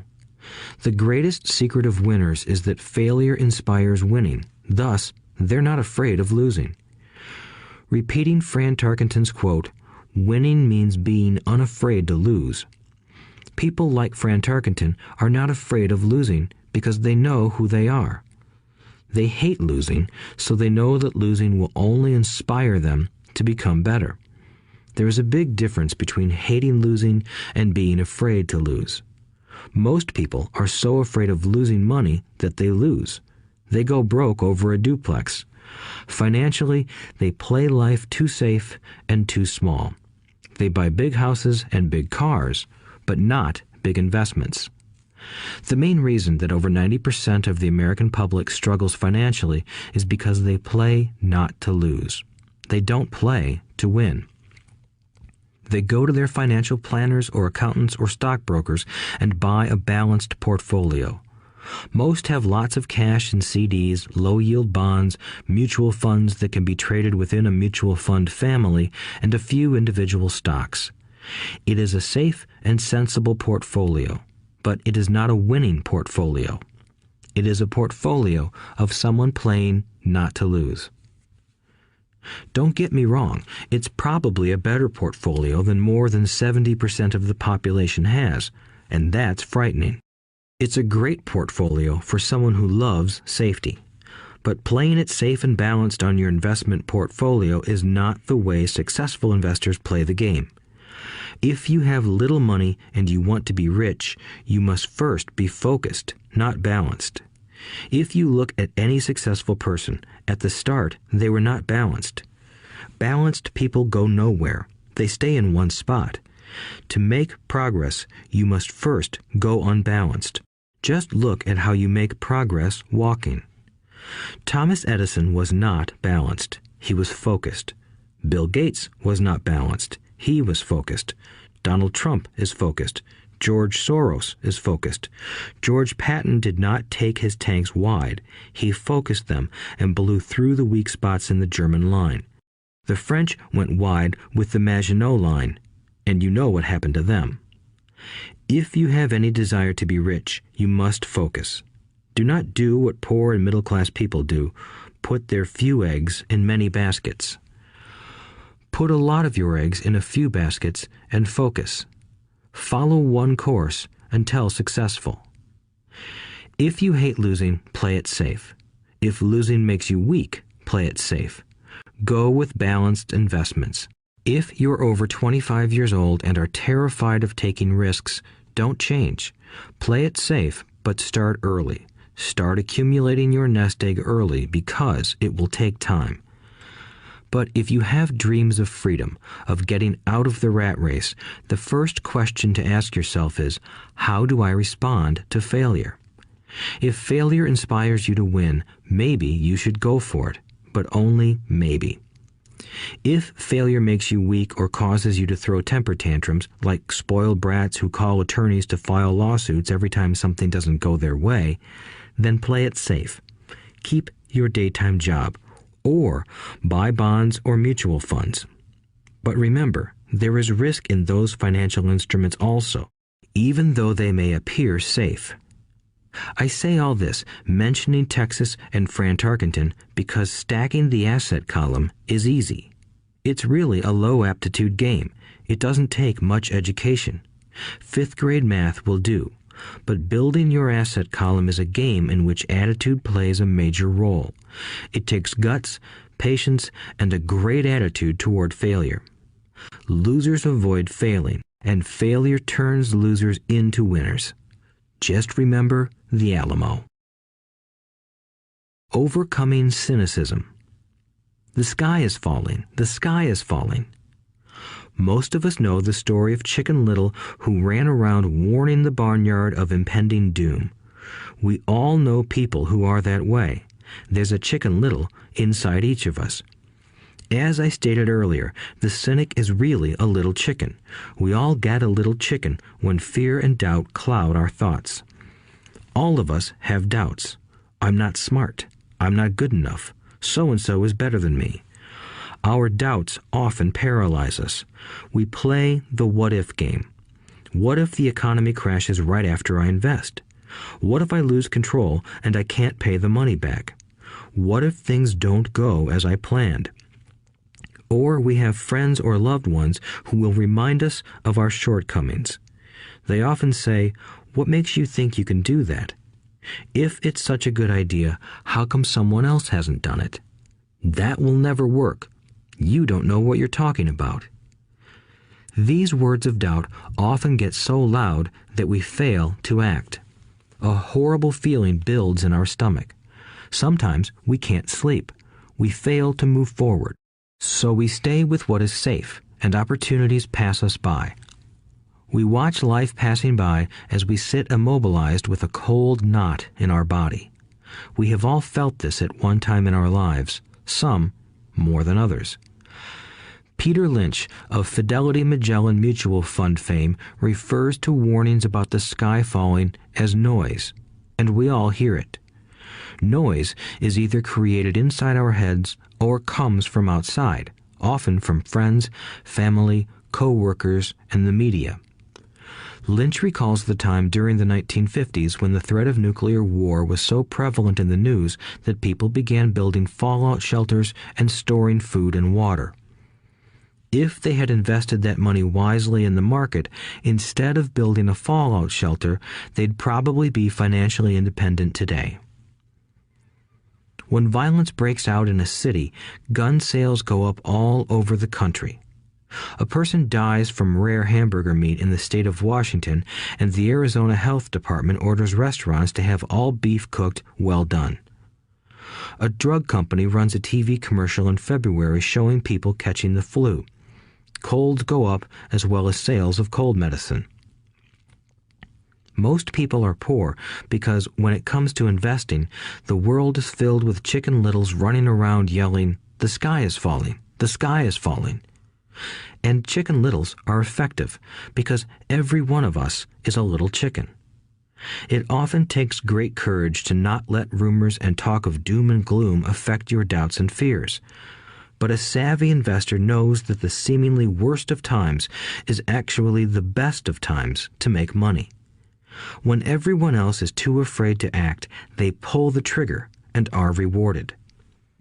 Some time ago, a friend named Richard came from Boston to visit Kim and me in Phoenix. He was impressed with what we had done through stocks and real estate. The Phoenix real estate prices were depressed. We spent 2 days showing him what we thought were excellent opportunities for cash flow and capital appreciation. Kim and I are not real estate agents. We are strictly investors. After identifying a unit in a resort community, we called an agent who sold it to him that afternoon. The price was a mere $42,000 for a 2-bedroom townhome. Similar units were going for $65,000. He had found a bargain. Excited, he bought it and returned to Boston. 2 weeks later, the agent called to say that our friend had backed out. I called immediately to find out why. All he said was that he talked to his neighbor, and his neighbor told him it was a bad deal. He was paying too much. I asked Richard if his neighbor was an investor. Richard said he was not. When I asked why he listened to him, Richard got defensive and simply said he wanted to keep looking. The real estate market in Phoenix turned, and a few years later, that little unit was renting for $1,000 a month, $2,500 in the peak winter months. The unit was worth $95,000. All Richard had to put down was $5,000, and he would have had a start at getting out of the rat race. Today, he still has done nothing. Richard's backing out did not surprise me. It's called buyer's remorse, and it affects all of us. The little chicken won, and a chance at freedom was lost. In another example, I hold a small portion of my assets in tax lien certificates instead of CDs. I earn 16% per year on my money, which certainly beats the interest rates banks offer on CDs. The certificates are secured by real estate and enforced by state law, which is also better than most banks. The formula they're bought on makes them safe. They just lack liquidity. So I look at them as 2 to 7 year CDs. Almost every time I tell someone that I hold my money this way, especially if they have money in CDs, they will tell me it's risky. They tell me why I should not do it. When I ask them where they get their information, they say from a friend or an investment magazine. They've never done it, and they're telling someone who's doing it why they shouldn't. The lowest yield I look for is 16%, but people who are filled with doubt are willing to accept a far lower return. Doubt is expensive. My point is that it's those doubts and cynicism that keep most people poor and playing it safe. The real world is simply waiting for you to get rich. Only a person's doubts keep them poor. As I said, getting out of the rat race is technically easy. It doesn't take much education, but those doubts are cripplers for most people. Cynics never win, said Rich Dad. Unchecked doubt and fear creates a cynic. Cynics criticize and winners analyze was another of his favorite sayings. Rich Dad explained that criticism blinded while analysis opened eyes. Analysis allowed winners to see that critics were blind and to see opportunities that everyone else missed. And finding what people miss is key to any success. Real estate is a powerful investment tool for anyone seeking financial independence or freedom. It is a unique investment tool. Yet every time I mention real estate as a vehicle, I often hear, "I don't want to fix toilets." That's what Peter Lynch calls noise. That's what my rich dad would say is the cynic talking, someone who criticizes and does not analyze, someone who lets their doubts and fears close their mind instead of open their eyes. So when someone says, "I don't want to fix toilets, I want to fire back," what makes you think I want to?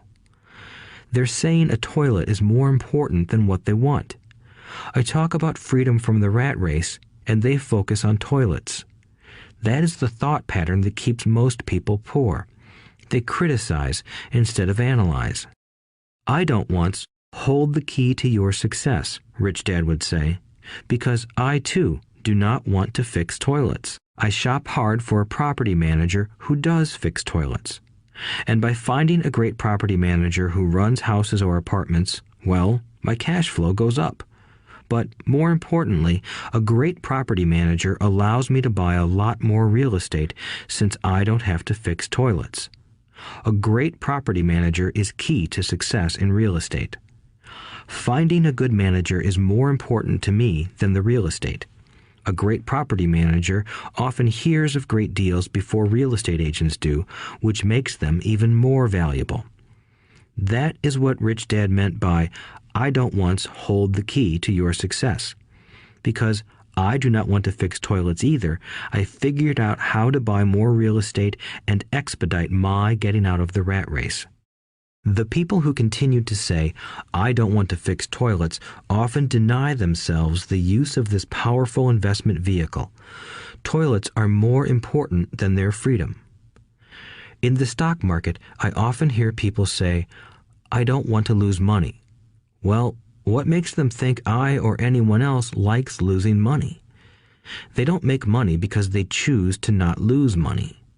Instead of analyzing, they close their minds to another powerful investment vehicle, the stock market.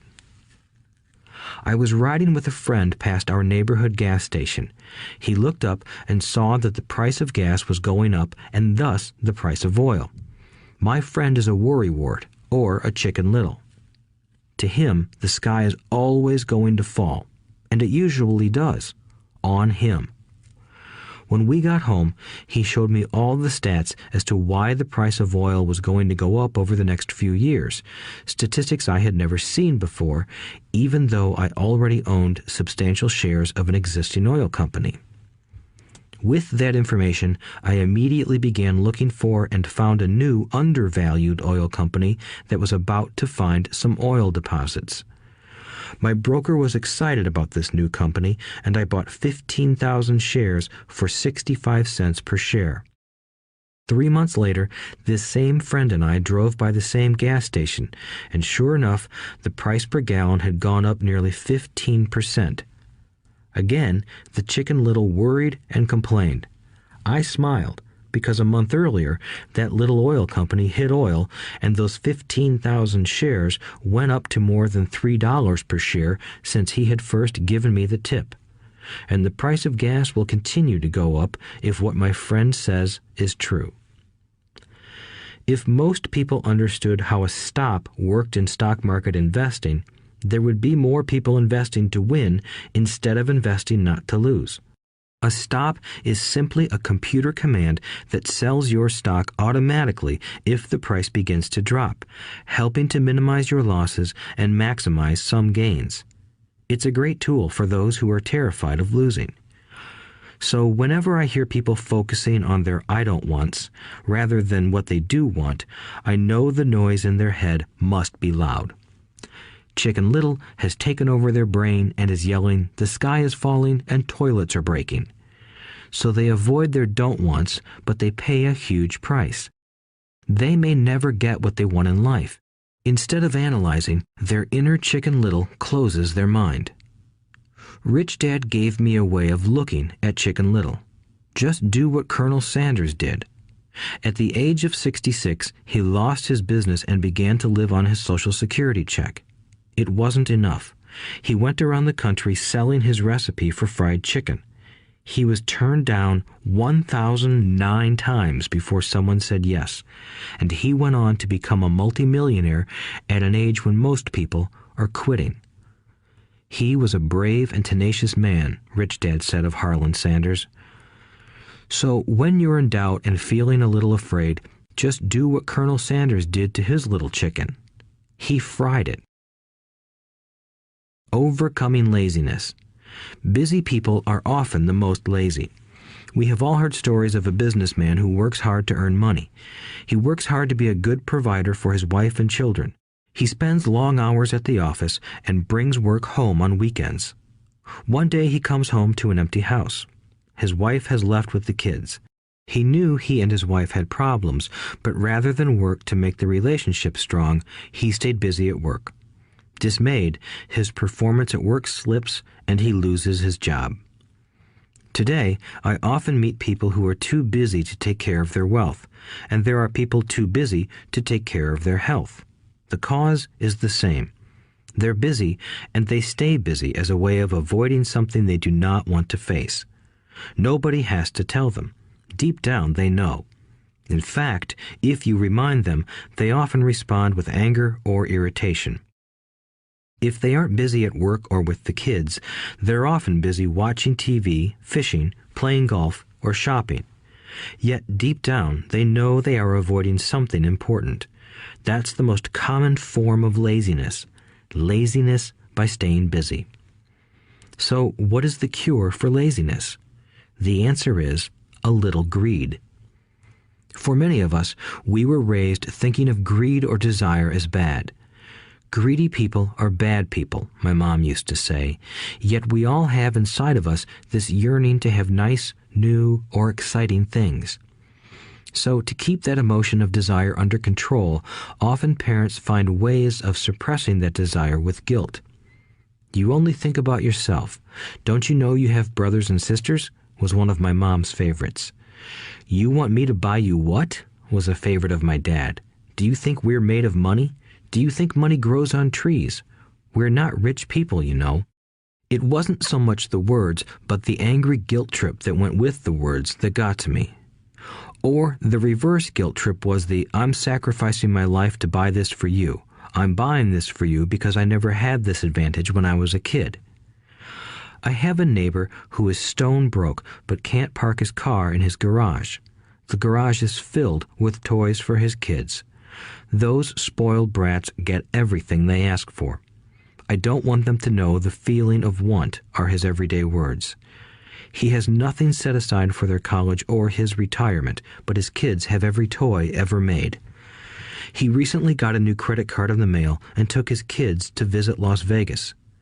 I'm doing it for the kids, he said with great sacrifice. Rich Dad forbade the words, I can't afford it. In my real home, that's all I heard. Instead, Rich Dad required his children to say, how can I afford it? He believed that the words, I can't afford it, shut down your brain. It didn't have to think anymore. How can I afford it opened up the brain and forced it to think and search for answers. But most importantly, he felt the words, I can't afford it, were a lie, and the human spirit knows it. The human spirit is very, very powerful, he would say. It knows it can do anything. By having a lazy mind that says, I can't afford it, a war breaks out inside you. Your spirit is angry, and your lazy mind must defend its lie. The spirit is screaming, come on, let's go to the gym and work out. And the lazy mind says, but I'm tired. I worked really hard today. Or the human spirit says, I'm sick and tired of being poor. Let's get out there and get rich. To which the lazy mind says, rich people are greedy. Besides, it's too much bother. It's not safe. I might lose money. I'm working hard enough as it is. I've got too much to do at work anyway. Look at what I have to do tonight. My boss wants it finished by morning. I can't afford it also causes sadness, a helplessness that leads to despondency and often depression. How can I afford it opens up possibilities, excitement, and dreams. So Rich Dad was not so concerned about what we wanted to buy as long as we understood that how can I afford it creates a stronger mind and a dynamic spirit. Thus, he rarely gave Mike or me anything. He would instead ask, how can you afford it?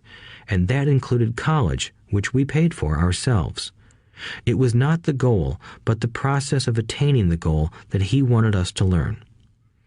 The problem I see today is that there are millions of people who feel guilty about their desire or their greed. It's old conditioning from their childhood.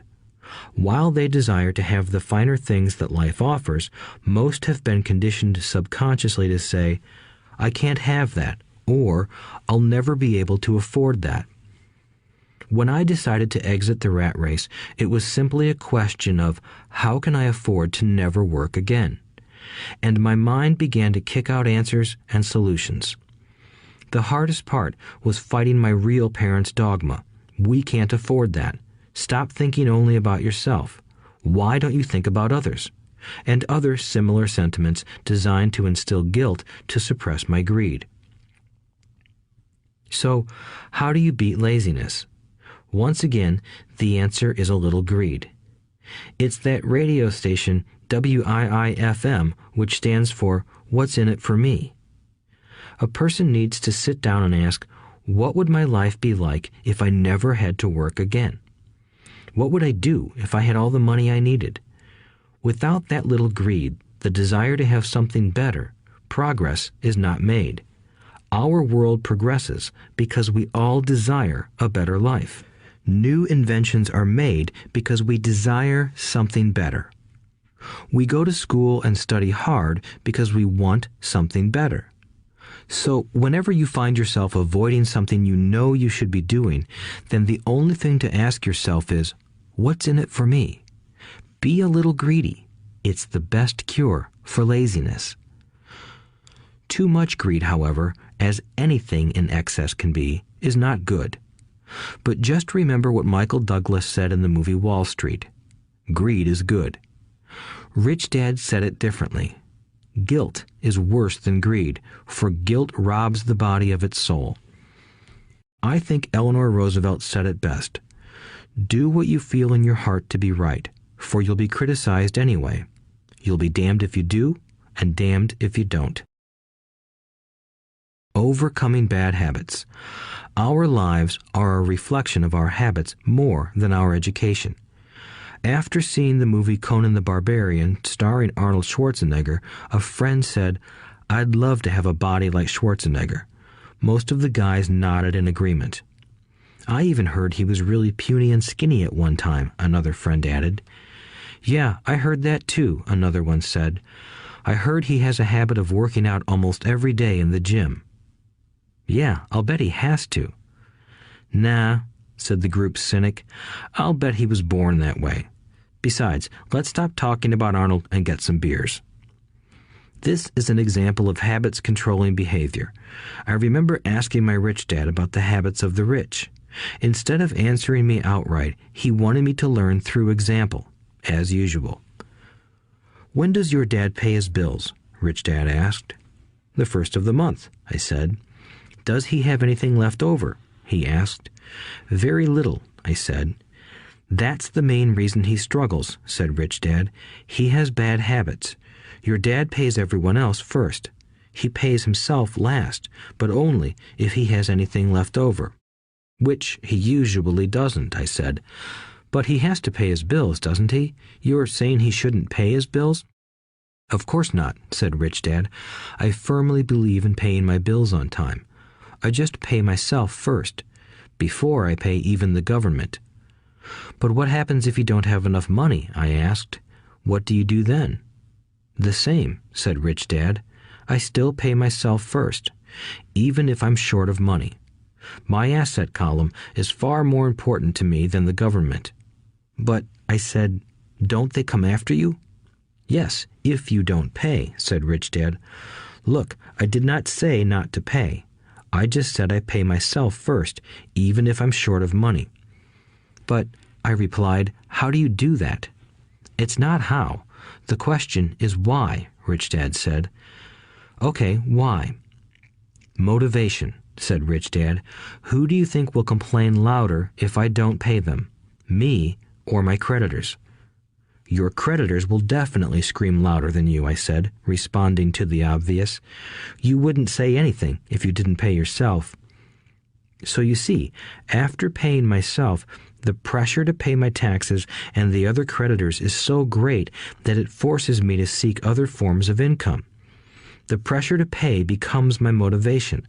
I've worked extra jobs, started other companies, traded in the stock market, anything just to make sure those guys don't start yelling at me.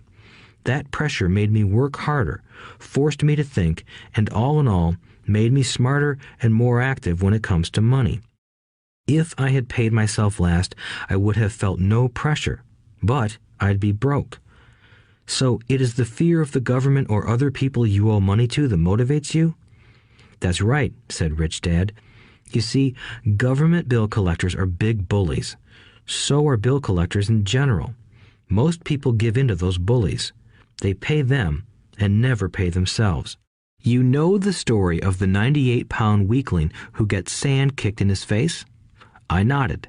I see that ad for weightlifting and bodybuilding lessons in the comic books all the time. Well, most people let the bullies kick sand in their faces. I decided to use the fear of the bully to make me stronger. Others got weaker. Forcing myself to think about how to make extra money is like going to the gym and working out with weights. The more I work my mental money muscles out, the stronger I get. Now I'm not afraid of those bullies. I liked what Rich Dad was saying, so if I pay myself first, I get financially stronger mentally and fiscally. Rich Dad nodded. And if I pay myself last, or not at all, I get weaker. So people like bosses, managers, tax collectors, bill collectors, and landlords push me around all my life just because I don't have good money habits. Rich Dad nodded, just like the 98-pound weakling. Overcoming arrogance. What I know makes me money. What I don't know loses me money. Every time I have been arrogant, I have lost money. Because when I'm arrogant, I truly believe that what I don't know is not important, Rich Dad would often tell me.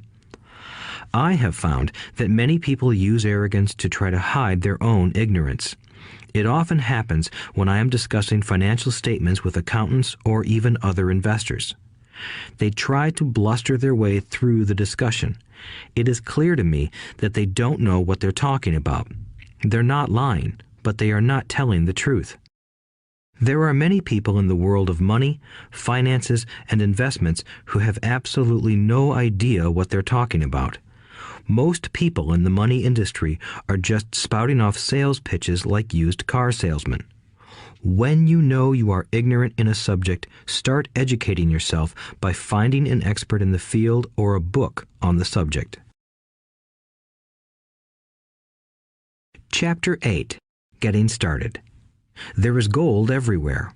Most people are not trained to see it. I wish I could say acquiring wealth was easy for me, but it wasn't. So in response to the question, how do I start, I offer the thought process I go through on a day-to-day basis. It really is easy to find great deals. I promise you that. It's just like riding a bike. After a little wobbling, it's a piece of cake. But when it comes to money, it takes determination to get through the wobbling. That's a personal thing. To find million-dollar deals of a lifetime requires us to call on our financial genius. I believe that each of us has a financial genius within us. The problem is that our financial genius lies asleep, waiting to be called upon. It lies asleep because our culture has educated us into believing that the love of money is the root of all evil. It has encouraged us to learn a profession so we can work for money, but failed to teach us how to have money work for us. It taught us not to worry about our financial future because our company or the government would take care of us when our working days are over. However, it is our children, educated in the same school system, who will end up paying for this absence of financial education. The message is still to work hard, earn money, and spend it. And when we run short, we can always borrow more. Unfortunately, 90% of the Western world subscribes to the above dogma, simply because it's easier to find a job and work for money. If you are not one of the masses, I offer you the following 10 steps to awaken your financial genius. I simply offer you the steps I have personally followed. If you want to follow some of them, great. If you don't, make up your own. Your financial genius is smart enough to develop its own list. While in Peru, I asked a gold miner of 45 years how he was so confident about finding a gold mine. He replied, "There is gold everywhere. Most people are not trained to see it." And I would say that is true. In real estate, I can go out and in a day come up with 4 or 5 great potential deals. while the average person will go out and find nothing, even looking in the same neighborhood. The reason is that they have not taken the time to develop their financial genius. I offer you the following 10 steps as a process to develop your God-given powers, powers over which only you have control. 1. Find a reason greater than reality, the power of spirit. If you ask most people if they would like to be rich or financially free, they would say yes. But then reality sets in. The road seems too long with too many hills to climb. It's easier to just work for money and hand the excess over to your broker. I once met a young woman who had dreams of swimming for the U.S. Olympic team. The reality was that she had to get up every morning at 4 o'clock to swim for 3 hours before going to school. She did not party with her friends on Saturday night. She had to study and keep her grades up, just like everyone else. When I asked her what fueled her superhuman ambition and sacrifice, she simply said, "I do it for myself and the people I love. It's love that gets me over the hurdles and sacrifices." A reason or a purpose is a combination of wants and don't wants. When people ask me what my reason for wanting to be rich is, I tell them that it is a combination of deep emotional wants and don't wants. I will list a few. First, the don't wants, for they create the wants. I don't want to work all my life. I don't want what my parents aspired for, which was job security and a house in the suburbs. I don't like being an employee. I hated that my dad always missed my football games because he was so busy working on his career.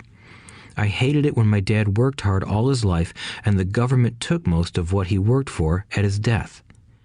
He could not even pass on what he worked so hard for when he died. The rich don't do that. They work hard and pass it on to their children. Now, the wants. I want to be free to travel the world and live in the lifestyle I love. I want to be young when I do this. I want to simply be free. I want control over my time and my life. I want money to work for me. Those are my deep-seated emotional reasons.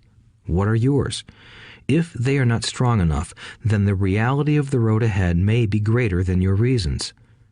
I have lost money and been set back many times, but it was the deep emotional reasons that kept me standing up and going forward. I wanted to be free by age 40, but it took me until I was 47, with many learning experiences along the way. As I said, I wish I could say it was easy. It wasn't, but it wasn't that hard either. I've learned that without a strong reason or purpose, anything in life is hard. If you do not have a strong reason, there is no sense listening further. It will sound like too much work.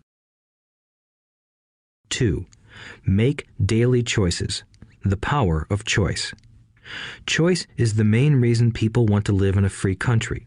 We want the power to choose. Financially, with every dollar we get in our hands, we hold the power to choose our future, to be rich, poor, or middle class. Our spending habits reflect who we are. Poor people simply have poor spending habits. The benefit I had as a boy was that I loved playing Monopoly constantly. Nobody told me Monopoly was only for kids, so I just kept playing the game as an adult. I also had a rich dad who pointed out to me the difference between an asset and a liability. So a long time ago, as a little boy, I chose to be rich, and I knew that all I had to do was learn to acquire assets, real assets. My best friend, Mike, had an asset column handed to him, but he still had to choose to learn to keep it. Many rich families lose their assets in the next generation simply because there was no one trained to be a good steward over their assets. Most people choose not to be rich. For 90% of the population, being rich is too much of a hassle. So they invent sayings that go, "I'm not interested in money. I'll never be rich. I don't have to worry. I'm still young. When I make some money, then I'll think about my future." My husband or wife handles the finances. The problem with those statements is that they rob the person who chooses to think such thoughts of two things. One is time, which is your most precious asset. The second is learning. Having no money should not be an excuse to not learn, but that is a choice we all make daily. The choice of what we do with our time, our money, and what we put in our heads. That is the power of choice. All of us have choice. I just choose to be rich, and I make that choice every day. Invest first in education. In reality, the only real asset you have is your mind, the most powerful tool we have dominion over. Each of us has the choice of what we put in our brain once we're old enough. You can watch TV, read golf magazines, or go to ceramics class or a class on financial planning. You choose. Most people simply buy investments rather than first investing in learning about investing. A friend of mine recently had her apartment burglarized. The thieves took her electronics and left all the books. And we all have that same choice. 90% of the population buys TV sets, and only about 10% buy business books. So what do? I go to seminars. I like it when they are at least 2 days long because I like to immerse myself in a subject. In 1973, I was watching this guy on TV who was advertising a 3-day seminar on how to buy real estate for nothing down. I spent $385, and that course has made me at least $2 million, if not more. But more importantly, it bought me life. I don't have to work for the rest of my life because of that one course. I go to at least 2 such courses every year. I love CDs and audiobooks. The reason? I can easily review what I just heard. I was listening to an investor say something I completely disagreed with. Instead of becoming arrogant and critical, I simply listened to that 5-minute stretch at least 20 times, maybe more. But suddenly, by keeping my mind open, I understood why he said what he said. It was like magic. I felt like I had a window into the mind of one of the greatest investors of our time. I gained tremendous insight into the vast resources of his education and experience. The net result? I still have the old way I used to think, and I now have a new way of looking at the same problem or situation. I have 2 ways to analyze a problem or trend, and that is priceless. Today, I often say, how would Donald Trump do this, or Warren Buffett, or George Soros? The only way I can access their vast mental power is to be humble enough to read or listen to what they have to say. Arrogant or critical people are often people with low self-esteem who are afraid of taking risks. That's because if you learn something new, you are then required to make mistakes in order to fully understand what you have learned. If you have listened this far, arrogance is not one of your problems. Arrogant people rarely read or listen to experts. Why should they? They are the center of the universe. There are so many intelligent people who argue or defend when a new idea clashes with the way they think. In this case, their so-called intelligence combined with arrogance equals ignorance.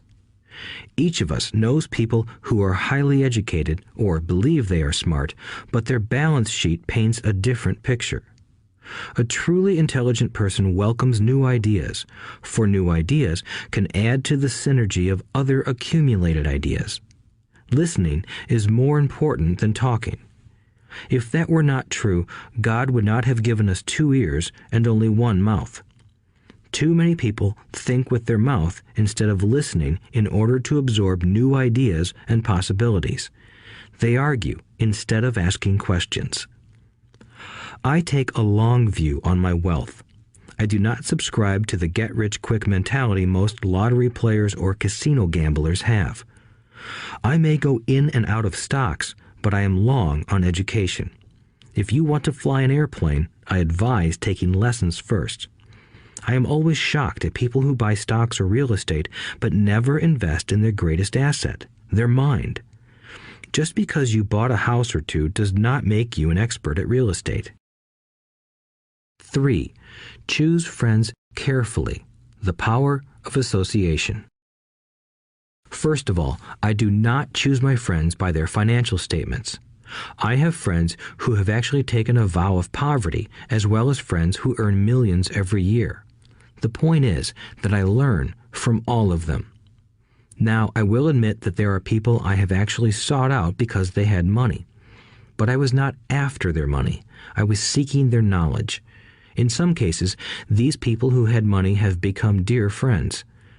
I've noticed that my friends with money talk about money. They don't do it to brag. They're interested in the subject. So I learn from them, and they learn from me. My friends who are in dire financial straits do not like talking about money, business, or investing. They often think it rude or unintellectual. So I also learn from my friends who struggle financially. I find out what not to do. I have several friends who have generated over $1 billion in their short lifetimes. The 3 of them report the same phenomenon. Their friends who have no money have never come to them to ask them how they did it, but they do come asking for one of 2 things, or both, a loan or a job.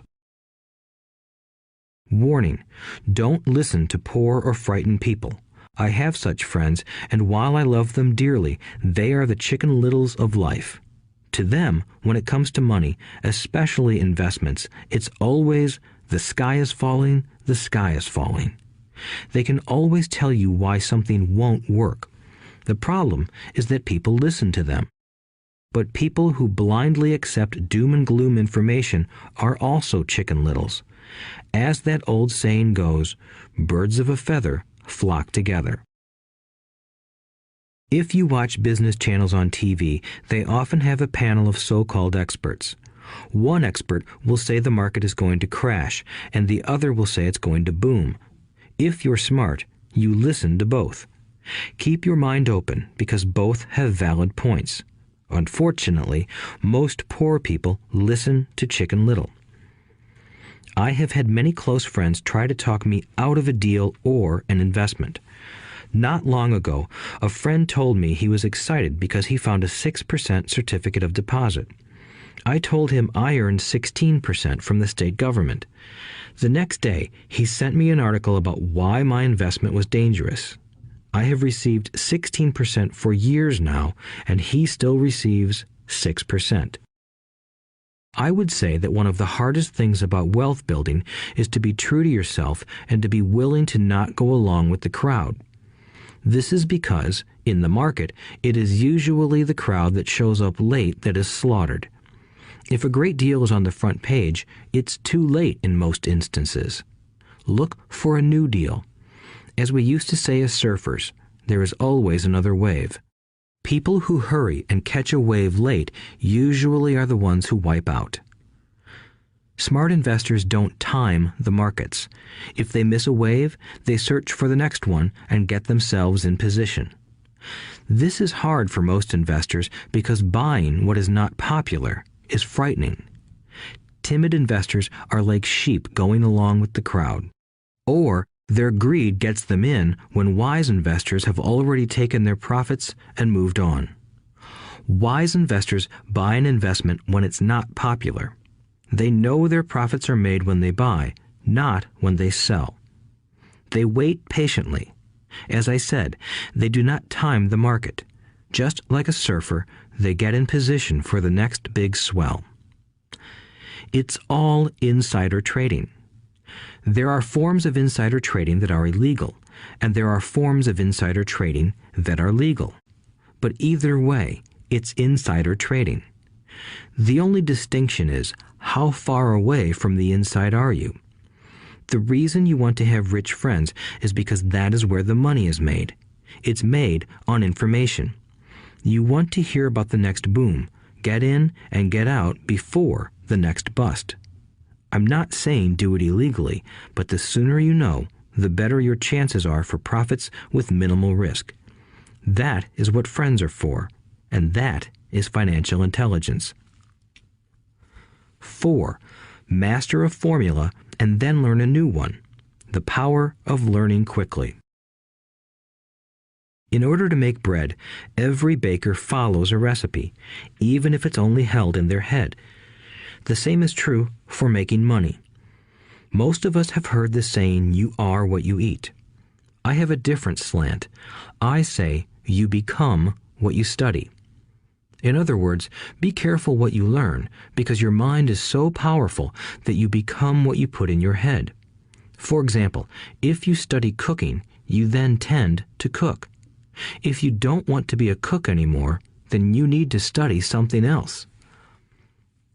When it comes to money, the masses generally have one basic formula they learned in school, and it's this: work for money. The predominant formula I see in the world is that every day millions of people get up, go to work, earn money, pay bills, balance checkbooks, buy some mutual funds, and go back to work. That is the basic formula, or recipe. If you're tired of what you're doing, or you're not making enough, it's simply a case of changing the formula via which you make money. Years ago, when I was 26, I took a weekend class called How to Buy Real Estate Foreclosures. I learned a formula. The next trick was to have the discipline to actually put into action what I had learned. That is where most people stop. For 3 years, while working for Xerox, I spent my spare time learning to master the art of buying foreclosures. I've made several $million using that formula. So, after I mastered that formula, I went in search of other formulas. For many of the classes, I did not directly use the information I learned, but I always learned something new. I have attended classes designed for derivative traders, commodity option traders, and chaologists. I was way out of my league, being in a room full of people with doctorates in nuclear physics and space science. Yet, I learned a lot that made my stock and real estate investing more meaningful and lucrative. Most junior colleges and community colleges have classes on financial planning and buying traditional investments. They are good places to start, but I always search for a faster formula. That is why, on a fairly regular basis, I make more in a day than many people will make in their lifetime. Another side note, in today's fast-changing world, it's not so much what you know anymore that counts, because often what you know is old. It is how fast you learn. That skill is priceless. It's priceless in finding faster formulas, recipes, if you will, for making dough. Working hard for money is an old formula born in the day of cavemen. 5. Pay yourself first. The power of self-discipline. If you cannot get control of yourself, do not try to get rich. It makes no sense to invest, make money, and blow it. It is the lack of self-discipline that causes most lottery winners to go broke soon after winning millions. It is the lack of self-discipline that causes people who get a raise to immediately go out and buy a new car or take a cruise. It is difficult to say which of the 10 steps is the most important, but of all the steps, this step is probably the most difficult to master if it is not already a part of your makeup. I would venture to say that personal self-discipline is the number one delineating factor between the rich, the poor, and the middle class. Simply put, people who have low self-esteem and low tolerance for financial pressure can never be rich. As I have said, a lesson learned from my rich dad was that the world will push you around. The world pushes people around, not because other people are bullies, but because the individual lacks internal control and discipline. People who lack internal fortitude often become victims of those who have self-discipline.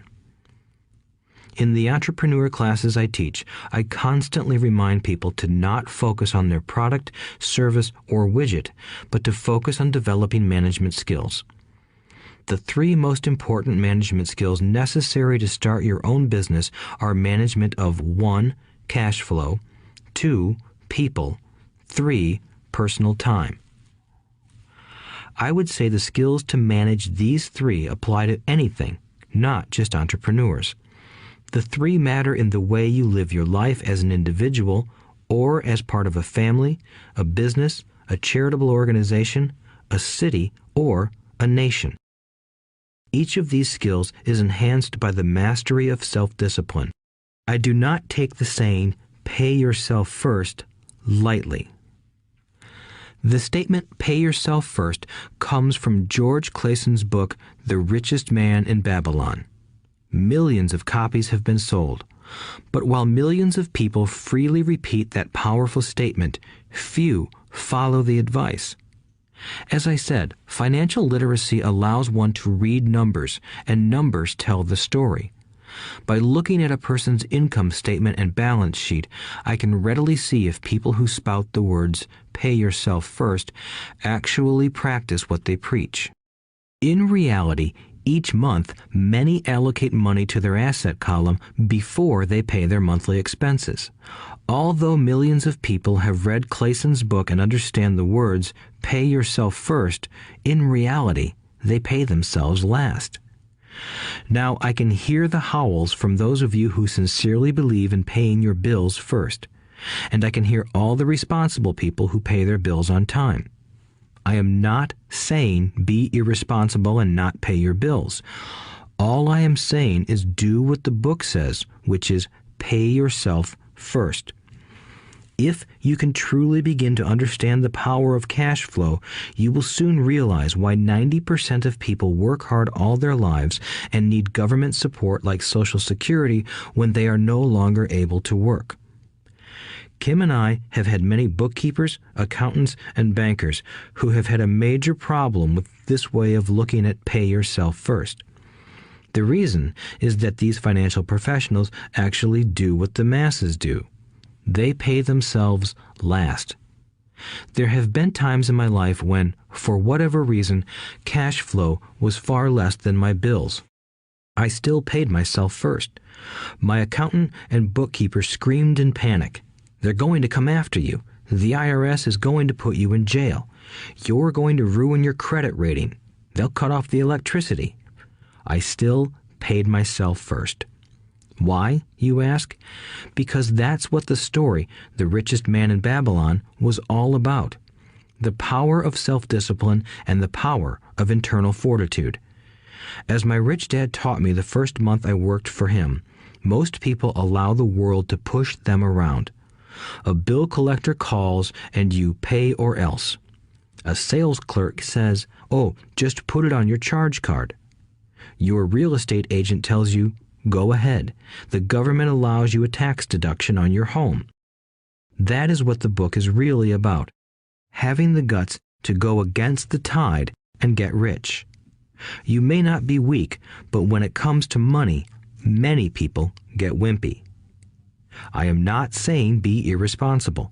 The reason I don't have high credit card debt and doodad debt is because I pay myself first. The reason I minimize my income is because I don't want to pay it to the government. That is why my income comes from my asset column through a Nevada corporation. If I work for money, the government takes it. Although I pay my bills last, I am financially astute enough to not get into a tough financial situation. I don't like consumer debt. I actually have liabilities that are higher than 99% of the population, but I don't pay for them. Other people pay for my liabilities. They're called tenants. So rule number 1 in paying yourself first is don't get into debt in the first place. Although I pay my bills last, I set it up to have only small, unimportant bills that are due. When I occasionally come up short, I still pay myself first. I let the creditors and even the government scream. I like it when they get tough. Why? Because those guys do me a favor. They inspire me to go out and create more money. So I pay myself first, invest the money, and let the creditors yell. I generally pay them right away anyway. Kim and I have excellent credit. We just don't cave into pressure and spend our savings or liquidate stocks to pay for consumer debt. That is not too financially intelligent. To successfully pay yourself first, keep the following in mind. 1.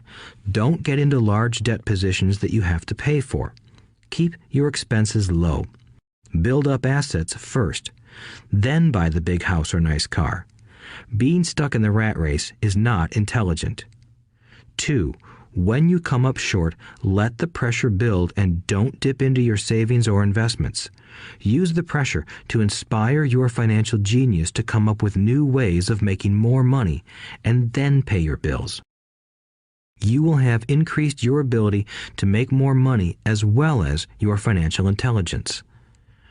So many times I have gotten into financial hot water and used my brain to create more income while staunchly defending the assets in my asset column.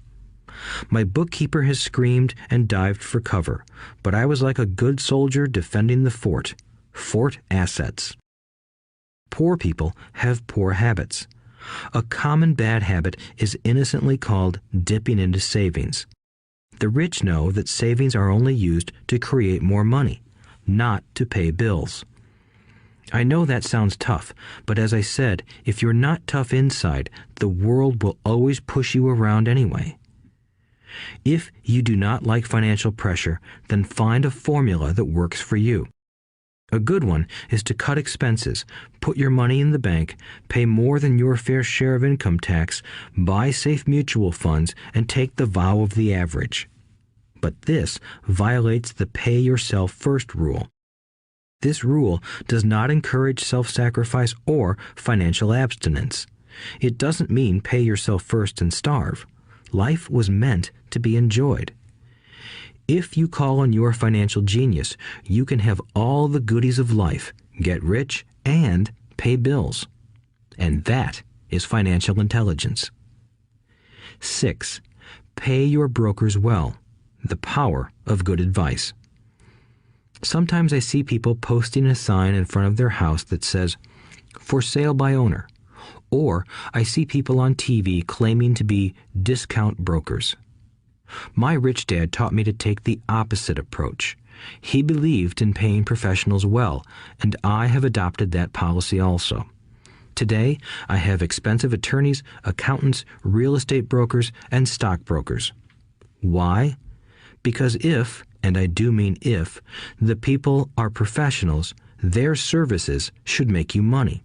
And the more money they make, the more money I make. We live in the information age. Information is priceless. A good broker should provide you with information as well as take the time to educate you. I have several brokers who do that for me. Some taught me when I had little or no money, and I am still with them today. What I pay a broker is tiny in comparison with what kind of money I can make because of the information they provide. I love it when my real estate broker or stockbroker makes a lot of money because that usually means I made a lot of money. A good broker saves me time in addition to making me money. Like when I bought the vacant land for $9,000 and sold it immediately for over $25,000 so I could buy my Porsche quicker. A broker is my eyes and ears in the market. They're there every day, so I do not have to be. I'd rather play golf. People who sell their house on their own must not value their time much. Why would I want to save a few bucks when I could use that time to make more money or spend it with those I love? What I find funny is that so many poor and middle-class people insist on tipping restaurant help 15 to 20%, even for bad service, but complain about paying a broker 3 to 7%. They enjoy tipping people in the expense column and stiffing people in the asset column. That is not financially intelligent. Keep in mind that not all brokers are created equal. Unfortunately, most brokers are only salespeople.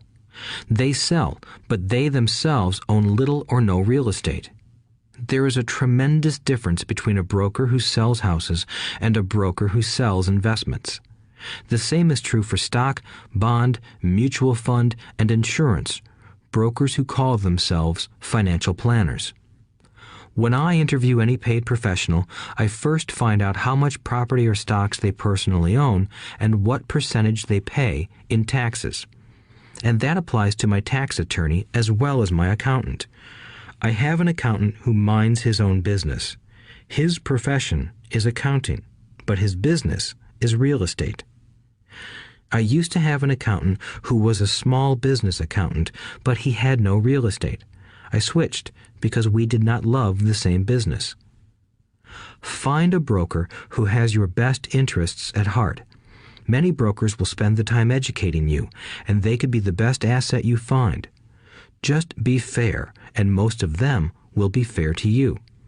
If all you can think about is cutting their commissions, then why should they want to help you? It's just simple logic. As I said earlier, one of the management skills is the management of people. Many people only manage people they feel smarter than and they have power over. Many middle managers remain middle managers, failing to get promoted because they know how to work with people below them, but not with people above them. The real skill is to manage and reward the people who are smarter than you in some technical area. That is why companies have a board of directors. You should have one too. That is financial intelligence. 7. Be an Indian giver. The power of getting something for nothing. When the first European settlers came to America, they were taken aback by a cultural practice some American Indians had.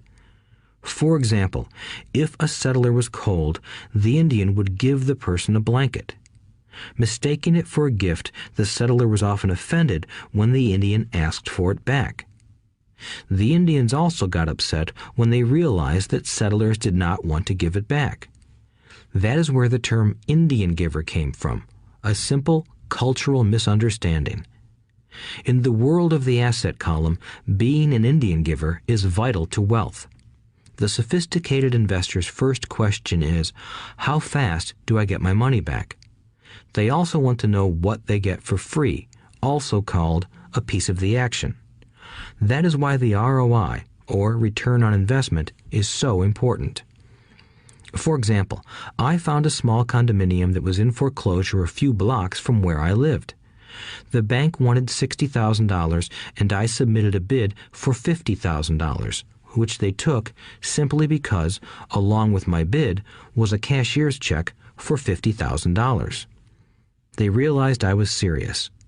Most investors would say, "Aren't you tying up a lot of cash? Would it not be better to get a loan on it?" The answer is, not in this case. My investment company uses this condominium as a vacation rental in the winter months when the snowbirds come to Arizona. It rents for $2,500 a month for 4 months out of the year. For rental during the off-season, it rents for only $1,000 a month. I had my money back in about 3 years. Now I own this asset, which pumps money out for me, month in and month out. The same is done with stocks. Frequently, my broker calls and recommends I move a sizable amount of money into the stock of a company that he feels is just about to make a move that will add value to the stock, like announcing a new product. I will move my money in for a week to a month while the stock moves up. Then I pull my initial dollar amount out and stop worrying about the fluctuations of the market because my initial money is back and ready to work on another asset. So my money goes in, and then it comes out, and I own an asset that was technically free. True, I have lost money on many occasions, but I only play with money I can afford to lose. I would say, on an average 10 investments, I hit home runs on 2 or 3, while 5 or 6 do nothing, and I lose on 2 or 3.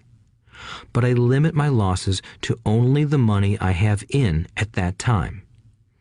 People who hate risk put their money in the bank. In the long run, safe savings are better than no savings. But it takes a long time to get your money back, and, in most instances, you don't get anything for free with it. On every one of my investments, there must be an upside, something for free, like a condominium, a mini storage, a piece of free land, a house, stock shares, or an office building. and there must be limited risk or a low-risk idea. There are books devoted entirely to this subject, so I will not talk about it here. Ray Kroc of McDonald's fame sold hamburger franchises, not because he loved hamburgers, but because he wanted the real estate under the franchise for free. So wise investors must look at more than ROI. They look at the assets they get for free once they get their money back. That is financial intelligence.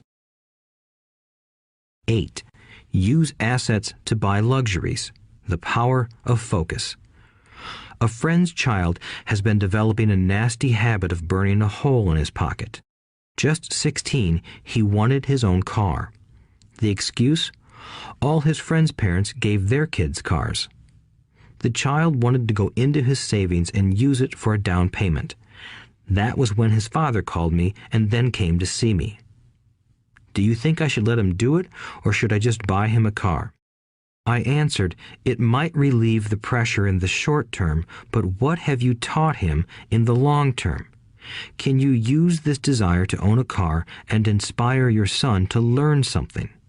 Suddenly, the lights went on and he hurried home. 2 months later, I ran into my friend again.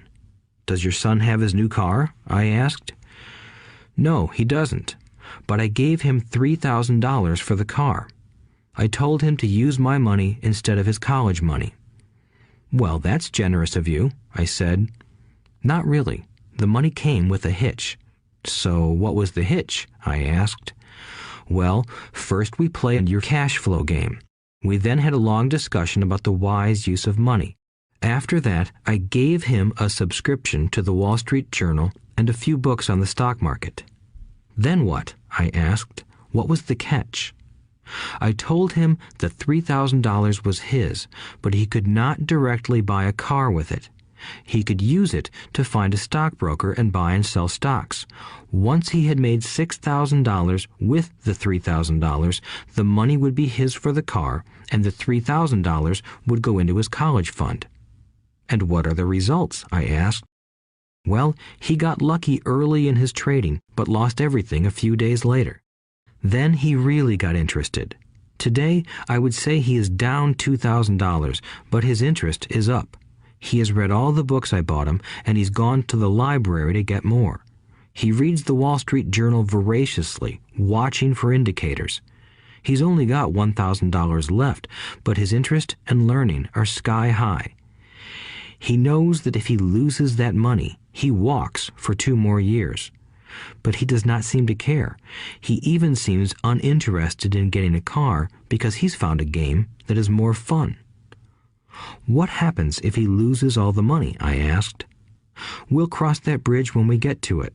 I'd rather have him lose everything now than wait till he's our age to risk losing everything. And besides, that is the best $3,000 I've ever spent on his education. What he is learning will serve him for life, and he seems to have gained a new respect for the power of money.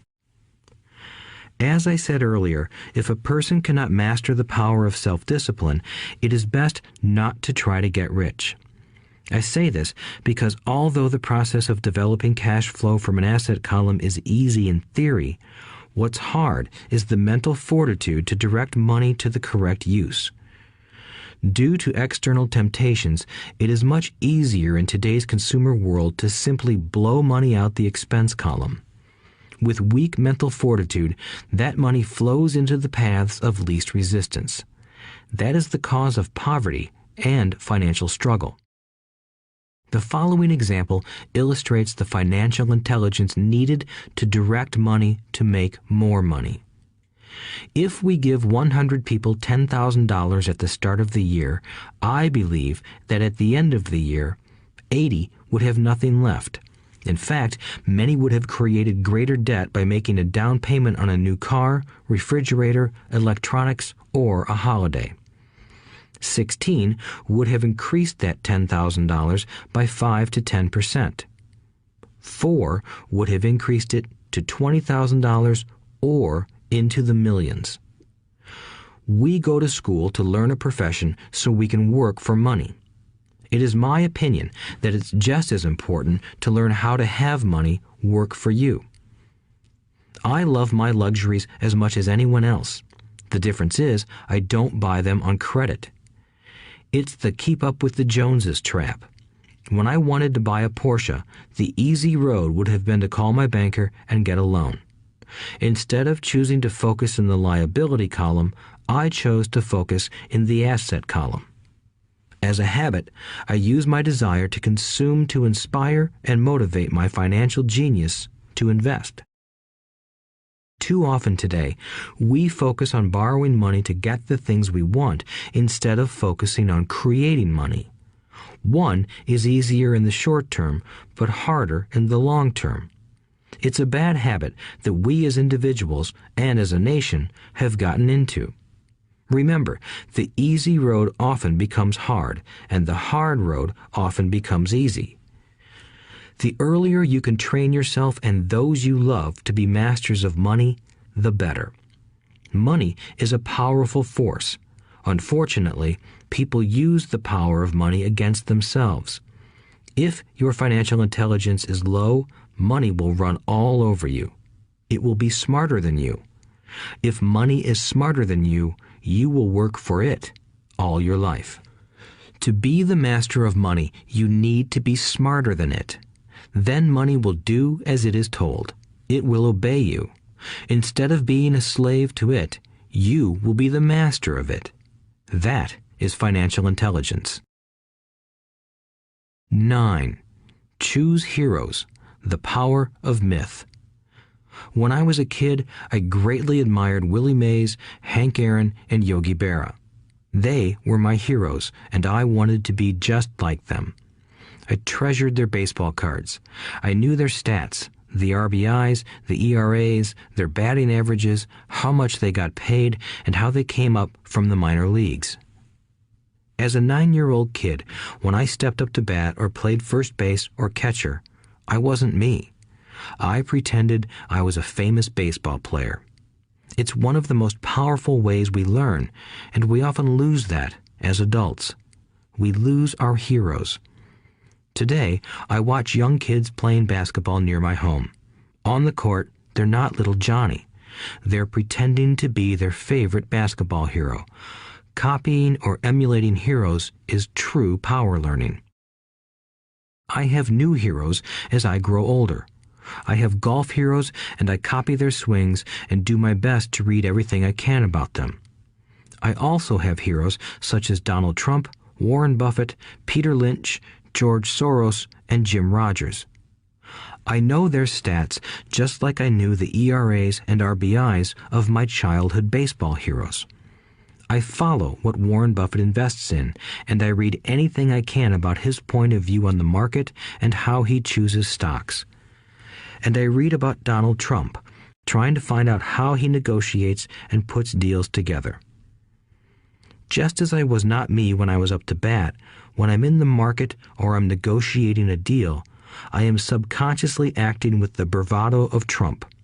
Or, when analyzing a trend, I look at it as though Warren Buffett were doing it. By having heroes, we tap into a tremendous source of raw genius.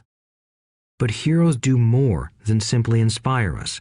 Heroes make things look easy.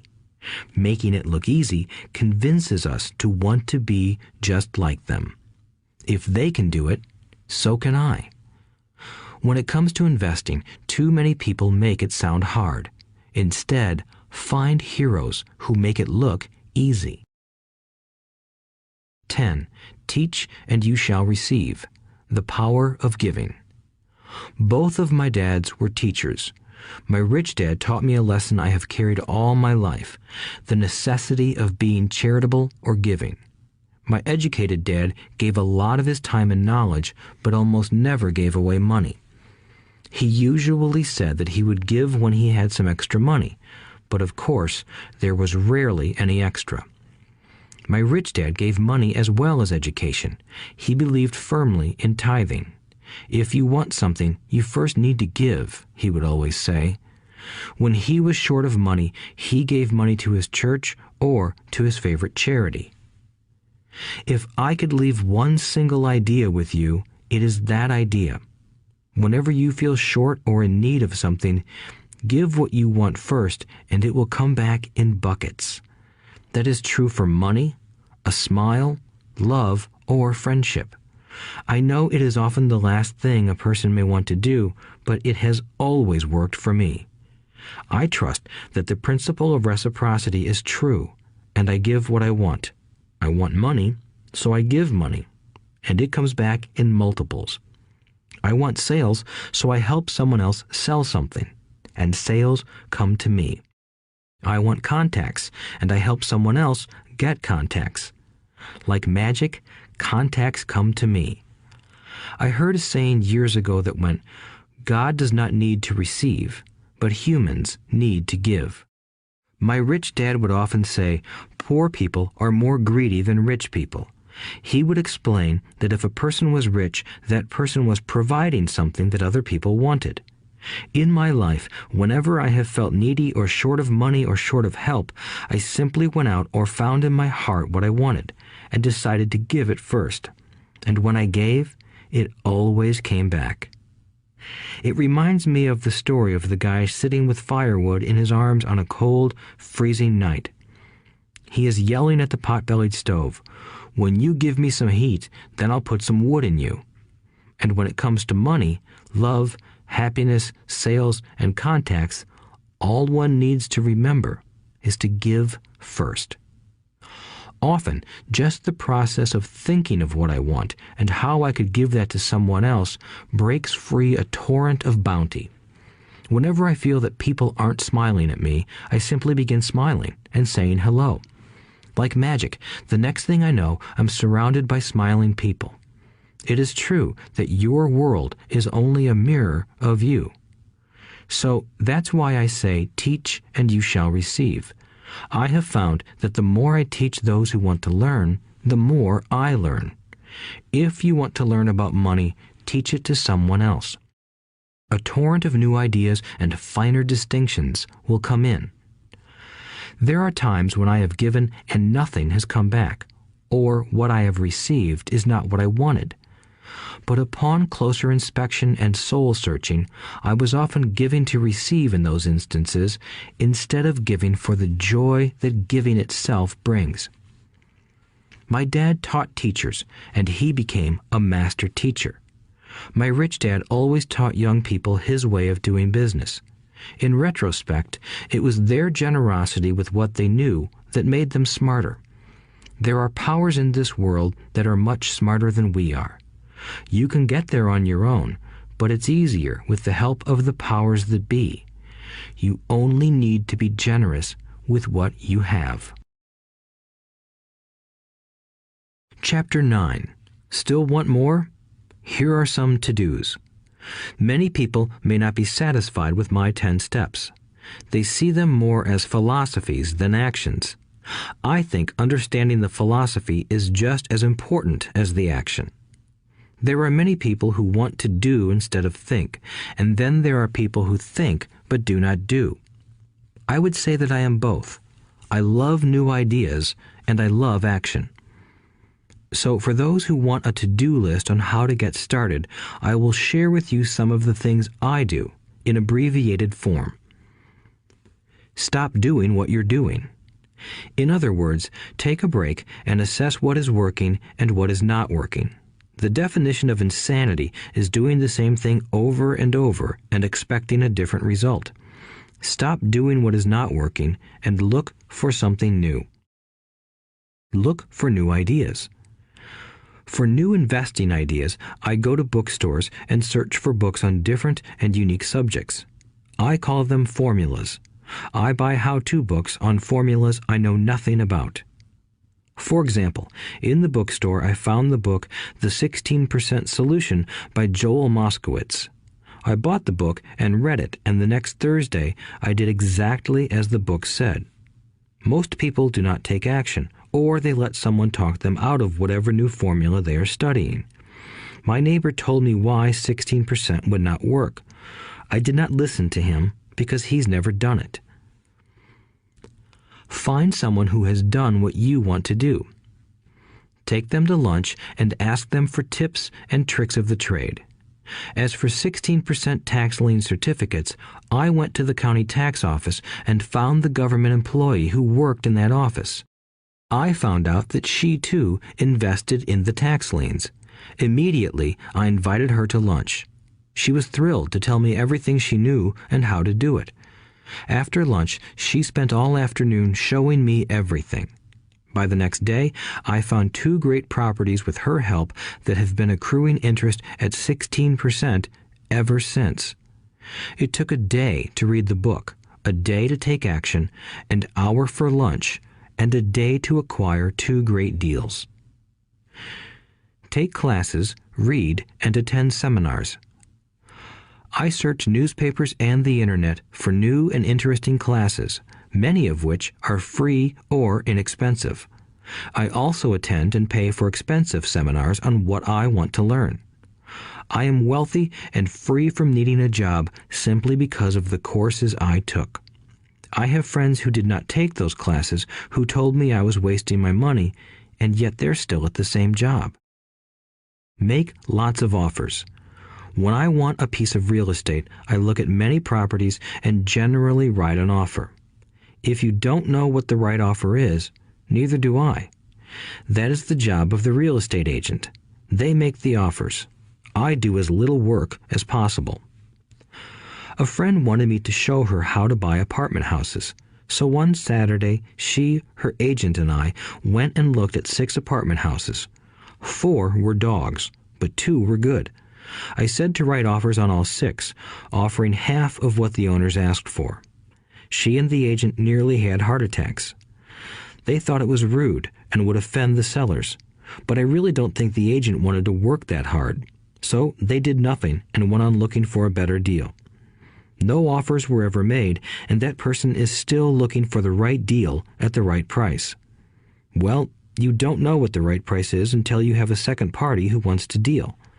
Most sellers ask too much. It is rare that a seller asks a price that is less than something is worth. Moral of the story: make offers.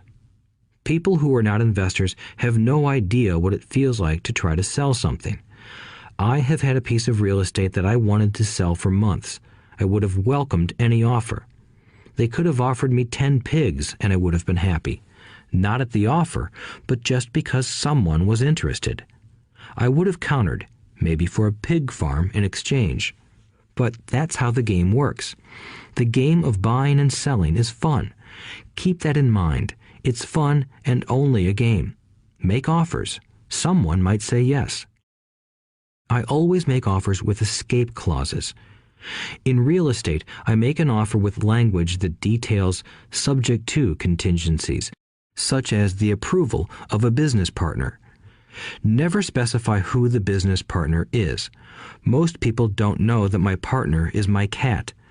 If they accept the offer and I don't want the deal, I call home and speak to my cat. I make this ridiculous statement to illustrate how absurdly easy and simple the game is. So many people make things too difficult and take it too seriously. Finding a good deal, the right business, the right people, the right investors, or whatever is just like dating. You must go to the market and talk to a lot of people, make a lot of offers, counter-offers, negotiate, reject, and accept. I know single people who sit at home and wait for the phone to ring, but it's better to go to the market, even if it's only the supermarket. Search, offer, reject, negotiate, and accept are all parts of the process of almost everything in life. Jog, walk, or drive a certain area once a month for 10 minutes. I have found some of my best real estate investments doing this. I will jog a certain neighborhood for a year and look for change.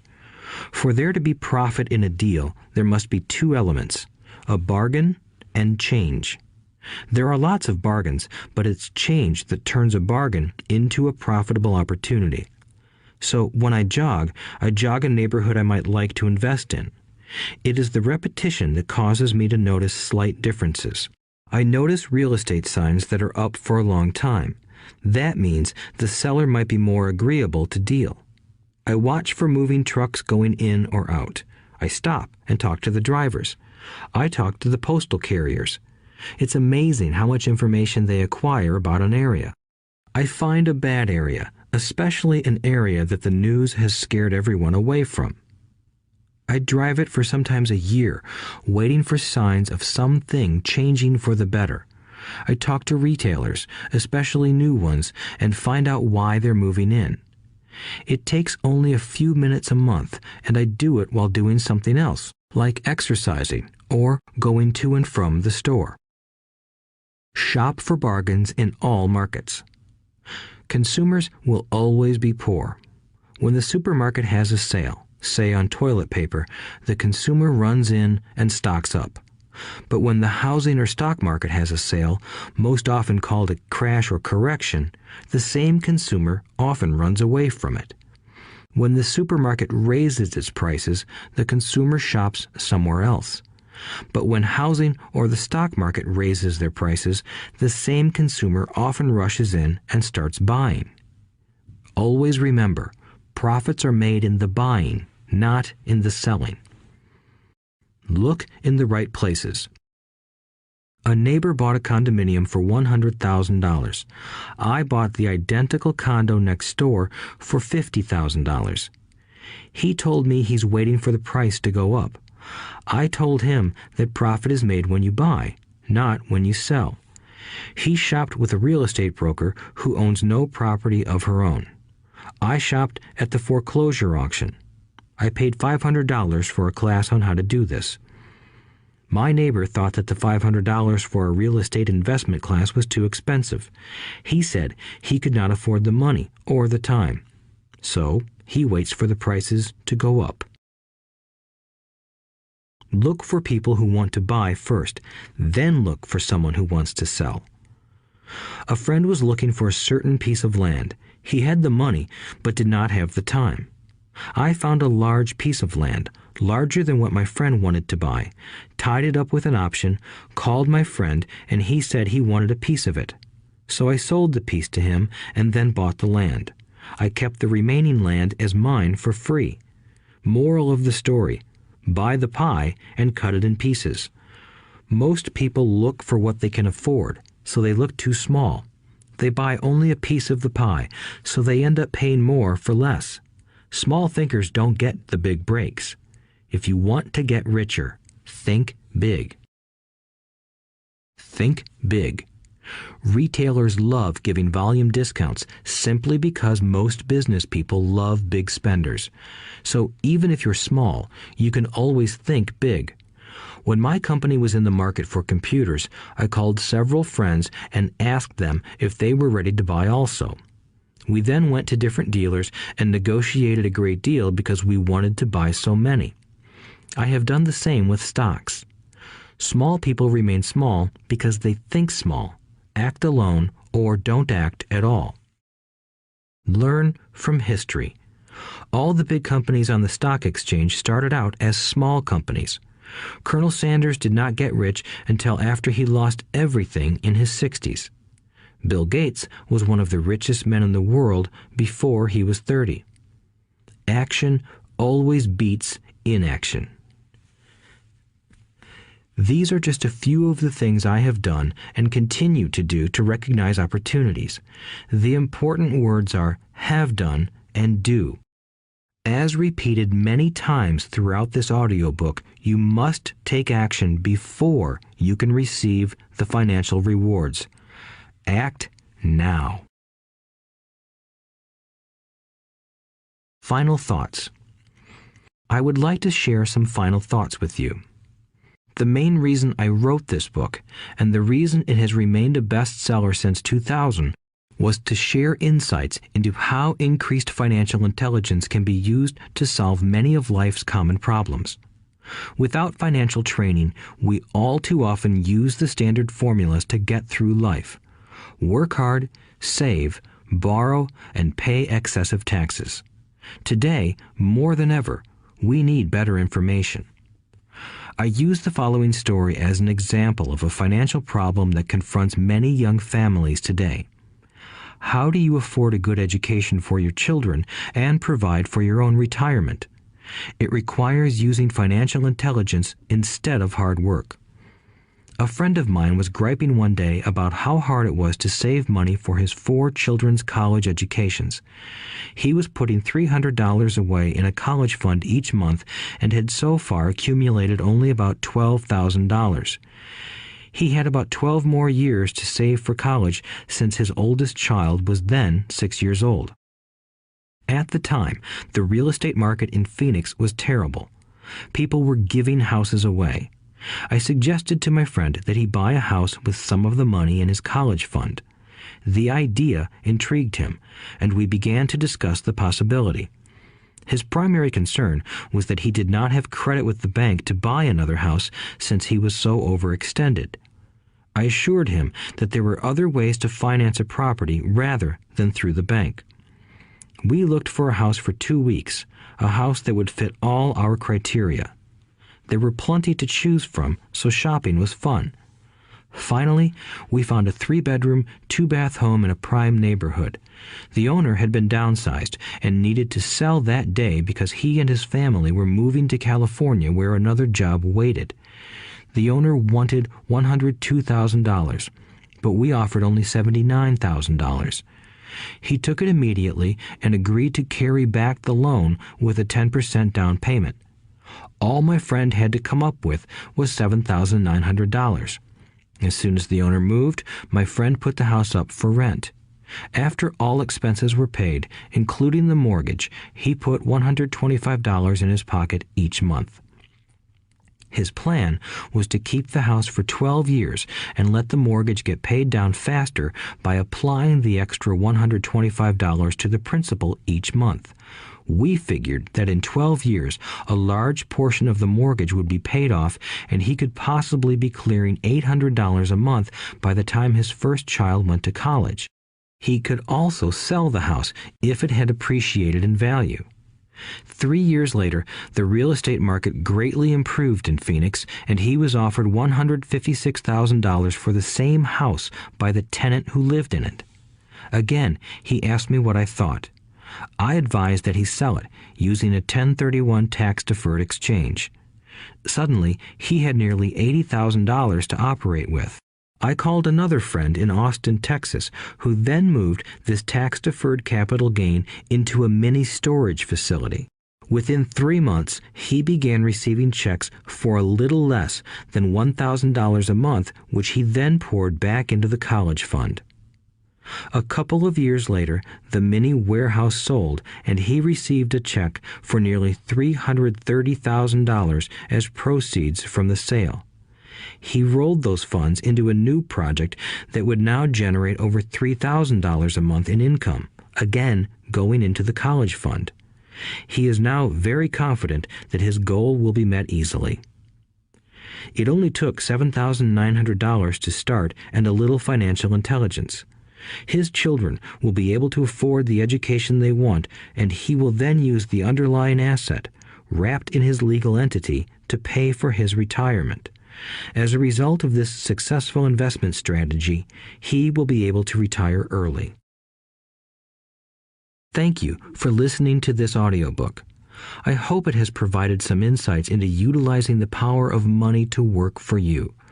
Today, we need greater financial intelligence to simply survive. The idea that it takes money to make money is the thinking of financially unsophisticated people. It does not mean that they're not intelligent. They have simply not learned the science of money making money.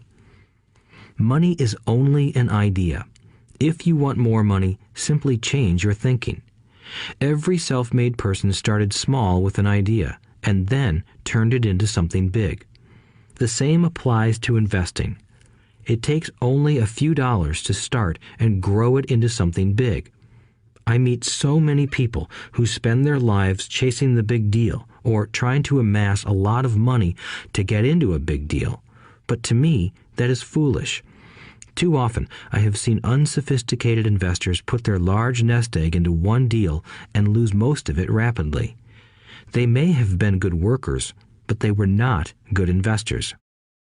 Education and wisdom about money are important. Start early.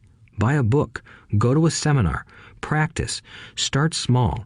I turned $5,000 cash into a $1 million asset, producing $5,000 a month cash flow in less than 6 years. But I started learning as a kid. I encourage you to learn because it's not that hard.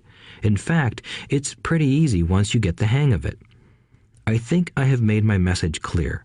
It's what is in your head that determines what is in your hands. Money is only an idea. There is a great book called Think and Grow Rich. The title is not Work Hard and Grow Rich. Learn to have money work hard for you, and your life will be easier and happier. Today, don't play it safe. Play it smart. The 3 incomes. In the world of accounting, there are 3 different types of income. 1, ordinary earned. 2, portfolio. 3, passive. When my poor dad said to me, "Go to school, get good grades, and find a safe, secure job," he was recommending I work for earned income. When my rich dad said, "The rich don't work for money, they have their money work for them," he was talking about passive income and portfolio income. Passive income, in most cases, is income derived from real estate investments. Portfolio income is income derived from paper assets such as stocks and bonds. Portfolio income is the income that makes Bill Gates the richest man in the world, not earned income. Rich Dad used to say, the key to becoming wealthy is the ability to convert earned income into passive income or portfolio income as quickly as possible. He would say, taxes are highest on earned income. The least taxed income is passive income. That is another reason why you want your money working hard for you. The government taxes the income you work hard for more than the income your money works hard for. In my second book, Rich Dad's Cash Flow Quadrant, I explain the 4 different types of people who make up the world of business. They are E, employee, S, self-employed, B, business owner, and I, investor. Most people go to school to learn to be an E or an S. The cash flow quadrant is written about the core differences of these 4 types and how people can change their quadrant. In fact, most of our products are created for people in the B and I quadrants. In Rich Dad's Guide to Investing, book number 3 in the Rich Dad series, I go into more detail on the importance of converting earned income into passive and portfolio income. Rich Dad used to say, all a real investor does is convert earned income into passive and portfolio income. If you know what you're doing, investing is not risky. It's just common sense. The key to financial freedom. The key to financial freedom and great wealth is a person's ability to convert earned income into passive and/or portfolio income. My rich dad spent a lot of time teaching Mike and me this skill. Having this ability is the reason my wife Kim and I are financially free, never needing to work again. We continue to work because we choose to. Today, we own a real estate investment company for passive income and participate in private placements and initial public offerings of stock for portfolio income. We also went back to work to build a financial education company so that we can continue to create and publish books and games. All of our educational products are created to teach the same skills my rich dad taught me, the skills of converting earned income into passive and portfolio income. The games we create are important because they teach what books cannot teach. For example, you would never learn to ride a bicycle by only reading a book.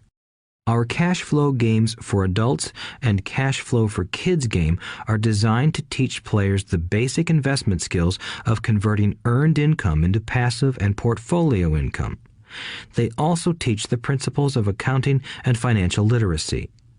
These games are the only educational products in the world that teach people all of these skills simultaneously. Cash Flow 202 is the advanced version of Cash Flow 101 and requires the game board from 101 as well as a full understanding of 101 before it can be played. Cash Flow 101 and Cash Flow for Kids teach the principles of fundamental investing. Cash Flow 202 teaches the principles of technical investing.